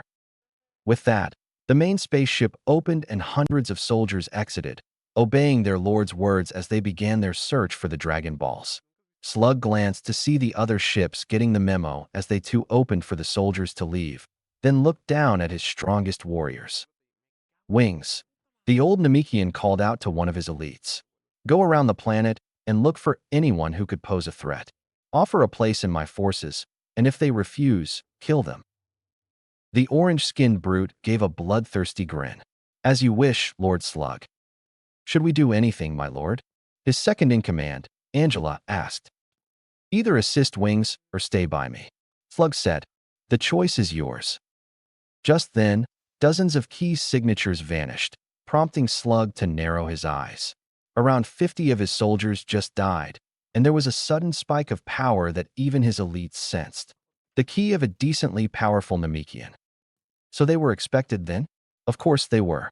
They hadn't exactly been subtle with their landing, nor did Slug bother to hide his key.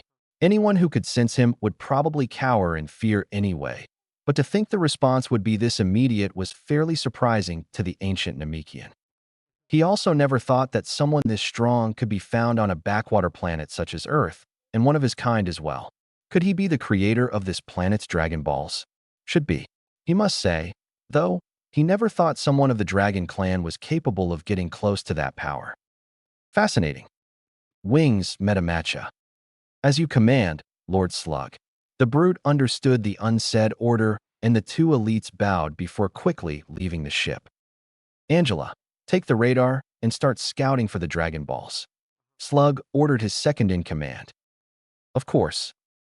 Perhaps a little resistance isn't so bad. As old as he was, he still found these futile attempts amusing. Someone with a power level that barely even matched his elites wouldn't stand a chance against him even in his old age.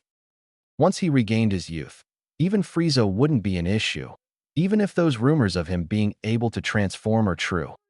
A big screen showing the surroundings of the ship opened up in front of the ancient Namekian. It showed a couple of Earthlings standing tall in front of his many vessels, seemingly the defenders of this planet.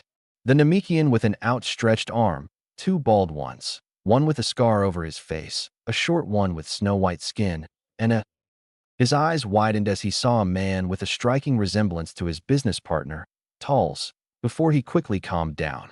The hairstyle is identical, but the skin tone and features are different. This Scion looked softer, more focused and disciplined, and he didn't wear Scion armor either. What was a Scion doing here, though? He didn't know there were even Scions in this part of the galaxy.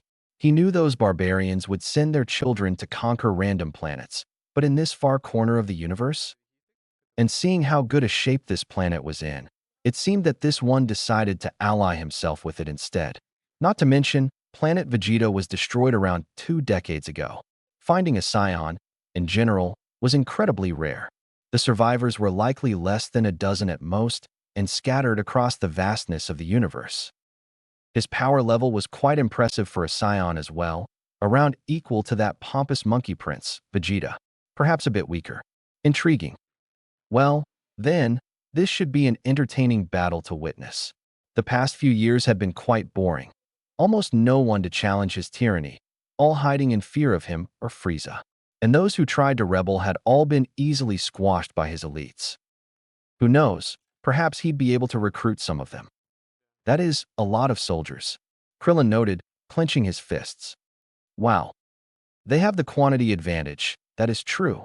Tien added, looking a bit confident. But they're not really powerful. Yeah, the obvious small fry aren't. Yamcha chuckled nervously, looking a little defeated already. But don't tell me you don't sense that? Indeed, while the hundreds and possibly thousands of these soldiers weren't anything to write home about, even one of the fighters could take on half of them. There were 4 other key signatures that completely surpassed the foot soldiers by miles. 2 were around Vegeta's strength, 1 was quite above him, and 1 was so far beyond them it wasn't even funny. He was like 10 Vegetas combined, and then some. The defenders of Earth didn't quite know how they were possibly going to drive off this insane threat, but they didn't really have a choice in the matter anyway. Goku and Piccolo stood at the front, leading the rest as they stared down at the approaching warriors. One was a tough-looking alien with orange skin and wings protruding from his back, looking at them with a cocky grin, and the other was much smaller, with green skin and big wide eyes, a bloodthirsty smile splitting his face. The big, strong, tough one dash, Ramil referred to the orange alien first, and the one with the strange powers. Strange powers? Goku frowned a bit. Yes, I believe he can create small versions of himself that can absorb energy. He clarified. That's weird, Goku thought. Indeed, his friend agreed. In my opinion, he should be taken out first. His energy absorption could prove to be troublesome. The smaller one is the bigger threat, Goku suddenly said, informing his allies. He can make clones that drain your ki. That's what Ramil said. Take him out first. Piccolo narrowed his eyes at that, but didn't protest. Both Goku and Ramil knew that the Namekian didn't quite trust the latter yet, and that was all right with them. While Goku tried to prove that his new friend was trustworthy and was quite unhappy with himself when his rival didn't believe him, Ramil fully understood why. It was all right, he thought. He could slowly gain the Namekian's trust in due time. For the former professor, it wasn't hard to notice the shift in his ki the more he spends with Gohan and the rest.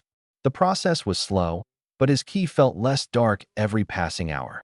Good progress, and he was so glad that his interference did not mess with Piccolo's path to eventual righteousness. For now anyway, he was old enough to know that life would often decide to throw him a curveball at the worst moment possible, and he was not sure he'd be ready for it. The 2 strong foes stood a distance in front of the warriors led by Goku and Piccolo. The latter pair remained sharp and unfazed, as the former looked arrogant and full of themselves. The tension got heavier by the second until it was finally broken by the brute-looking alien. You got guts to be glaring at us like this, Scion. The warrior known as Wings started. But I've broken my own fair share of your kind before. You ain't special. Goku remained silent. Tell you what, how about you join our side? You're strong, stronger than any Scion I've met. That much even I can tell. He continued. So why not ditch this puny plain dash? I refuse. Goku cut him off, flexing his ki to intimidate his enemies. You'll get this one and only warning. Get the hell off our planet. To his credit, his intimidation attempt worked slightly as Wings flinched a little, likely not expecting this sudden burst of power. So they could sense energy as well. Already better than Vegeta in that case. Then, and if these guys know, then the big bad knows it as well. Too bad, perhaps he could have exploited that weakness. All he could rely on right now was his Kaioken. Who the hell you think you are, threatening us like that? Don't you know? I'm the most powerful warrior here, second only to Lord Slug. Wings growled as he flared his own aura. Screw it, we're burying you 6 feet under. The big lug charged at Goku, throwing a punch that the Scion easily avoided. Goku activated a low level of his limit force technique, increasing his power by a mere 50%, and it was all he needed as he pummeled the orange-colored alien, a rush of fists and feet flying faster than the eye could see. This kick-started the battle as the thousands of soldiers rushed towards them, while some began spreading out across the planet. The humans easily dispatched most of the soldiers, trying to avoid killing them as much as they could. Of course, there was the occasional accident here and there, but they were mostly successful in merely knocking them out. With how much weaker these soldiers were, it wasn't even a risk at all. They were barely as strong as old demons born from King Piccolo after all. Metamacha launched towards the son of the Demon King, laughing maniacally as their battle began. Piccolo, with the knowledge of his opponent in mind, was on guard. The smaller enemy was perhaps a tiny bit stronger than him, but his moves seemed unrefined. Animalistic almost. Yes, his small size was somewhat of an advantage, but even a beginner like Gohan had better technique and footing, so for someone like Piccolo, dancing around an enemy like this was child's play. And Piccolo sure as hell exploited that. The Namekian sidestepped from a lunge and kicked his enemy right in the stomach, sending him flying upwards. Piccolo flew up and smashed him back to the ground, throwing multiple ki blasts from above. He knew to keep his guard up, however, as the enemy's ki signature didn't lower all that much. Suddenly, smaller copies of Metamacha soared towards him at high speed, but he anticipated something like this and released a powerful demon wave at point blank, wiping them out instantly. Admittedly, he wasn't able to evade the blow that landed straight on his face, making it flare up in pain as he quickly regained his footing. Piccolo blocked a few punches and delivered some of his own, but those were evaded with ease. His size was proving to be a bigger problem than he expected. Training with Gohan didn't quite help. The runt never used his size to his advantage like this. Unfortunately, Piccolo failed to notice the sneaky little clone that managed to stick itself on his back, immediately draining his ki from his body. The sensation was incredibly painful and uncomfortable, prompting the Namekian to scream in agony.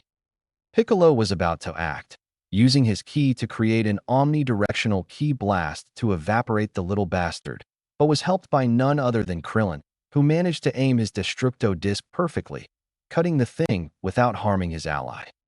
Krillin grinned at the Namekian and threw a thumbs up, but Piccolo only scoffed as he kept his attention on Metamacha.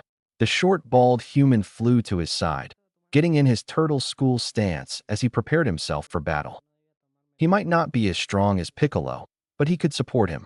Yamcha, Kaiotsu, and Tien could easily handle the soldiers, and with an opponent as tricky as this one, perhaps the Namekian might need some help, even if he didn't like to admit it. Make yourself useful, Piccolo growled. That's the idea. Krillin smirked. Metamacha grinned maniacally as their battle resumed. On the other side of the battle, Goku pushed back against his opponent, absolutely dominating the battleground as Wings struggled to even keep up. The red flare from the Scion's ki felt like it was burning the brute's skin from how hot it was. He virtually had no answer to this, and he was beginning to feel worn out. Wings threw a punch, but it missed by an inch as Goku counterattacked with a powerful blow to the gut that knocked the wind out of him. Wings wasn't given a moment to recover as Goku unleashed a full meteor crash combo, every hit feeling a lot heavier than the last. Who was this? Since when were Scions able to become this strong? His ki would continuously spike up to ridiculous heights. And that red aura, what the living hell was that? What kind of technique did this monkey have? A hook delivered by Goku sent the orange-skinned alien crashing into one of the ships, and by the time Wings managed to stand on his feet, coughing and hacking blood in the process, the Scion was a few feet away from him, glaring at him fiercely. Wings flinched, his heart beating fast as he realized that this wasn't a fight he could win. Wait. Wings put his hands up as he fell on his butt. I give up, you win. Goku narrowed his eyes. Please, you made your point. I can't beat you, he said, begging to save his own hide. I don't want to die. I'll leave the planet and never come back. I promise. Will you really? Why, yes. Yes. Wings nodded frantically, inwardly not believing that this Scion is actually listening. I have a family at home, you know? I need to go back to them. Why you're not going to kill me, right? A few moments passed, feeling like an eternity for the alien, but eventually, Goku responded. Stay here. I'll deal with you later. With that, Goku turned his back, making Wings grin viciously. This moron. He silently charged a ki blast behind his back. Thank you, thank you. Goku leaped and flared his aura as he began to fly to the main vessel, only for Wings to unleash his full power blast at the Scion's back. You stupid monkey. The wave approached Goku very quickly, and at the height of his feeling of achievement at fooling the dumb Scion, Goku suddenly vanished out of sight in a brilliant crimson glow, making his heart drop. Wings' face turned white as the Scion reappeared in front of him, looking unamused and incredibly displeased. I gave you a chance, Goku growled. W8 dash. Without wasting time, Goku unleashed a blast that utterly vaporized the orange alien, leaving only bits of his armor. He sighed, looking at the remains with an upset look, before quickly shaking his head as he approached the strongest power of the invaders. Goku, there's a power approaching West City, Ramil warned. One of the bigger ones. What? But that's where Capsule Corp is, Goku said in concern before focusing on his senses. I can't feel their energy. They're hiding it, Ramil said, and they're quite skilled at that. Clicking his tongue, Goku turned around, about to return to Capsule Corp, but was hit in the back by a powerful energy blast, burning a part of his GI and making him cry out in pain. The Scion whipped his head back at the main vessel, meeting the eyes of a much older Namekian sitting on his throne above the spaceship. Goku grimaced. He's not going to let me go, is he? I assume not. The Namekian stared at Goku with a smirk, beckoning him to get closer. Goku interpreted that as being personally challenged by him, knowing that if he tried to go back to Capsule Corp, the next ki blast would go through his back instead. He was worried about his friends back there, but there wasn't much he could do right now, as they were fighting at the other side of the clearing, likely miles away. Ramil was the only one capable of sensing that other elite due to his extreme sensory skill, so the others wouldn't know a thing. But he also felt confident. Gohan was there. The young boy was immensely powerful for his age. He could defend the rest, or at least hold them off until the others are done with their battles. After a deep breath, Goku slowly approached the master of the invasion, heart pounding in his chest as the pressure only got heavier the closer he got. Even with this vast difference in power, Goku could not help but feel a little excited. Finally, the time to test his limits is here. Angela scoured the planet, and while the piece of tech with him wasn't quite the best, it should have at least picked up on one of the Dragon Balls. Was the scouter faulty? No, it couldn't be. Lord Slug himself made this device, and his subordinates always kept it in top condition. Were they hiding the Dragon Balls? Must be. Warriors of that strength must have heard of these things, right? Assuming they lived here and weren't just visitors or guests, the Scions and Namekians looked as such, but not the Earthlings. Unless the rumors were false, of course, mere superstitions, but the sight of that Namekian support said rumor a little. Namekians are quite rare outside of planet Namek. After the catastrophe that befell it, they were set back thousands of years technologically. A shame, but Angela couldn't quite care less. Sure, his master was from Namek, but he didn't care either, so why should he? After going over the planet a few more times, Angela simply gave up and instead focused on the other high-key signatures in a nearby city. One was being hidden by what seemed to be an amateur, and the other felt weakened. So there were more warriors then? They could know about the Dragon Balls and their whereabouts, so perhaps he should give them a visit.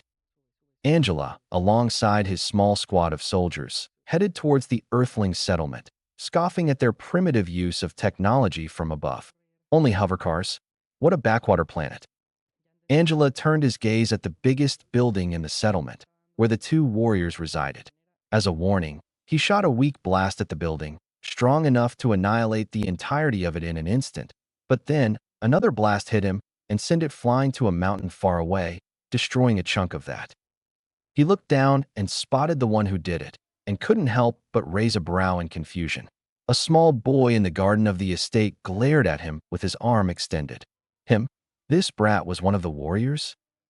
Angela glared back in disdain as the boy flew up to his level, quickly getting in a fighting stance. Slug's second-in-command waved his hand and silently ordered his soldiers to attack, who all charged at the boy at once. Gohan's gaze sharpened as he dodged and weaved easily, noting how slow these guys were before starting his counterattack. He punched and kicked, his blows instantly knocking them out due to the great difference in power. He knew how to hold back and not accidentally kill them. He was taught that by Krillin and the others. In seconds, all the soldiers fell to the ground, fully unconscious, which impressed Angela quite a bit. He knew this kid was far stronger than he should be at this age, but this strong? He thought they'd at least do some damage to him, but clearly not. Not bad, Brad, but it's not wise to stand up to me and Lord Slug, Angela said, crossing his arm. For that impressive show, I'll give you one chance to leave. Gohan stayed in his place, not moving a muscle. Inwardly, the boy was absolutely nervous and afraid. But this was what he had to do to protect Bulma, her parents, and his mom. This guy was even stronger than Vegeta, and while his ki made him very concerned, he still stood his ground. Or you'd like to join us? The older fighter smirked. Someone of your power could climb the ranks easily. Lord Slug would be pleased. I am never joining bad guys like you, Gohan stated, the offer annoying him a little. So be it. Angela shrugged, and he vanished. Gohan gasped as a fist was buried in his stomach, knocking the wind out of him before he was sent down with an elbow to the head. A giant crater formed where Gohan landed, who had his eyes open wide as he coughed and hacked for air. His vision even darkened for a moment, feeling his consciousness slipping, but he managed to get back on his feet, holding his stomach in pain. That was probably the most painful experience he'd been through so far. Not even his dad or Piccolo ever hit him this hard. Gohan felt an incoming blast soaring directly at him, prompting him to quickly stick his hands up to catch it. His hands burned, the searing heat of the ki attack making him grunt and grimace in pain. It felt so heavy, so much worse than anything he had to deflect. But it wasn't something he couldn't handle. He knew he could do this. Masenko, he roared, unleashing his own attack that pushed the blast back at his enemy. Angela's eyes widened as he felt the sudden power spike from the boy, crossing his arms in front of his face to block the attack. Gohan's Masenko connected, making a giant explosion in the air that created a mini hurricane. The Scion hybrid panted as he glared at the cloud of smoke above him.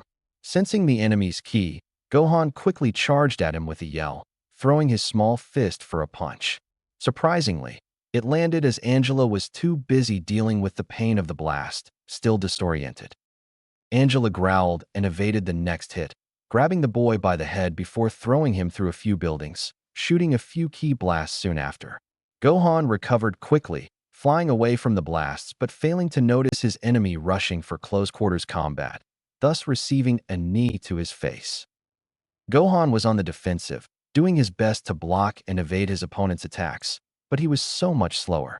Angela could have instantly killed the boy if he wanted to, but he decided that he wanted to punish this insolent brat and teach him a lesson. Unbeknownst to him, this was a bad mistake. Slowly but surely, Gohan's blood boiled. He didn't know why, but he started to feel angrier and angrier as the battle continued. His power level steadily increased. He started to consistently evade his opponent's attacks, and at some point, he was fighting back. Sure, his punches didn't do a lot of damage, but it was something Angela noticed. This boy was becoming stronger as they fought, and for a split second, he spotted the golden glint in his eyes. He needed to end this fight before the boy overtook him in power. Angela vanished from sight in a burst of speed and reappeared behind the boy, charging up the strongest ki wave he could. Gohan whipped his head back and gasped as the giant yellow beam filled his view, his bubbling anger replaced with fear and despair. Gohan closed his eyes and put his arms in front of him, bracing himself for impact. Thankfully, he was at least strong enough to not get vaporized on the spot, as he was able to stop the blast in its place using all his might, but he was getting pushed back considerably. He needed to act quickly, but what can he do? What would his dad or Mr. Piccolo do? A thought crosses the boy's mind, remembering his father's battle with Vegeta and his sparring match with Piccolo. Could he do it? His dad explained the basic concept to him and the rest, but he's never tried to do it before. Regardless, it was his only choice. If he could tap into it, then he'd be able to at least deflect the blast. With a roar, Gohan's aura flared, gaining a reddish tint. Kaioken. Immediately, the Scion hybrid felt the worst pain in his life. Every single muscle in his body screamed in agony. It was so painful, tears began to gather at the corner of his eyes as his pupils turned into pinpricks. However, his power did increase significantly, and at that moment, he unleashed another Masenko back at the enemy, easily consuming Angela's blast as he screamed in fear. A giant explosion blinded the boy, but at this point, he couldn't care. He fell to the ground, his body spasming as he gasped for air. It hurt. It hurt so much more than anything he had ever experienced. Even that earlier punch did not compare to this. It felt like being burned alive as his body refused to respond. He underestimated the strain of this technique, and with this being his first time even using it, he wasn't sure if he did it correctly. Slowly, Gohan forced himself to at least sit on his knees as he breathed heavily, trying his hardest to ignore the pain. He flinched violently as he sensed the ki of his opponent still, glancing up to the sky to see Angela with a scowl that terrified the boy. Sure, he was weakened significantly, but Gohan had it a lot worse. He couldn't even bring his ki up for defense. He failed. "You pathetic, worthless monkey," Angela screamed, creating another ki wave. "You think you can just harm me and get away with it?" Gohan tried to stand up, but his legs only flared in pain, refusing to move. "I'll turn you and this entire city into dust," he promised, extending his arm out. "Die." Angela let another full-power energy wave loose, planning to end the boy's miserable life and make sure nothing remained. All Gohan could do was close his eyes in despair, feeling the burning sensation of the incoming ki attack. Despair replaced with confusion, the boy slowly opened his eyes to see that he was still where he had been, kneeling on the grass of Capsule Corpse Garden, and his enemy, looking even more annoyed than before, looking directly behind him. Gohan turned his head, eyes widening as he saw the bald Scion, still wrapped with bandages and wearing a medical gown. Nappa had his arm extended, ki flowing from the palm of his hand as he grinned at Angela. "Another one," Angela growled before scoffing. "It appears that Frieza isn't as competent as I expected." Frieza? Nappa blinked. The hell does he have to do with this? "Of course, he didn't tell you, you brain-dead monkey." He smirked viciously. "He destroyed your planet, moron." Nappa's eyebrows shot up as he heard that before he frowned deeply. Did he now? Then his grin returned. "Oh well, was planning on taking Kakarote's offer anyway, but this sealed the deal." His enemy raised a brow but was promptly ignored. "Hey, brat." Nappa glanced at Gohan. "Can you still fight?" This jolted the Scion hybrid out of his shock, still not quite processing that his former enemy saved his life and struggled to get back up on his feet. Eventually, Gohan took a deep breath, feeling a little rejuvenated, and got into his stance, ignoring the shaking in his legs. That was a one-time thing, and Gohan learned his lesson. He would not use that technique until he was ready for it. "Why, yes, I'm fine." Gohan nodded. Maybe you ain't so bad after all." Nappa's grin widened in approval. "You might be soft, but you're not lacking in Scion spirit." Thank you." Gohan accepted the compliment. "Ignore me, will you?" Angela scowled as he flared his aura. "For your insolence, I will show you the might of the Slug Empire."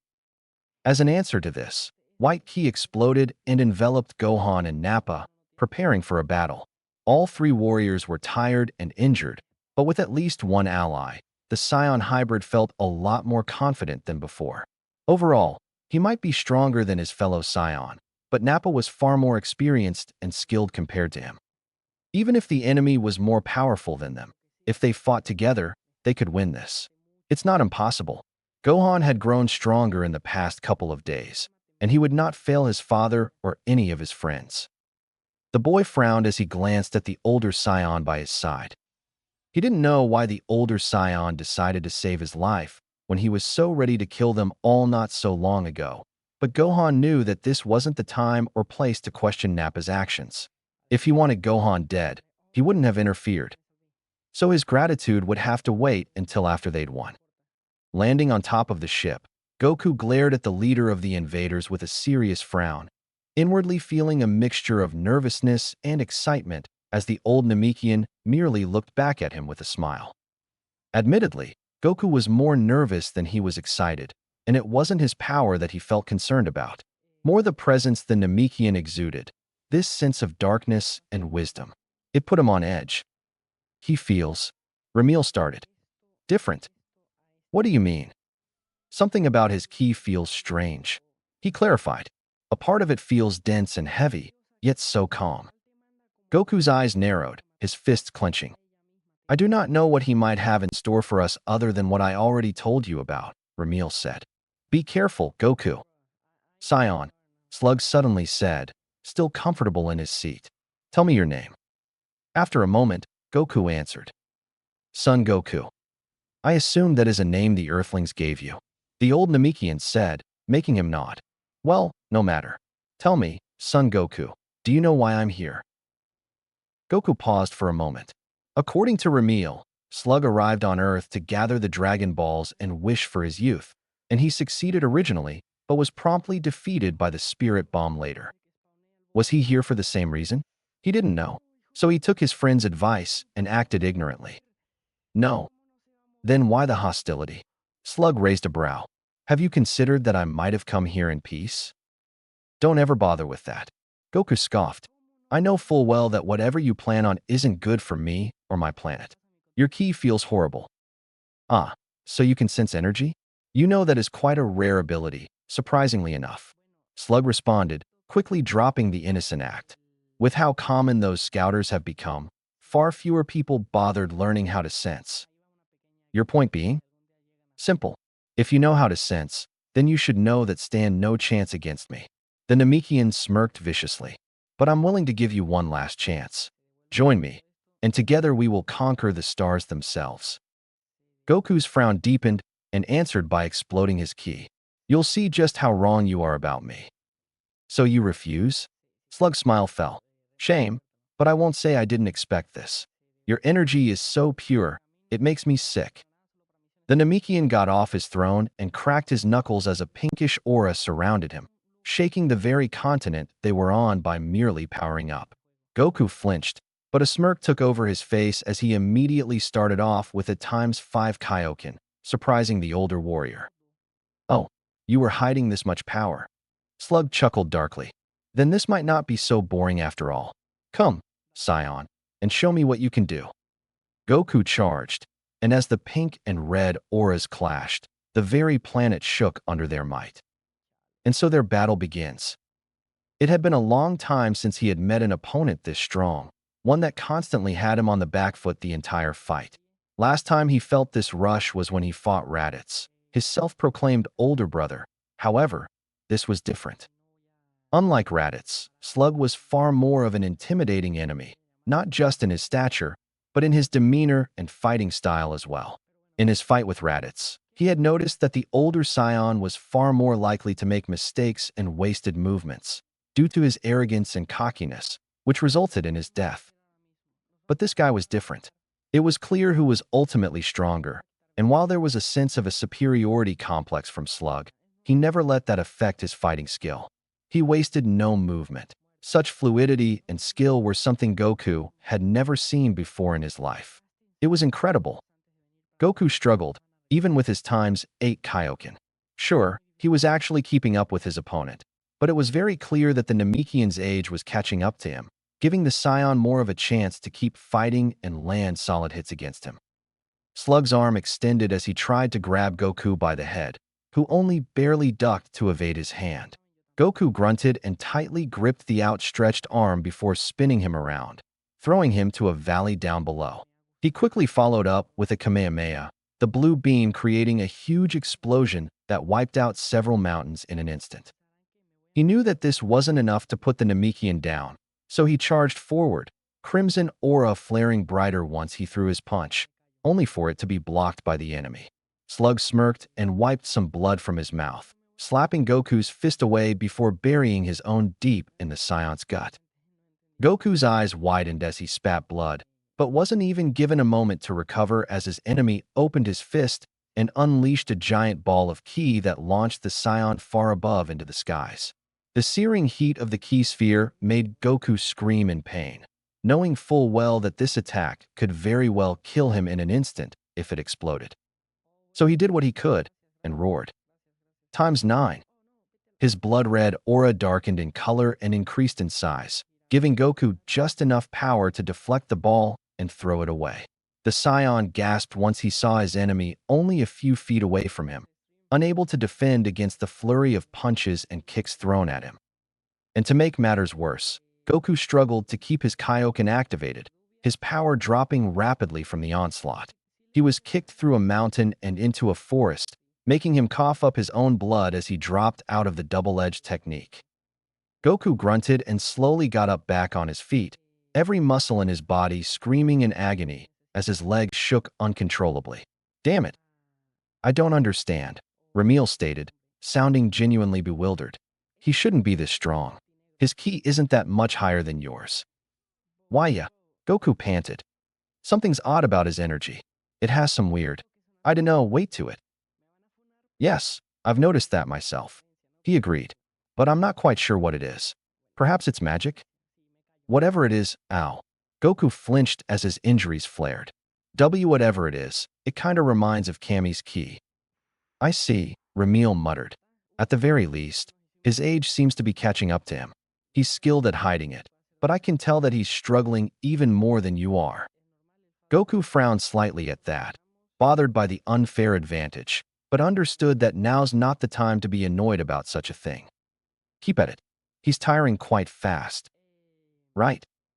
Goku ignored the pain in his body and straightened his posture, closing his eyes and taking a deep breath. He clenched his fists and unleashed his ki once more, activating the Kaioken before rushing forward. He quickly threw a feint, ducking under Slug's fist and landing a powerful uppercut that sent the ancient Namekian above the clouds. Goku flew over him and kicked him in the head, speeding past Slug while charging a Kamehameha wave, releasing the blast at point blank. From the cloud of smoke, Slug's arms stretched at Goku, who only barely avoided by moving his head to the side. However, he couldn't dodge the other arm. The Namekian's hand tightly gripped the Scion's neck, choking the life out of him as he was brought closer to the older warrior. Goku tried to pull his hand away, but Slug remained unmoving. The Namekian smirked viciously and used his free hand to charge up a condensed ki ball, aiming it at Goku's heart. The Scion panicked, desperate in finding a way out of his grip, and his friend's scream in his head had the right idea. "Bite!" Goku did not argue or question, quickly biting Slug's hand hard. Hard enough to draw blood, prompting Slug to let go and scream in pain, shock, and rage. With his ki flaring in his fist, Goku used the chance to land a powerful jab in the Namekian's face, sending him down to the ground and creating a large crater. With an ample opportunity to deal more damage, Goku charged at the downed Slug with a roar, throwing his strongest punch yet, only for it to get caught with ease. The Scion's eyes widened as Slug wiped the blood off his mouth, his smirk returning quickly. "You're strong, Scion," Slug complimented. "Skilled and disciplined to boot, ignoring the cheap trick you just pulled. Warriors like you are quite rare in this day and age." NGHH. Goku's eyes widened once his red aura suddenly vanished, his body no longer able to keep it up anymore.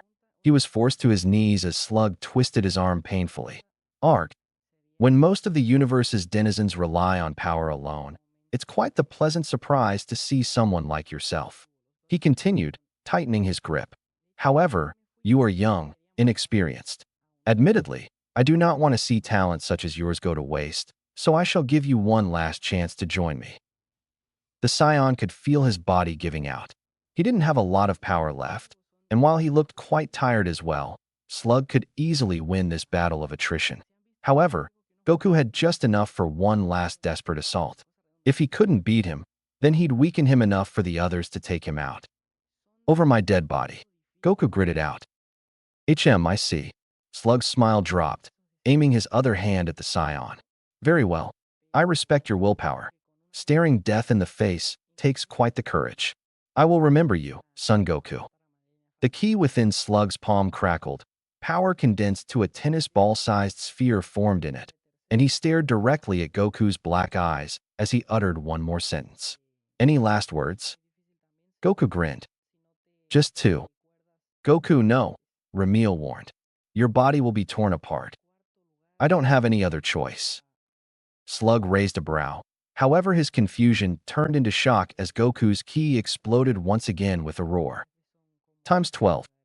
The strike that followed those two words knocked the wind out of Slug's lungs, making his eyes almost bulge out of his skull as Goku's fist went deeper into his stomach. The Scion launched Slug above the clouds and even out of the stratosphere. Goku's body was breaking down fast under the pressure of the technique, but he was just tough enough to continue his assault, following Slug's soaring body to deliver blows heavy enough to unleash shockwaves that split the clouds apart. Goku kicked Slug's body even higher, flying upwards and cupping his hands together. His entire body felt like it was on fire.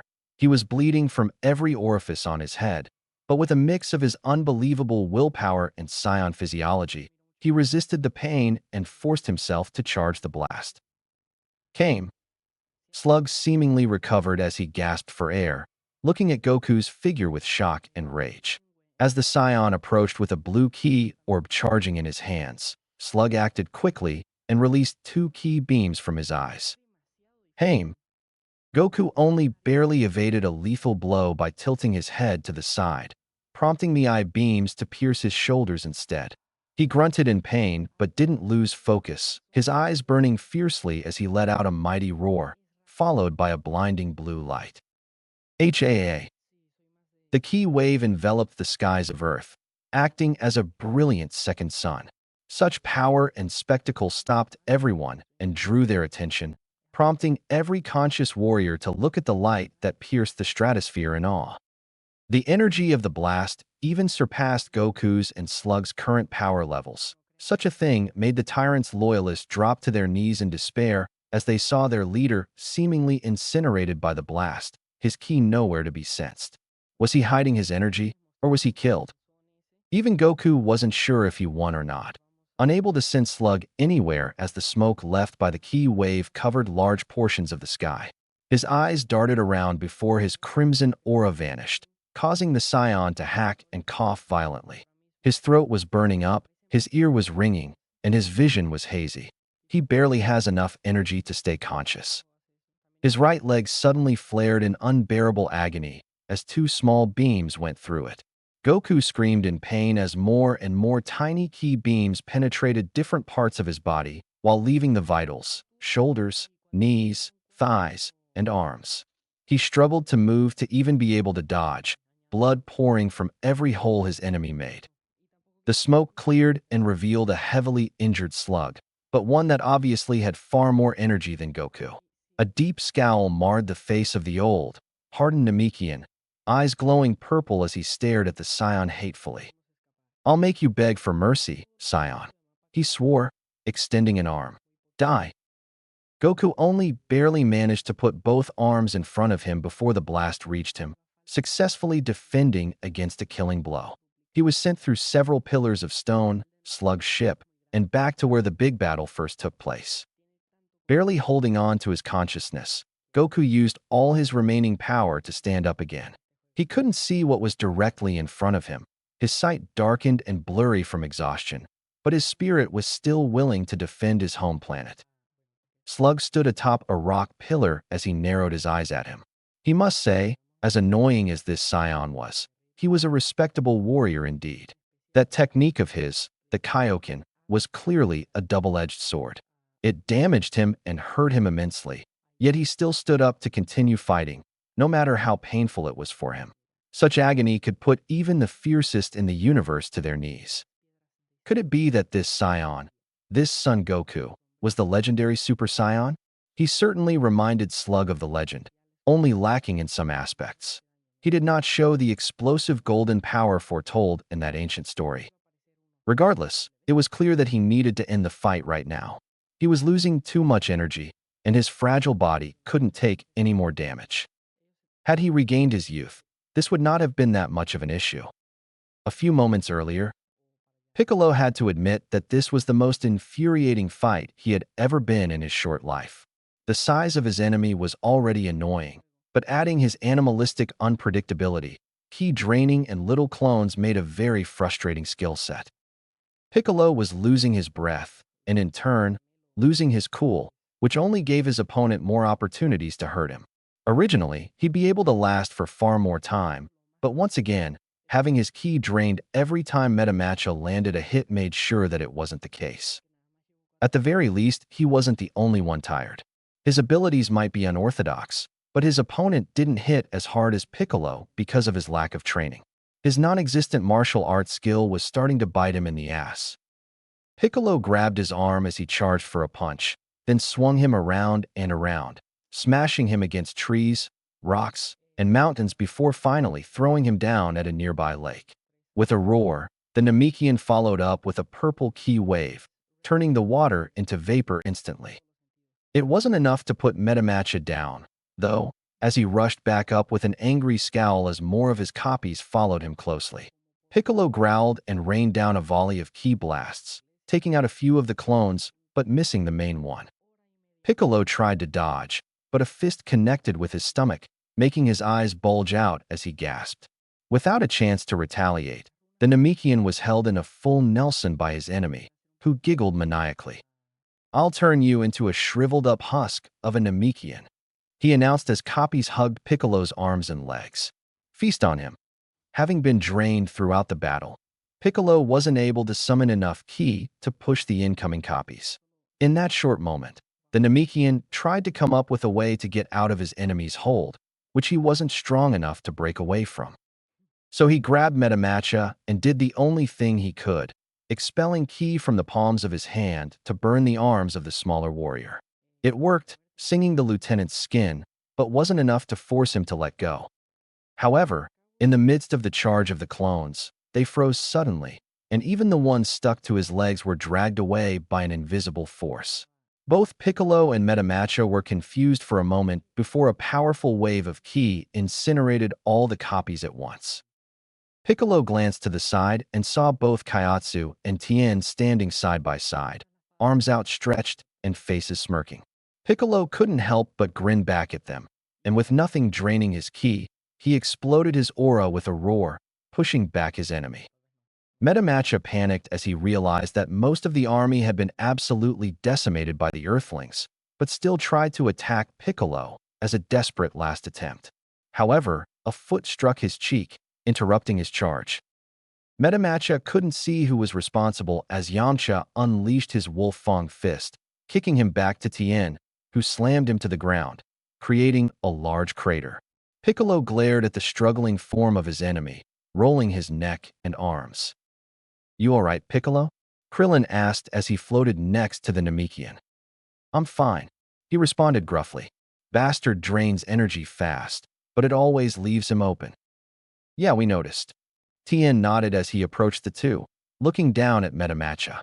"You were damaging him faster than he was stealing your ki." "He's a fool. As useful that ability of his is, he'd never get far with it alone." Piccolo scoffed. "Look out!" Kaiotsu suddenly yelled, before quickly outstretching both arms at an incoming attack. The group turned to see a clone charging at Piccolo, and the shortest fighter's telekinesis thankfully stopped it. However, unexpectedly, the clone's tiny body, still frozen in the air, inflated to twice its size before blinding the warriors by blowing itself up, separating them with the force of the explosion. It didn't severely damage any of them, but it was clearly a distraction, Piccolo thought. He'd be correct as Metamacha charged at the Namekian one last time. As he got close, he screamed at the top of his lungs with a manic look on his face. "I'm taking you down with me, you pathetic excuse for a Namekian." Piccolo clicked his tongue and stretched his arm at the incoming Metamataka, though he knew that whatever he could conjure wouldn't be enough to stop someone as suicidal as him. He didn't have enough ki. As the manic alien approached Piccolo, a disk of ki came flying at the former, slicing him in half from the midsection. The two halves of Metamacha simply plummeted to the ground as the life in his eyes vanished after a second, painting the ground beneath red as blood and organs spilled out. Piccolo blinked twice and turned to look at Krillin, who sighed in relief. "That was close." "That was brutal," Yamcha said, looking at his bald friend in astonishment. "What the hell was that?" "Oh, a technique I've been working on." Krillin shrugged, acting bashful. I wanted to show it off against the Scions, but, well, I couldn't. It's a lethal one. It's best that you didn't. Tian nodded. Accidentally hitting one of us wouldn't be pretty. I was worried about that. Yeah, Krylin admitted with a sheepish chuckle. I haven't fully got the hang of it, so it's kind of a last resort thing. Regardless, it's useful, Piccolo said approvingly. Good job. The humans all looked at him funny, making him frown in confusion. What? Heh, it's nothing. Krillin smirked and took off the bag stuck on his hip, taking something out of it. Anyway, you're pretty drained from that fight. Here. Piccolo caught what he threw, inspecting the tiny green bean in his hand before eating it. In an instant, the Namekian felt all the power he lost in that fight return immediately, as all wounds he suffered simply vanished. Piccolo clenched his hand and smiled. Much better, he said, meeting the short human's gaze. Thanks. Any time. Piccolo suddenly flinched as he sensed something in the distance. Back at Capsule Core, Gohan's ki spiked for a second before it nearly vanished, making him gasp. The boy was very hurt, on the verge of death from what he could sense, and for some incomprehensible reason, the Namekian felt the urge to rush to where Goku's brat was. Focusing on his senses more, Piccolo spotted two other key signatures next to Gohan. One belonged to that Scion brute, and the other was one of the lieutenants or captains who had a power level near Vegeta, although lowered significantly. What the hell was going on there? Piccolo and the other Earthlings were about to rush, but then a brilliant blue light tore their attention away from Gohan and his predicament. It was Goku, who unleashed an immensely powerful wave of ki that had them all frozen in place. This was far more powerful than anything they sensed before, even more so than the leader of this invasion. And in the next few moments, after the blue glow disappeared, they saw a figure crash into Slug's spaceship, being dragged through the ground by the sheer momentum until he stopped. Goku, severely hurt, barely managed to stand back up on his feet. He was battered and bruised, bleeding from his forehead, nose, and mouth with his GI half torn. The Scion was breathing heavily, chest heaving as he glared at his opponent. He has already taken a beating worse than the one he had suffered from the earlier battle with the Scions, and his enemy, while hurting quite a bit himself, wasn't damaged as much. Yes, the Earthlings and Piccolo all backed down a bit as they saw the state of the ancient Namekian. His strange alien robes were ripped, with scratches and wounds around his body and face. He looked tired. His energy wasn't anywhere near as strong as it was before. Goku roared and forcefully let his ki explode, preparing for another bout with his opponent, but everyone seeing this knew the Scion would not stand a chance. He'd more likely collapse and pass out before he landed another attack. Goku was getting desperate. He needed help. This wasn't an opponent he could beat by himself. Krillin, go back and help out Gohan. Then come back once you're done. Piccolo barked. The rest are with me. We'll take Goku's place and take down that Namekian ourselves. G got it. Krillin nodded as his aura flared white, heading to West City. Let's go. Everyone followed the Namekian's orders and followed to where the two key signatures were, with varying degrees of nervousness and worry. It frustrated him to admit it, but they were going to need to work together to beat this guy into submission, and even then he still wasn't sure if they could win. His idiot of a rival was going to have to take the back seat for this one. West City. Fighting in the middle of a city wasn't the most optimal choice, Gohan thought, but he knew he didn't really have a choice at the moment. He wished he'd thought more and lured the enemy away from Capsule Corp and to a nearby, unpopulated wasteland, but he was too nervous to think about that. And now he was paying the price for it. Having to retreat back down every once in a while to deflect a ki blast before it wiped the city off the map was exhausting, especially seeing how much stronger the enemy was compared to him. Sure, he was tired, but so was Gohan. His current ally wasn't making it easier for him either, fighting without a care in the world. In all honesty, seeing Nappa recklessly throw ki blasts all over the place began to frustrate the younger Scion. Gohan couldn't participate in this battle if he had to protect the city under them. And fighting Angela on his own wasn't yielding good results. He kept getting dominated in close-quarters combat, and he'd barely evade or block the energy blasts coming his way. The occasional lucky shot here, and there wasn't enough to defeat him. Gohan rushed back down, flexing his aura and kicking the incoming blast away from Bulma's place.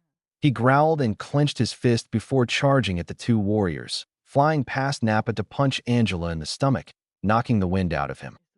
Nappa followed it by slamming the alien invader down towards the ground, prompting Gohan to bolt down past the enemy in a hurry, unleashing a Masenko directly upwards at Angela. The enemy screamed in anger as he was launched to the skies, escaping the blast and blocking the incoming punch from Nappa. He countered by elbowing the older Scion in the face, delivered a gut punch that forced the Scion to back away, then locked him in a flurry of punches and kicks before finally sending him back down with an axe kick. Gohan gasped as he saw Nappa's body being thrown at Bulma's place, rushing towards him quickly and kicking him away before he made contact with the building. Nappa scowled at the boy as he got a hold of his balance, floating in the air. "What the hell is the matter with you, runt?" Nappa growled. "Are you with or against me?" Gohan, barely managing to keep his cool, responded calmly. "I can't fight when I have to protect the city from everything coming its way," he said, feeling his rage boiling. "We have to take this somewhere else." "TSK, who cares about the weaklings down there?" Nappa scoffed. Gohan balled his fist in rage, scowling back at the older Scion, and spoke through gritted teeth. "I do." Nappa paused and blinked as he saw the boy's eyes turning golden for a split second, but wasn't able to comprehend what he saw as a blast coming from the corner of his eye. Nappa grunted as he stopped the ball of energy with his hands and was assisted by Gohan, who punched it away. "All right," Nappa muttered to himself. "So you want to take it somewhere else, I'm guessing? Heh, fine, if it'll stop you from whining about it." Gohan's scowl dropped and looked confused for a moment, not expecting the older Scion to comply so quickly. Nappa rolled his neck and exploded his aura, charging at the alien invader with a roar. "With me, runt." Gohan acted, following after Nappa, who tackled Angela mid-flight. The invader's scowl deepened as he began hitting the Scions back to get him off, but Nappa held on well right until they smashed into a mountain far away from the city. Nappa backed off and released a ki wave from his mouth, completely vaporizing the mountain range in less than a second. Gohan could still sense the enemy's ki in the smoke created by the explosion and got in front of his ally to block a punch with both of his hands. Even when surprised, it didn't stop the Scion veteran from supporting the boy by releasing another ki wave with his hands right above his ally's head, catching the enemy by surprise. Angela, damaged by the blast, let go and backed away a few meters, but Gohan was right after him, punching and kicking him in the stomach before slamming him back to the mountain. "Haha," Nappa laughed, genuinely impressed at the kid's skill.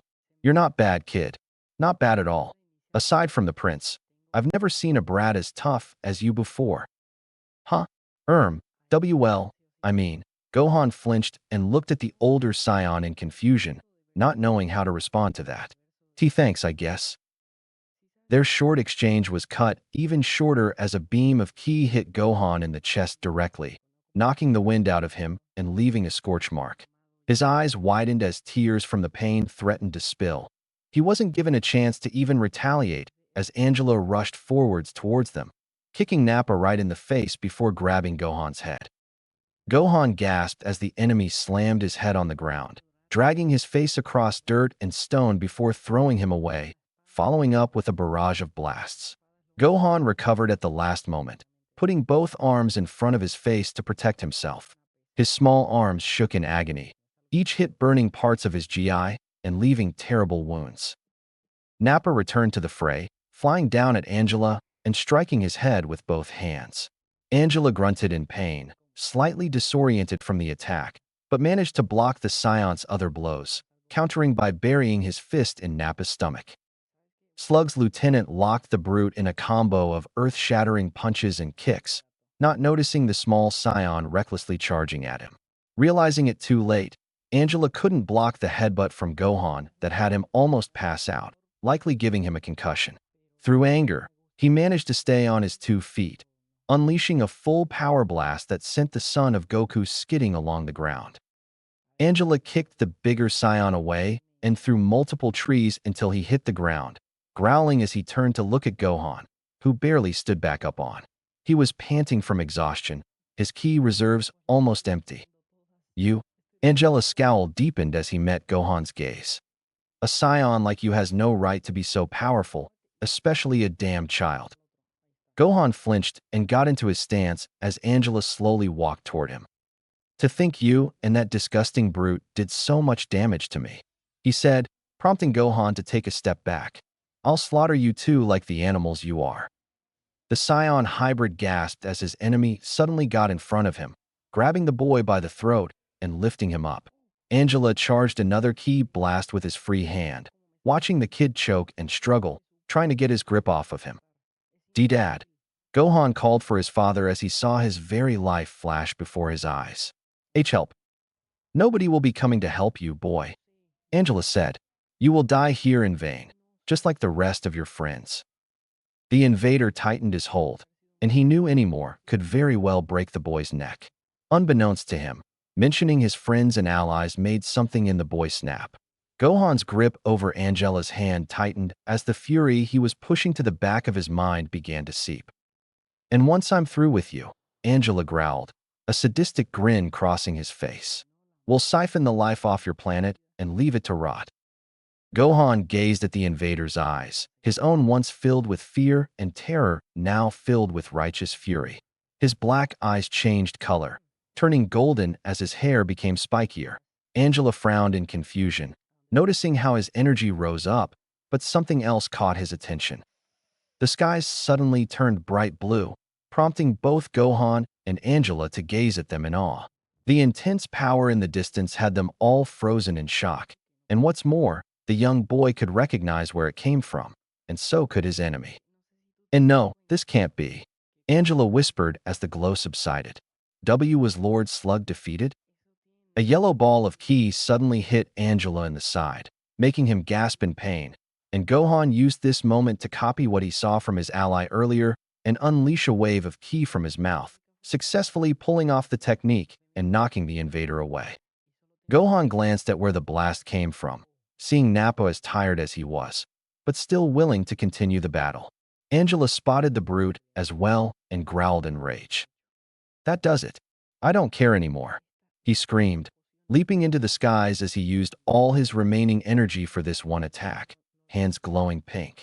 I'll wipe your backwater planet out of existence, and you along with it. Consequences be damned. TSK, what a loser.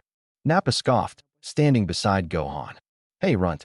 Use everything you got for this, all right? We might not have much, but maybe we can stop him if we combine our powers. Gohan, having calmed down after sensing his father's immense power, nodded, putting both hands over his forehead. Okay.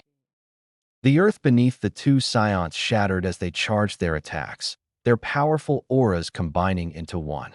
The three warriors roared and let their energy loose at the same time, Gohan and Nappa's ki combining into one giant wave.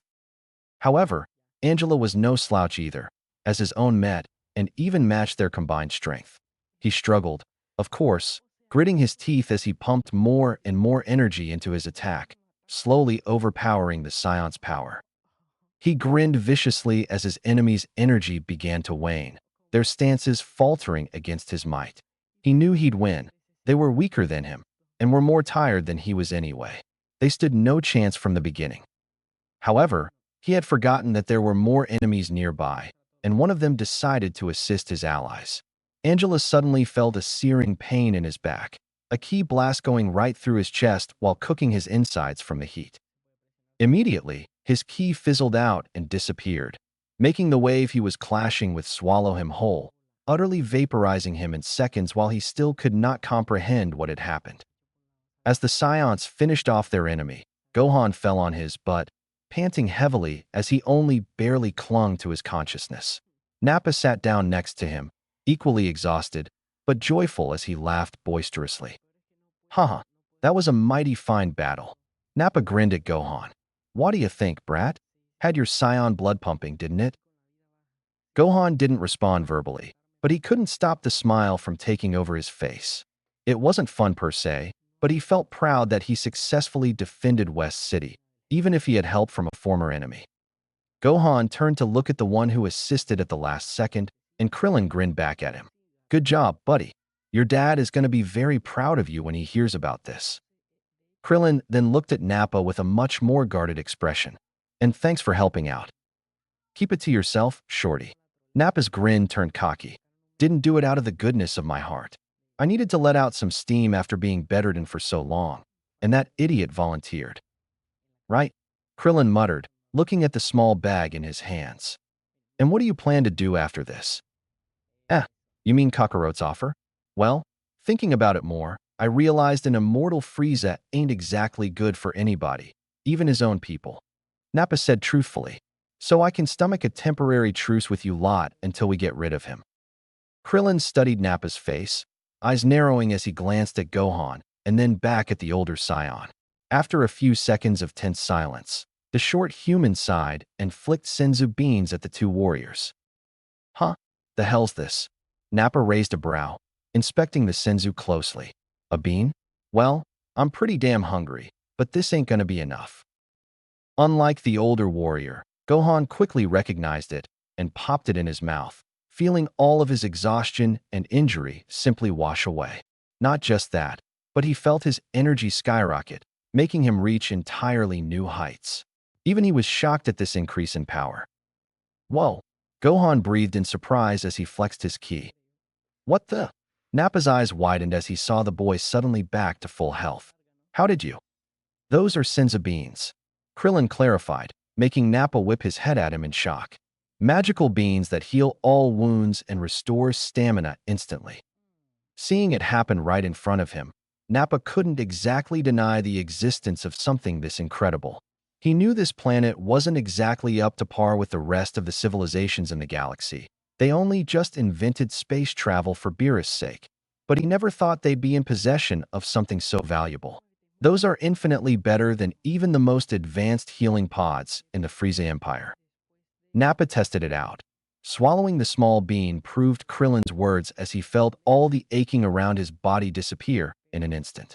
He felt his power returned, his Scion physiology boosting his regular strength even more than usual. With a grin, Nappa flipped and landed on his feet. Huh, this is amazing. Never felt this good in years. Whoa, you're so much stronger than before too. Gohan looked at Nappa in amazement, which did surprise the older Scion. That's part of who we are, kid, Nappa said. Each time we recover from a near-death experience, our power increases exponentially. Oh, Gohan looked intrigued, tilting his head curiously. Is this why Scions are considered a warrior race? Ain't you a Psi? All right. You were raised by an amnesiac. The older Scion confirmed. Yeah, the Scions are one of the most powerful races in the universe. Though, not a lot benefited back then. It used to be seen as a miracle. Why back in my day? Suddenly, the very planet they stood on shook violently. Krillin and Gohan felt their hearts drop and their blood freeze at the unbelievable power that emanated from the battlefield where Goku and the rest were. Gohan's pupils shrunk to the size of pinpricks as he saw the giant pillar of evil Ki in the distance, covering the surface of Earth in purple smoke. Even with the recent boost in strength, he couldn't stop shaking in fear. What the hell? Nappa, who couldn't sense it, simply stared at the pillar of purple energy. If they had thought the previous battles were tough and difficult, this made it clear that they were nothing. Krillin recognized it as the leader's key signature, but it was so much darker, so heavy it nearly suffocated him. Krillin took the lead, exploding his ki as he flew over to the battlefield, looking for Goku to give him a senzu bean. Gohan and Nappa followed suit, the former in sheer terror as all his allies looked at the massive stature of the evil Namekian, purple energy surrounding him as he smirked at them widely. It seemed that the battle had only just begun. First, that damned Scion, Slug thought with anger as he blocked the bald human's fist, responding with a ki blast that sent him far. And now these fools. The younger Namekian slammed him on the head with an elbow strike, and before he was given a chance to retaliate, the scarred human charged in and locked him in with a flurry of punches and kicks. Slug growled and released an eye beam that pierced the human in the shoulder, kicking him away a second later. Slug twirled and evaded the Namekian's punch, ducking under the extended fist before flying forward and headbutting his kin. He flinched and recoiled as blood came out of his nose, but quickly regained his footing as he responded with his own headbutt, making Slug take a few steps back as his world began to spin. Stunned, Slug couldn't defend himself from the onslaught of his fellow Namekian, who punched, kicked, and fired multiple ki blasts that scorched his skin and outfit. Slug hated to admit it, but the fight with that scion took a lot out of him, and with his fragile body, he was weakened beyond belief. Having to deal with so many warriors simultaneously, ones with good teamwork no less, made him regret not sending a scouting party before deciding to invade. Such a stupid mistake, one so easily avoidable as well. His age must have caught up with him if he had become so senile. Now all of his commanders were dead, and most of his main army was decimated. He'd be all right with such heavy sacrifices had he accomplished his original goal of coming here and regained his youth. Unfortunately for the ancient emperor, such a thing didn't seem possible anymore. But he couldn't let himself die like this. He still needed to teach the Cold Empire a lesson. That bastard and his spawn were the roots of most issues of the Seventh Universe. With Frieza destroying planets and enslaving races on a whim, not knowing just how important it was to keep this universe thriving. Had Cold made the elder brother inherit the empire, then Slug might have kept a cordial relationship with the family, even allied himself with them. But no, the big moron chose Frieza to be his heir. At least Cooler was responsible for how he handled his section of the galaxy. So if the gods of creation and destruction won't do their damn jobs, then someone had to take up the mantle of the true God Emperor of the universe, and there was no better option than Slug himself. He knew how to make this universe thrive. He had plans for nearly every planet in every galaxy. He just needed to regain his youth. But that wouldn't happen anymore. He was stuck on this backwater planet in the farthest part of the North Galaxy, and he was being beaten by their warriors. First, that eccentric scion, lacking in bloodlust but not in spirit, then this unknown Namekian and worthless humans. What a joke. Credit where credit was due, though. Despite his anger, Slug was quite impressed with their techniques. As he stated before, true martial artists had become quite rare these days, as most soldiers relied only on their weak blasters or high power levels. Truly, Earth is a rare gem in the rough. After being passed around by the squad of Earth's defenders, with each of them delivering sharp blows and scorching key moves, Slug was slammed down by the Namekian before dozens of rocks and boulders buried him. The ancient Namekian thought of a solution quickly, blasting the ground and lowering his ki to undetectable levels as the smoke and dust masked him. Under cover of the dust kicked up by the impact, he quickly snuck past his enemies and returned to his ruined ship, injured and beaten, but his spirit was still unbroken. Slug grinned as he made his way to his main chambers, the only room untouched by the battle outside. But it didn't have to be this way. Oh, sure, he wouldn't be getting his youth back, but that was no issue in the long run. After all, there was still Namek he could visit, as risky as it was with Frieza there, and it was better than dying here. Plus, he still had his trump card. Slug's eyes spotted the fruit of might hidden in one of his drawers, grabbing it and inspecting it up close. The power radiating from this fruit was nothing short of marvelous. Such overwhelming power in a tiny thing. He didn't know how it would react to his old body, but now was better than never. He was so glad he let that scion pirate onto his ship, otherwise, he wouldn't have the last resort option he now had. As he took a bite of the fruit, a key ball suddenly blasted through the wall of his chamber, the young Namekian glaring at him with his human friends behind him. Slug chuckled, enjoying the taste of this godly fruit. How sad. They were this close to stopping him, but now it was too late. There you are, the young Namekian muttered. Didn't think you'd be the kind of person to hide from a battle. Slug laughed at him as he felt the power of the fruit within him slowly but exponentially increasing. His enemies flinched as they felt his ki grow at a rapid pace, and the young Namekian was the first to act, unleashing a full-power energy wave. One that Slug slapped away with one hand. I commend you, warriors of Earth. Slug complimented genuinely. Specimens such as yourselves have become rare throughout the universe. It was a magnificent battle. Purple sparks of ki surrounded the ancient Namekian. His dark aura slowly grew in size along with his power. This feeling was one Slug had nearly forgotten. The overwhelming power he had once had, it was coming back to him once again. And for that, Slug's power then exploded, a giant pillar of dark purple energy breaking through the ceiling of the ship. I will give you a warrior's death. With that, Slug let out a mighty roar that shook the planet under them. His ki expanded and turned the whole bright blue sky into a dark and unforgiving atmosphere. With power so great, not even Earth's defenders were able to stand their ground, as they were sent flying far away. Piccolo regained his footing and landed on the ground, gazing at the pillar of energy in terror. What in Kami's name was that? This power felt so damn heavy, it was crushing him with mere presence alone. Was that bastard hiding some kind of power all along?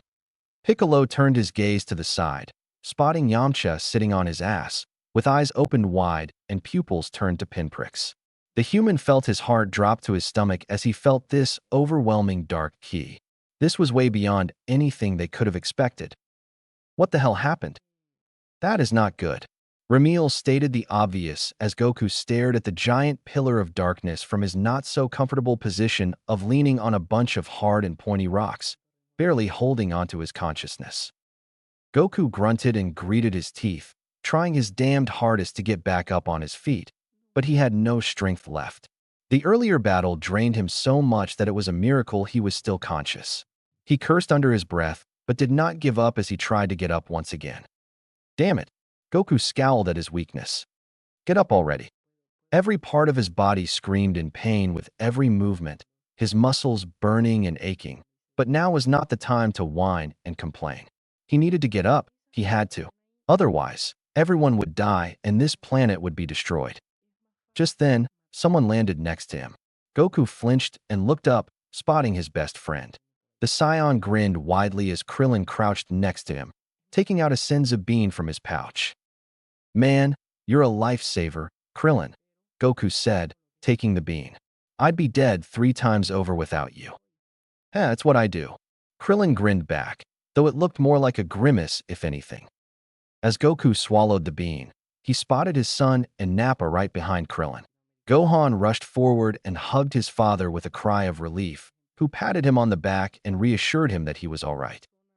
I thought you were. I'm fine, son. It'll take a lot more than that to kill me. Goku chuckled, then a serious frown took over his face. Gohan, go back to Capsule Corp and stay there. Huh? But I can help. Gohan protested. I'm a lot stronger than I was before. I know that, but this is way beyond anything you can handle. You're still too young for something like this. Goku remained firm. You've already helped a ton. Your job was always to protect your mom and Bulma, remember? Gohan wanted to argue, but the stern look of his father made him reluctantly nod. He really would love to help, but this wasn't exactly something he could handle. That dark aura admittedly made him scared. He had never felt something so horrible before. Okay, I'll go back, Gohan said, flaring his ki. Please be careful, Dad. Goku gave his son a reassuring grin and a thumbs up right before Gohan flew away back to his mother. The Scion of Earth then glanced at the silent Nappa, and without exchanging any more words, the two nodded to one another. With that, the 3 warriors headed straight to the Pillar of Darkness. Goku flexed his ki and his aura exploded as he spotted Slug, seemingly rejuvenated from his earlier battles and so much stronger than before, enough to make him pretty nervous. Only one thing would be able to match him right now, but he wasn't sure if he could do it for a long time. Goku, Krillin, and Nappa all landed next to Piccolo and the others. Slug was still charging his energy, seemingly trying to keep it under control, but everyone else was either frozen in fear or losing hope of winning. You guys okay? Goku called out, snapping them out of their stupor. Tisk, there's no end to his power. Piccolo, the first one to recover, responded as cold sweat trailed down his brow. Trying to attack him right now will do us no good. Everything will sizzle out before it even comes close to him. Goku wasn't surprised to hear that. This pressure emanating from Slug was immense. The very earth beneath them couldn't handle it, breaking and shattering as the mountains in the distance began to shake. They might not have a chance, but giving up wasn't something he'd ever do, so he got into his stance. How would he be able to fight off something like this, though? The only thing he could do to match this kind of strength was to destroy his body with the Kaioken again, using the absolute upper limit he was capable of right now. A Kaioken times 12 might not give him the win, but it could sure as hell buy them some time to think of something else. I don't know what's gotten into you all, Nappa suddenly said, getting in front of the group. But if some light show is all it takes to get you scared, then maybe you ain't the warriors I thought you were. Everyone else remained silent as they stared at Nappa. Seriously, when you fought us before, you showed more spirit than most warriors I faced. He scoffed. And now this gets you all cowering? How the hell do you expect to fight Frieza then? After a moment of silence, Goku responded. You're right. Goku grinned. I don't care how strong he is. I'll still fight and come out on top. That's it. Nappa smirked widely as the two flared their ki. You might not be the cold-blooded warrior you should have been, but your Scion spirit still shines through. You make your race proud, Kakarot. Piccolo joined and stood beside them, a white, transparent aura engulfing him as he rolled his neck. The three of us will take him on, Piccolo said, shocking the others. You four focus on support. Goku, as much as I hate to admit it, you're the strongest out of us, so you take the charge and keep him busy. We'll assist you in close-quarters combat. The humans looked at one another, and all of them nodded with sharp looks. They did not know if they were going to survive this, but dying as a warrior beat waiting for your demise. With determination filling them, the human warriors all exploded their auras and flew back to gain a distance. Got it. Goku nodded at Piccolo, then glared at Slug, who was just about to finish charging up his ki. Get ready. Don't focus on defeating him, Ramil suddenly said. You only need to stall for time. What? What? Goku blinked in confusion as Slug began to walk towards them, a confident yet vicious grin on his face. Call it a hunch, but I believe whatever he did to increase his power came at a cost. He clarified. Try to conserve as much energy as you can. Right. Goku nodded with a serious look. And without wasting any more time, Goku's aura erupted crimson red as he charged at the empowered enemy. Kaioken times 12 could very well rip his body apart earlier, but with the boost in power after recovering, he knew he could handle it at least for a while longer. Goku threw a punch directly at Slug's face, who blocked it with one hand. The force of the strike shattered the ground beneath them, creating a giant crater. Goku gritted his teeth and backed off before rushing at him from the side. Slug was prepared. However, even ignoring the ki blast from Nappa and Piccolo that made contact with his body, as if he didn't even feel them. He flexed his aura and pushed away the less powerful warriors, focusing on Goku as their battle resumed. With every punch, mountains would crumble from the shockwaves. Red and dark purple clashed, splitting the clouds and shaking the planet. Slug was very obviously the stronger warrior, but Goku was keeping up fairly decently, something the ancient Namekian did not expect. He didn't know how this Scion managed to heal, but he was aware of the Scion's power to become stronger after recovering from a near-death experience. Did they have a healer with them? Perhaps, but it mattered not. Slug noticed that this Kaioken technique of his had a high cost of leaving him extremely fatigued very quickly. Eventually, he would fall too, and his allies were nothing but mere small fry. With this newfound power, he'd easily wipe them out. Slug landed a punch directly on Goku's face, making him recoil in pain as blood seeped from his nose. However, the Scion responded with an earth-shattering headbutt. Slug flinched, concentration broken for a moment, and was faced with a point-blank ki wave. Slug resisted it, gritting his teeth and drawing more and more power from his very being. He responded with his own energy attack, sending the Scion far above the clouds. As Slug was about to follow through with a killing blow, a barrage of ki blasts locked him in place. He growled at the humans in the distance, all with their arms extended as they kept firing. Slug aimed his own blast at them, but was interrupted with a fist making contact with his face. He blocked Piccolo's hand before he landed any other hit, ripping it off with a flick. Piccolo screamed and held his arm in agony, the pain temporarily ruining his focus as he did not notice the energy gathering in Slug's hand, the ancient Namekian preparing to vaporize him in a single attack. However, Nappa then slammed both hands on Slug's head from above, quickly following that up with a mouth beam. Slug growled in annoyance, slapping the key attack away before he charged at Nappa. The Scion brute flinched at his speed, not expecting him to be this fast. The red aura of Goku's Kaioken blurred between the older Scion and Namekian, defending the former by kicking the latter away.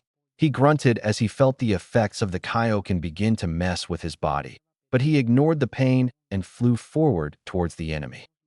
Nappa watched the spectacle in awe, shocked that such a power existed. Just recently, only last year, Kakarot wasn't even strong enough to beat Raditz on his own, and now he was so much more powerful than any of them. Maybe even more powerful than Lord Frieza. He couldn't understand how this was even possible. How did Kakarot get so strong so fast? Could mere training really be that effective? He trained before, sure, sometimes even with the prince, but he didn't know it could give this much power. Nappa swallowed and focused back on the matter at hand. He turned to look at his Namekian ally, who grunted and regrew his arm. Piccolo panted in exhaustion, glancing back at the Scion brute. "What?" he growled. "Neat trick."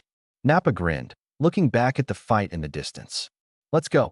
Piccolo clicked his tongue in annoyance and followed after Nappa, occasionally assisting Goku with his combos or even switching places with him quick enough to land a blow or two.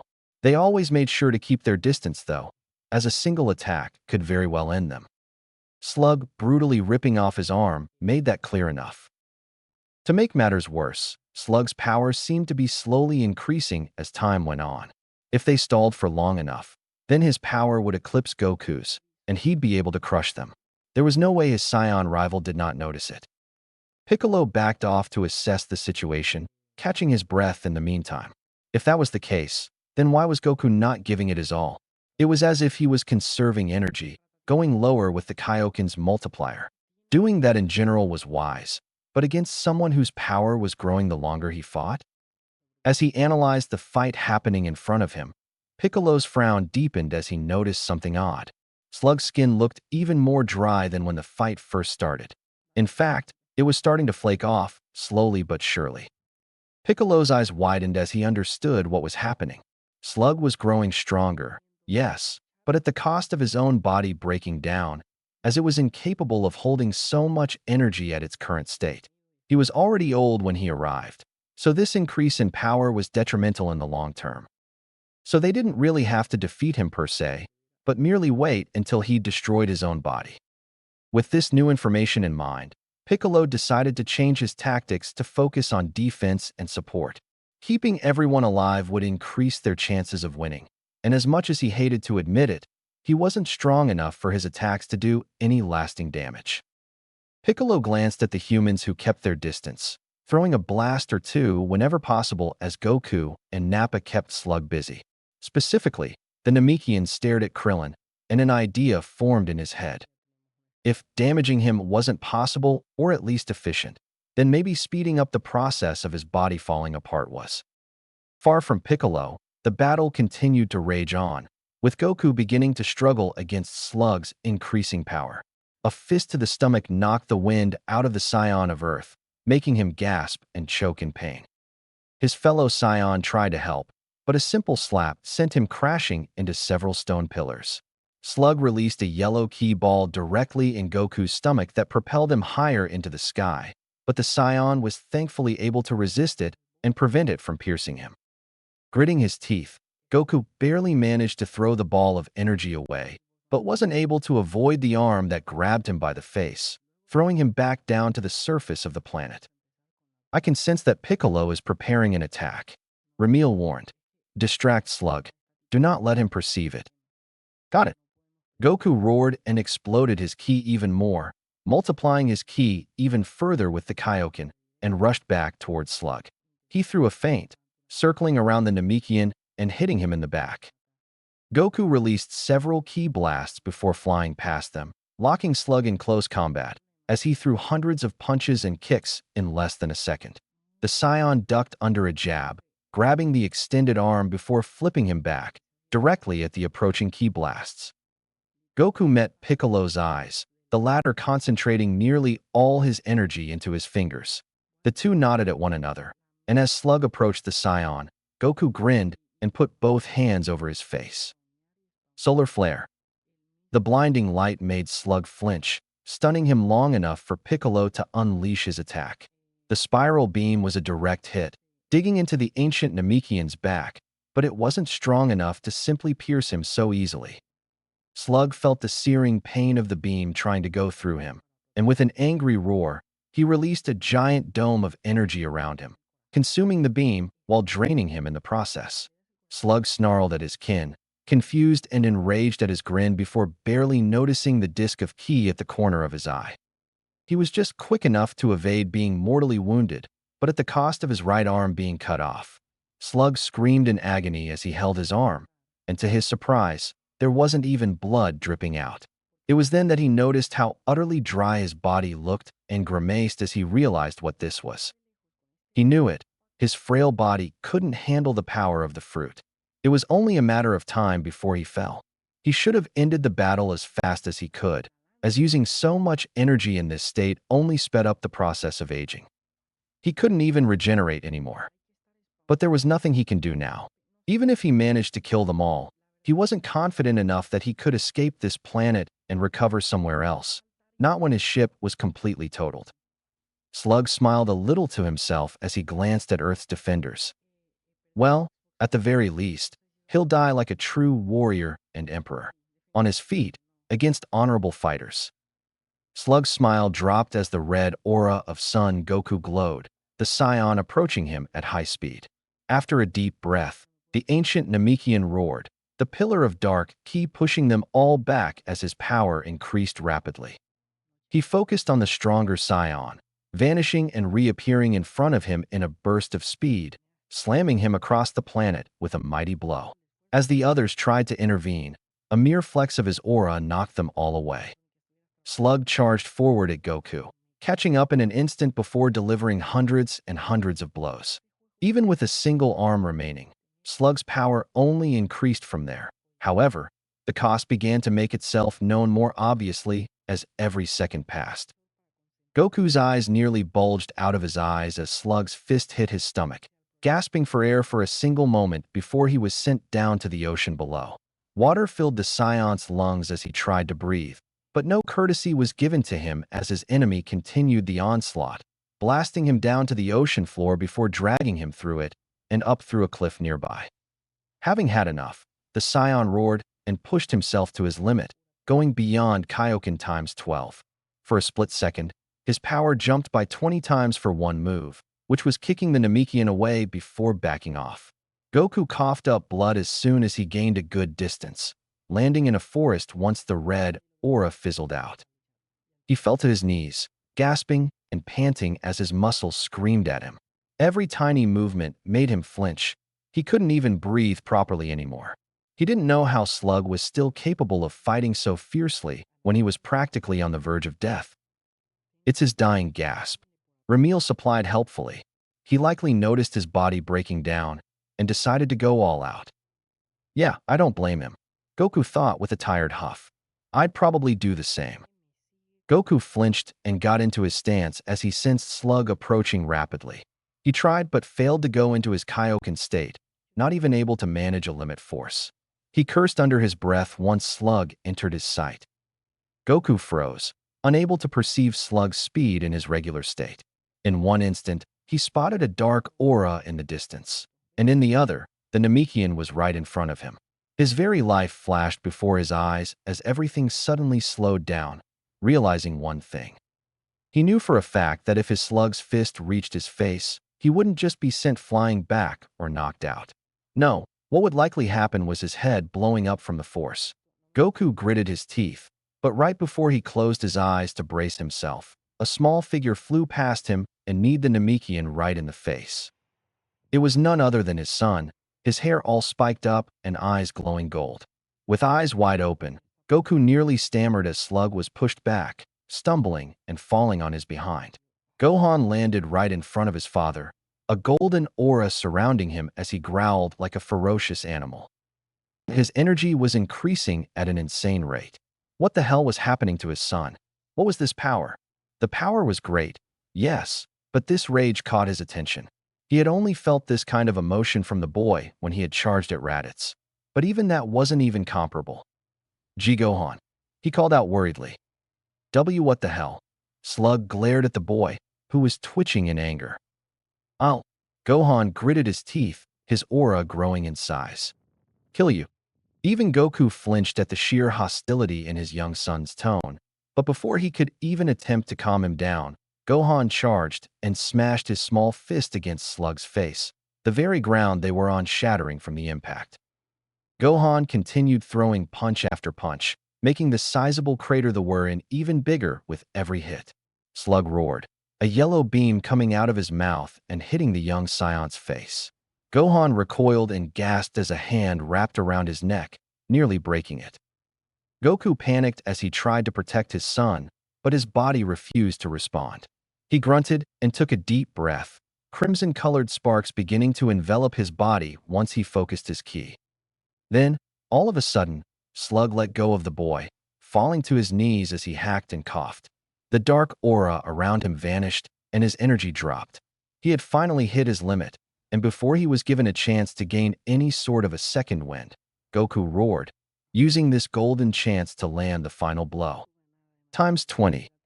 Slug couldn't defend himself from a world-shattering punch to his face, not when his ki reserves were nearly empty.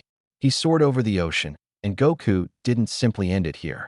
He cupped his hands to his sides, ignoring the burning agony as a blue orb of ki glowed brightly. Kamehameha. He gritted his teeth, using all of his energy in this one attack. Ha-wah!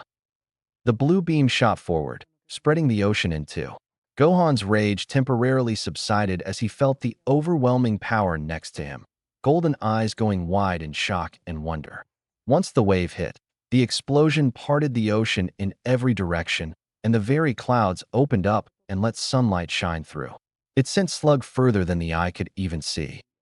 Goku fell down, nearly passing out from exhaustion as a painful ringing in his ears made it so much more difficult to keep his eyes open.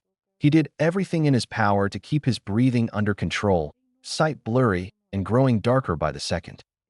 A minute passed, and the Scion managed to stay conscious. However, he was still unable to move too much. With great effort, Goku raised his head for a single moment, spotting his son slumped over on the ground. That power was too much for him to control, Ramil said. His body couldn't handle it for long.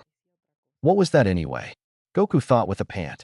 You never told me his rage power was this strong. This was no mere rage power, his friend responded. Gohan was somehow capable of using the strength of a great ape without transforming into one. That, alongside his regular rage boost, brought his power level to these heights. I didn't know he could do that. He shouldn't be able to. This was never present in my vision. Ramil explained, sounding equally confused. Then again, Slug was not this powerful either. Perhaps future knowledge may not be perfect after all. Goku looked at his son with mixed feelings. On one hand, this power felt too primal for a boy his age. There was no doubt that he'd struggle far more in battles and maybe training if couldn't control it. But at the same time, the sheer potential of it was incredible. Goku didn't have a fraction of the power Gohan showed today. So just how strong would his boy become once he was an adult? Well, what matters is that we won. Goku waved it off for now. He'd think about it later, once the pain stopped. Right. Yes, Slug is on the verge of death, Ramil confirmed, making the Scion breathe a sigh of relief. Unfortunately for him, he used too much energy, and now he's paying the price. I doubt even a Senzu bean can heal him. After a moment passed, his friends landed next to him, prompting him to give them a tired smile. Krillin knelt next to his best friend, mirroring the bright smile as Tien picked the unconscious Gohan off the ground. Good work out there, man, Krillin said. I knew you'd win. Barely. Goku panted. He was too strong. I couldn't have done it without you guys. Yeah, we did what we could, he responded, taking a Senzu bean out of his bag.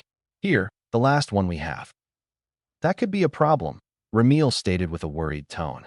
We should get a few for Namek. Yeah, we're gonna have to check with Korin and hope he has more. Goku agreed. Goku popped the bean in his mouth, and as soon as he swallowed, all the pain washed away and his energy was restored. He flipped and landed on his feet, grinning as his power increased twofold, maybe more. Thanks, buddy. As he scanned the surroundings, Goku noticed that Piccolo was nowhere to be seen. Even Nappa was nearby, leaning against a tree as he stared at the group. Where's Piccolo? Taking care of the dried-up Namekian, Nappa responded with a snort. Only fitting that he does it. I see. What a shame. Goku would have loved a one-on-one fight with him, but perhaps that wasn't really possible anymore. Let's go back to Capsule Corp, Goku said. We'll fill Bulma in. We only have a few days before the ship is ready, so we should rest until then. He then turned to look at the Scion Brute. Are you coming with us? He asked. To Namek, I mean. What? Was all that not enough to give you an answer? Nappa scoffed. Well, it's either I go with you, or I piss off to bumfuck nowhere and forget the Empire exists, so I'm taking my chances and hope we're good enough to kill Frieza. Goku smirked and nodded, leading the group back to West City.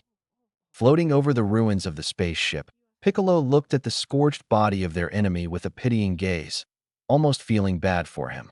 Goku's blast, on top of being immensely powerful, sent him back to where the battle began. The rest rushed forward to find Goku as he told them he'd finished the job, none protesting or stopping from doing so. At this point, killing Slug was far more merciful than letting him rot away like this.